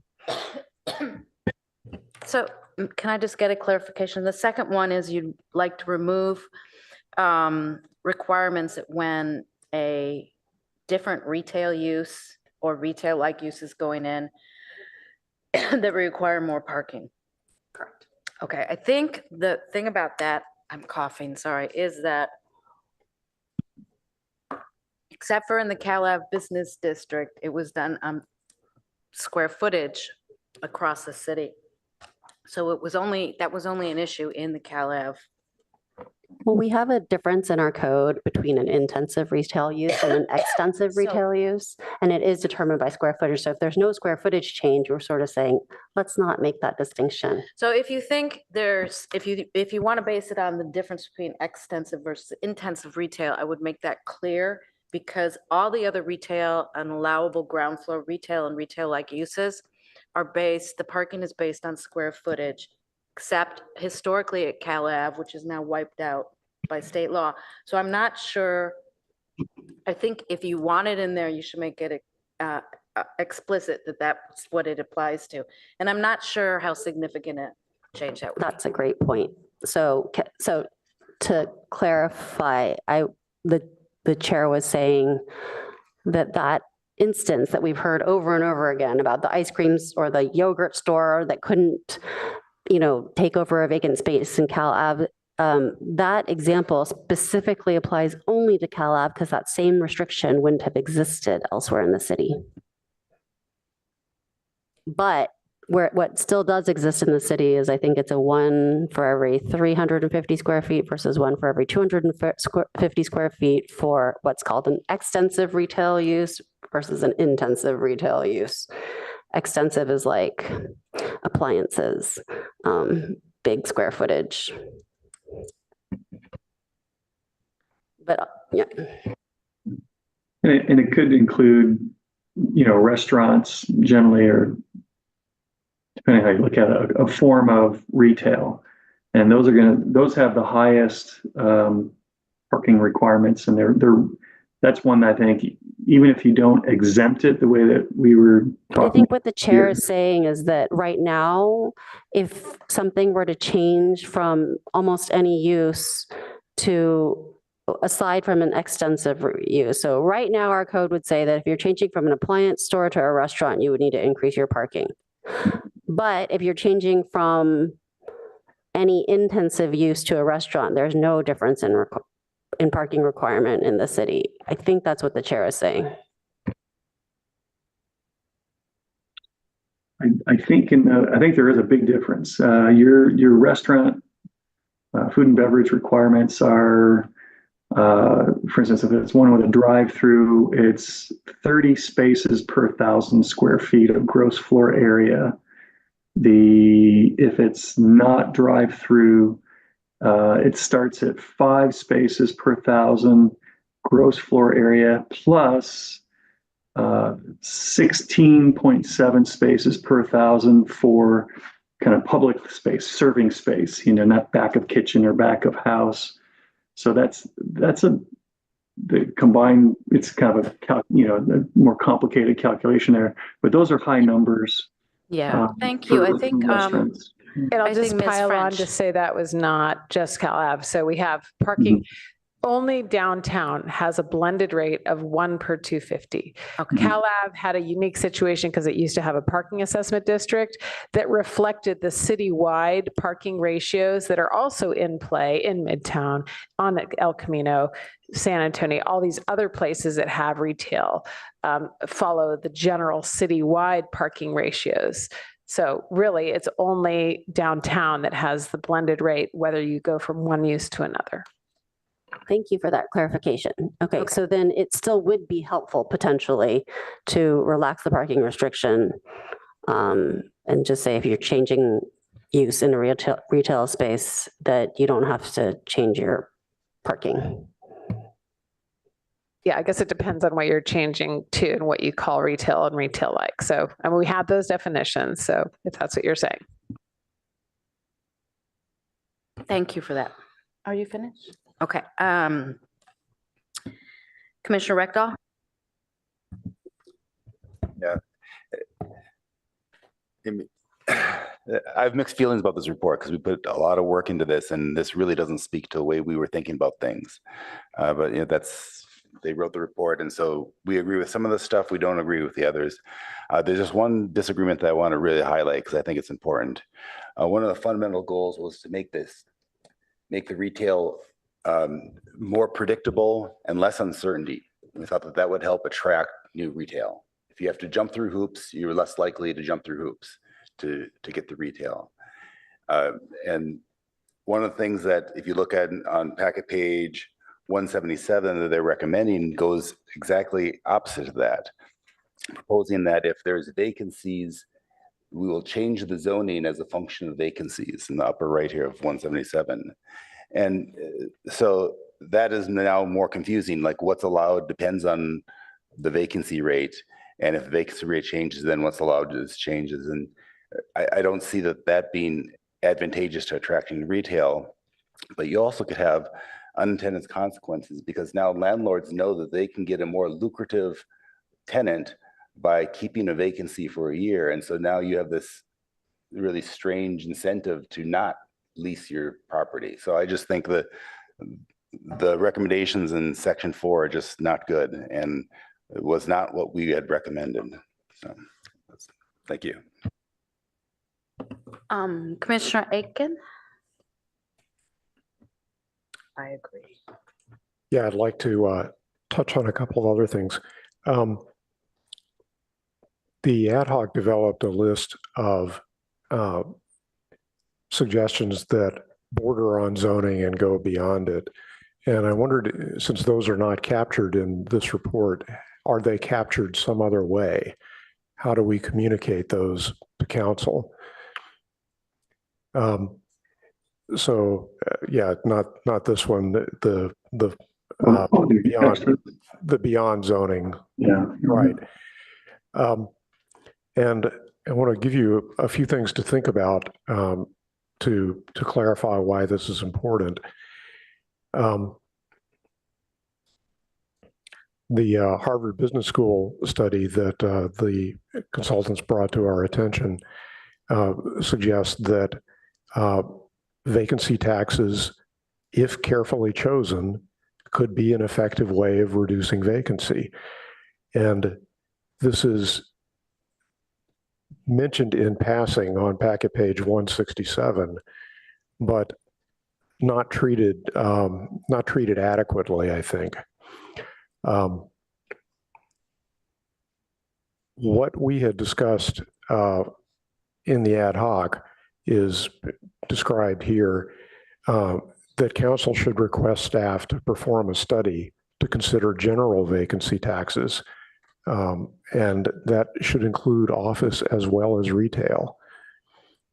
And just for a quick sanity check, I looked at a few statistics to see how promising that this idea might be.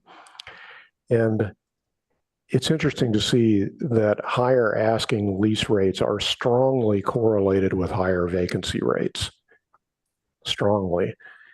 That suggests that bringing those vacancy rates down, bringing the asking rates down might be among the very best things we could do, far better than some of the other minor considerations that we're talking about today.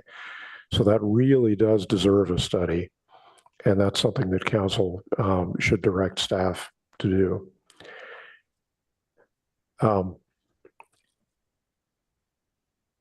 I think all of us on the ad hoc have some disappointments about the report. One of mine is that I wish it had drawn more cause and effect connections between zoning and retail vacancies. We've got a bunch of best practices that seem to make sense, but we don't have a strong connection between those policies and success. The areas we studied in Santa Monica have much higher retail vacancy rates than we do. So it's not clear to me that the zoning moves that they've made are good models for us, because we don't understand the causal connections between what we do differently from what they do and how that causes a change in the vacancy rate.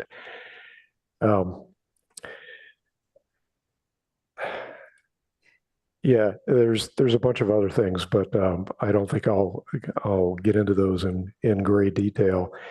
One other statistical observation is that the other thing that's very strongly correlated with higher vacancy rates is higher total square footage of retail in the area. Now that's an interesting problem. Perhaps that indicates that we just have a surplus of retail space, but perhaps it indicates that it's poorly distributed or that it's poorly advertised, that you have a collection of opportunities that are not being exploited. But there are a lot of possibilities there that have to be understood, and those are independent of zoning issues.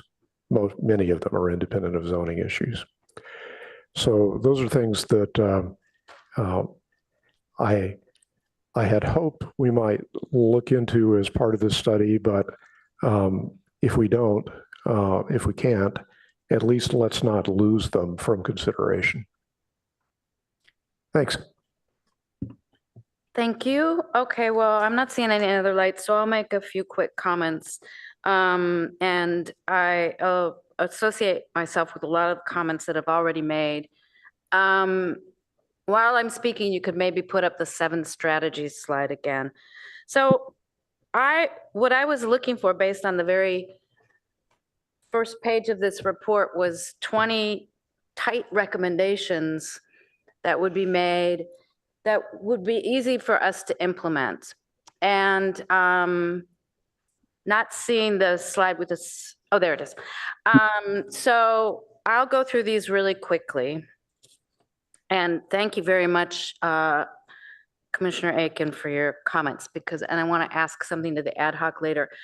I think 1 and 2 are outside of the scope of what we were doing here. And in fact, the analogy I made, it'd be really great if I actually took a plunge and cleaned out my closet, but I'm forced every day to wash the dishes and feed the cat instead. So I don't get to the big job, and I don't see that as being part of what we were tasked to do.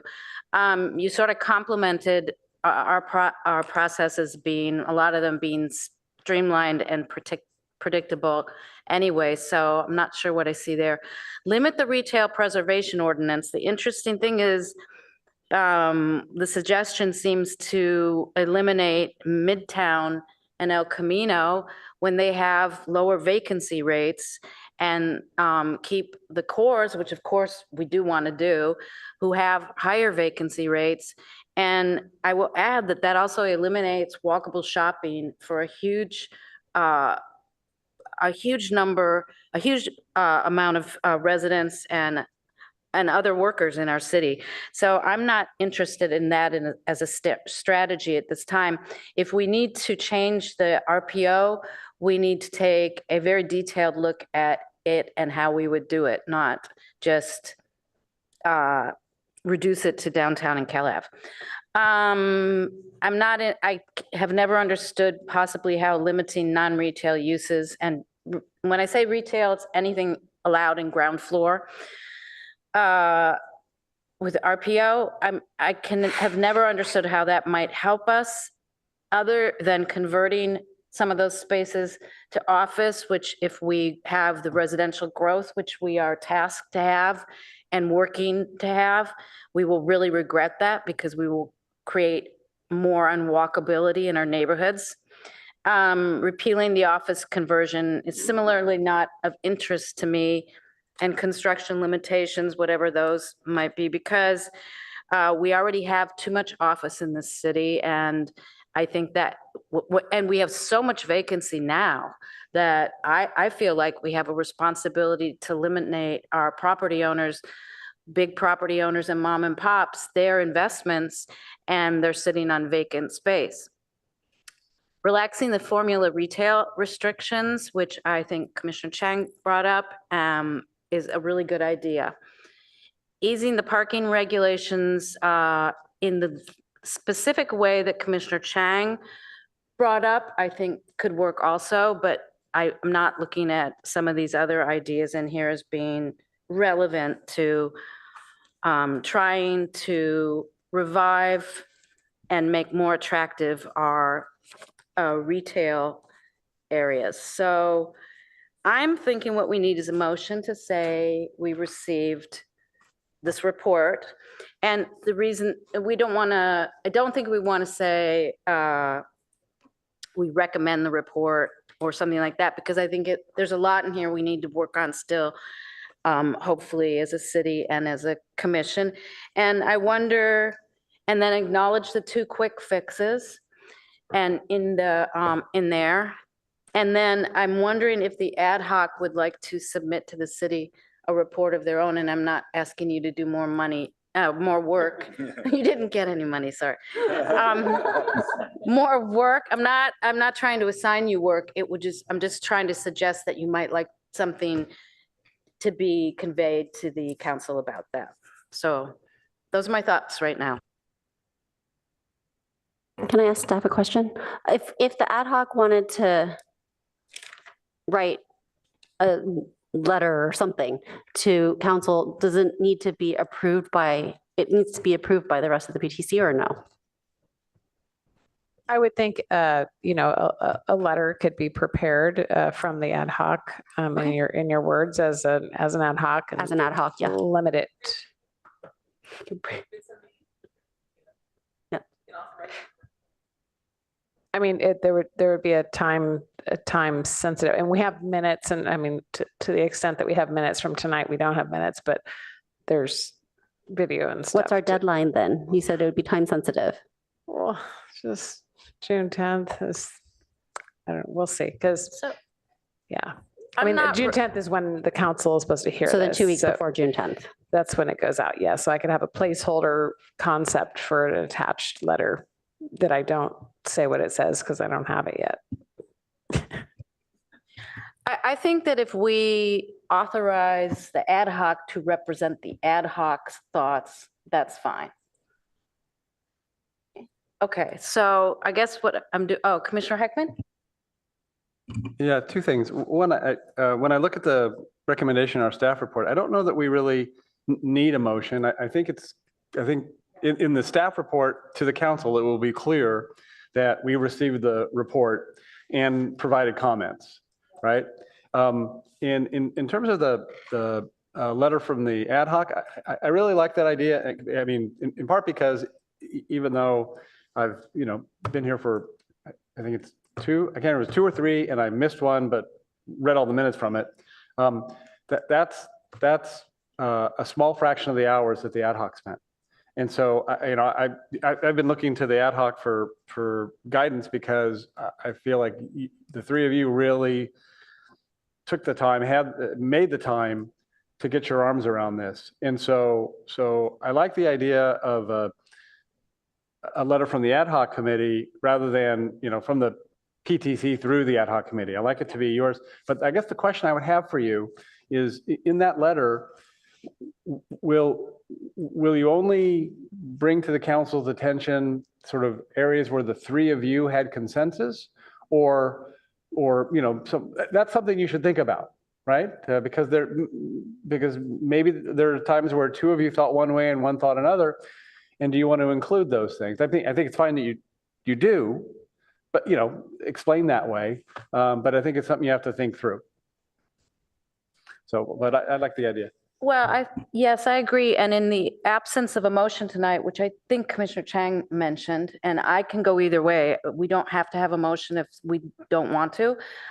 It would be like that. It would be the comments and not, it doesn't have to be consensus from the ad hoc. It can include all their ideas, depending on how they'd like to do it.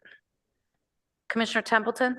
Thank you. It's 11:15. So I say if we're done with this, we don't need a motion. Let's move on to the next agenda item. I'm happy to do that if everyone agrees. Okay, so thank you very much to our consultants. And we'll see you next time, I guess. Thank you so much. Okay, so we now have the very exciting topic .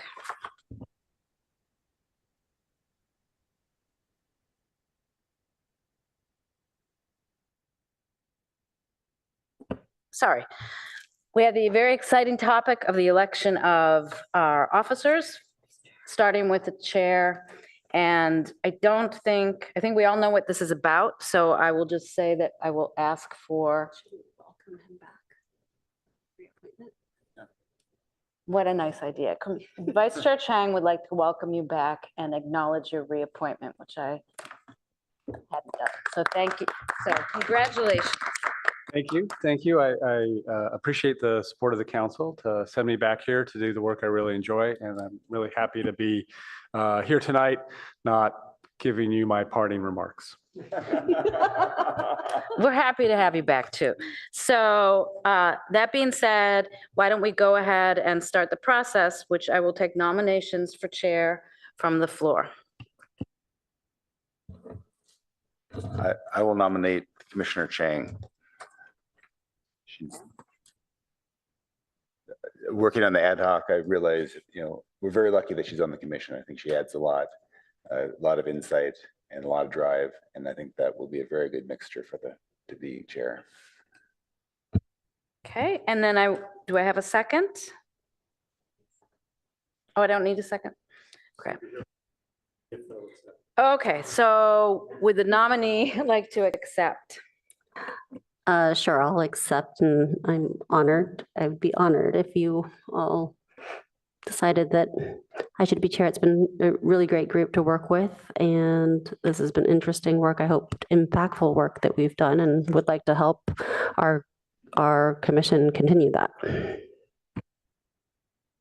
Okay, in my notes do say that I need a second, so I think our city attorney's office prepared this for us perhaps. So I will need a second for the nomination. I'll second. Excellent. And I'm not going to make you accept it again, but I did go out of order. Okay, so I would like to ask the commissioners who moved and seconded if they would like to speak. Do we do that before we see if there are other nominations? Do we do all the nominations first, or? I think, My little cheat sheet that I have does not say that, okay. but we do chair, obviously, before we do vice chair.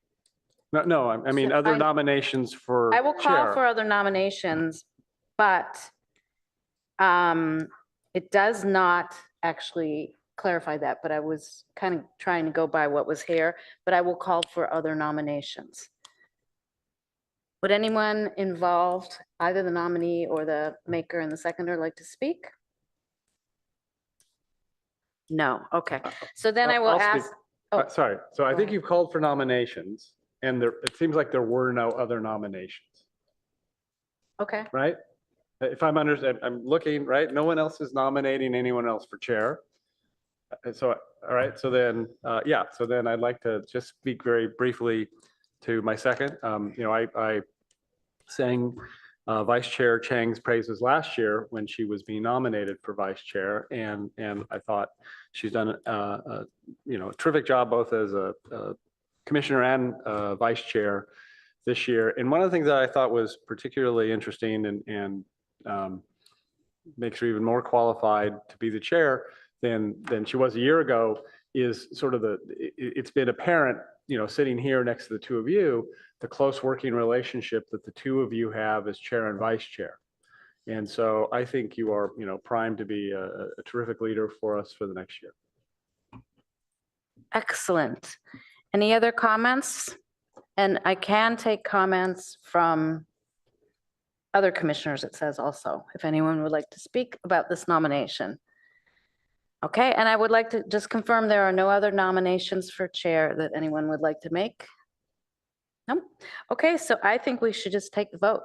I'm sorry, we should just Oh. pause to check for public comment on this. Oh, I'm sorry. Do we have anyone wishing to comment on this? Perhaps one of Bryna's parents. I have no request to speak.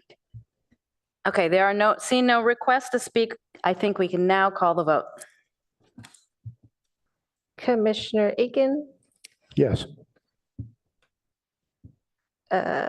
Vice Chair Chang, or Yes. Commissioner Heckman, Absolutely. Chair Suma, Yes. Commissioner Rectal, Yes. Commissioner Templeton, Yes. motion carries 6-0. Woohoo! So that's an official congratulations. And I think now, since I'm no longer chair, you have to conduct. Oh, really? You have it in yours too. All right, trial by fire.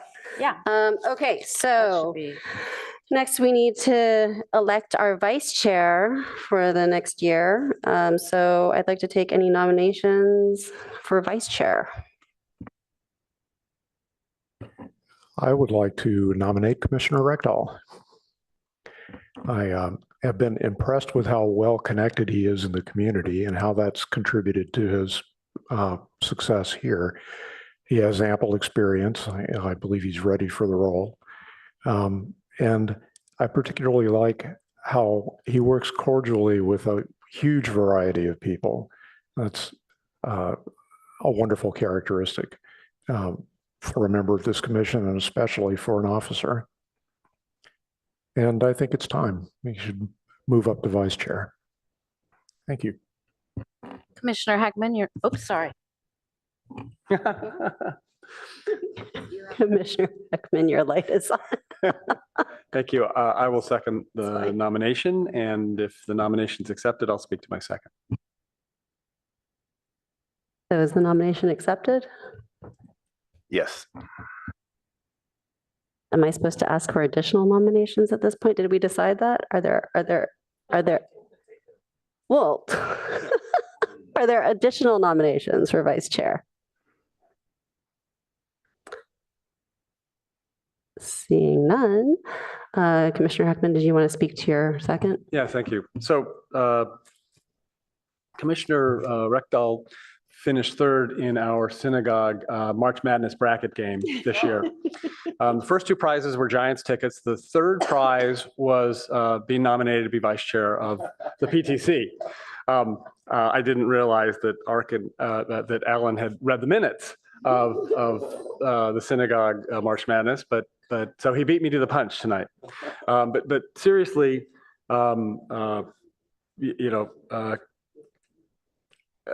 Keith has been a PTC member for 2 years, but he has been a Palo Alto public servant for a lot longer than that. Years and years on the Parks Commission. And a couple months ago, I watched the City Council nomination and vote for the new mayor and vice mayor. And a lot of the discussion about our vice mayor Lowing, former PTC member, was about, you know, he'd put in the years, right? Even though he hadn't been on the city council for long, he had been with us for, I think, 5+ years, and then years on the planning commission. And so I think of Commissioner Rectal as having really kind of that same level of experience. And as Commissioner Aiken said, it's his time. And so, and I think he'll be, you know, a great vice chair next year, and I would expect maybe elevated the year after that. So I'm enthusiastic in my second.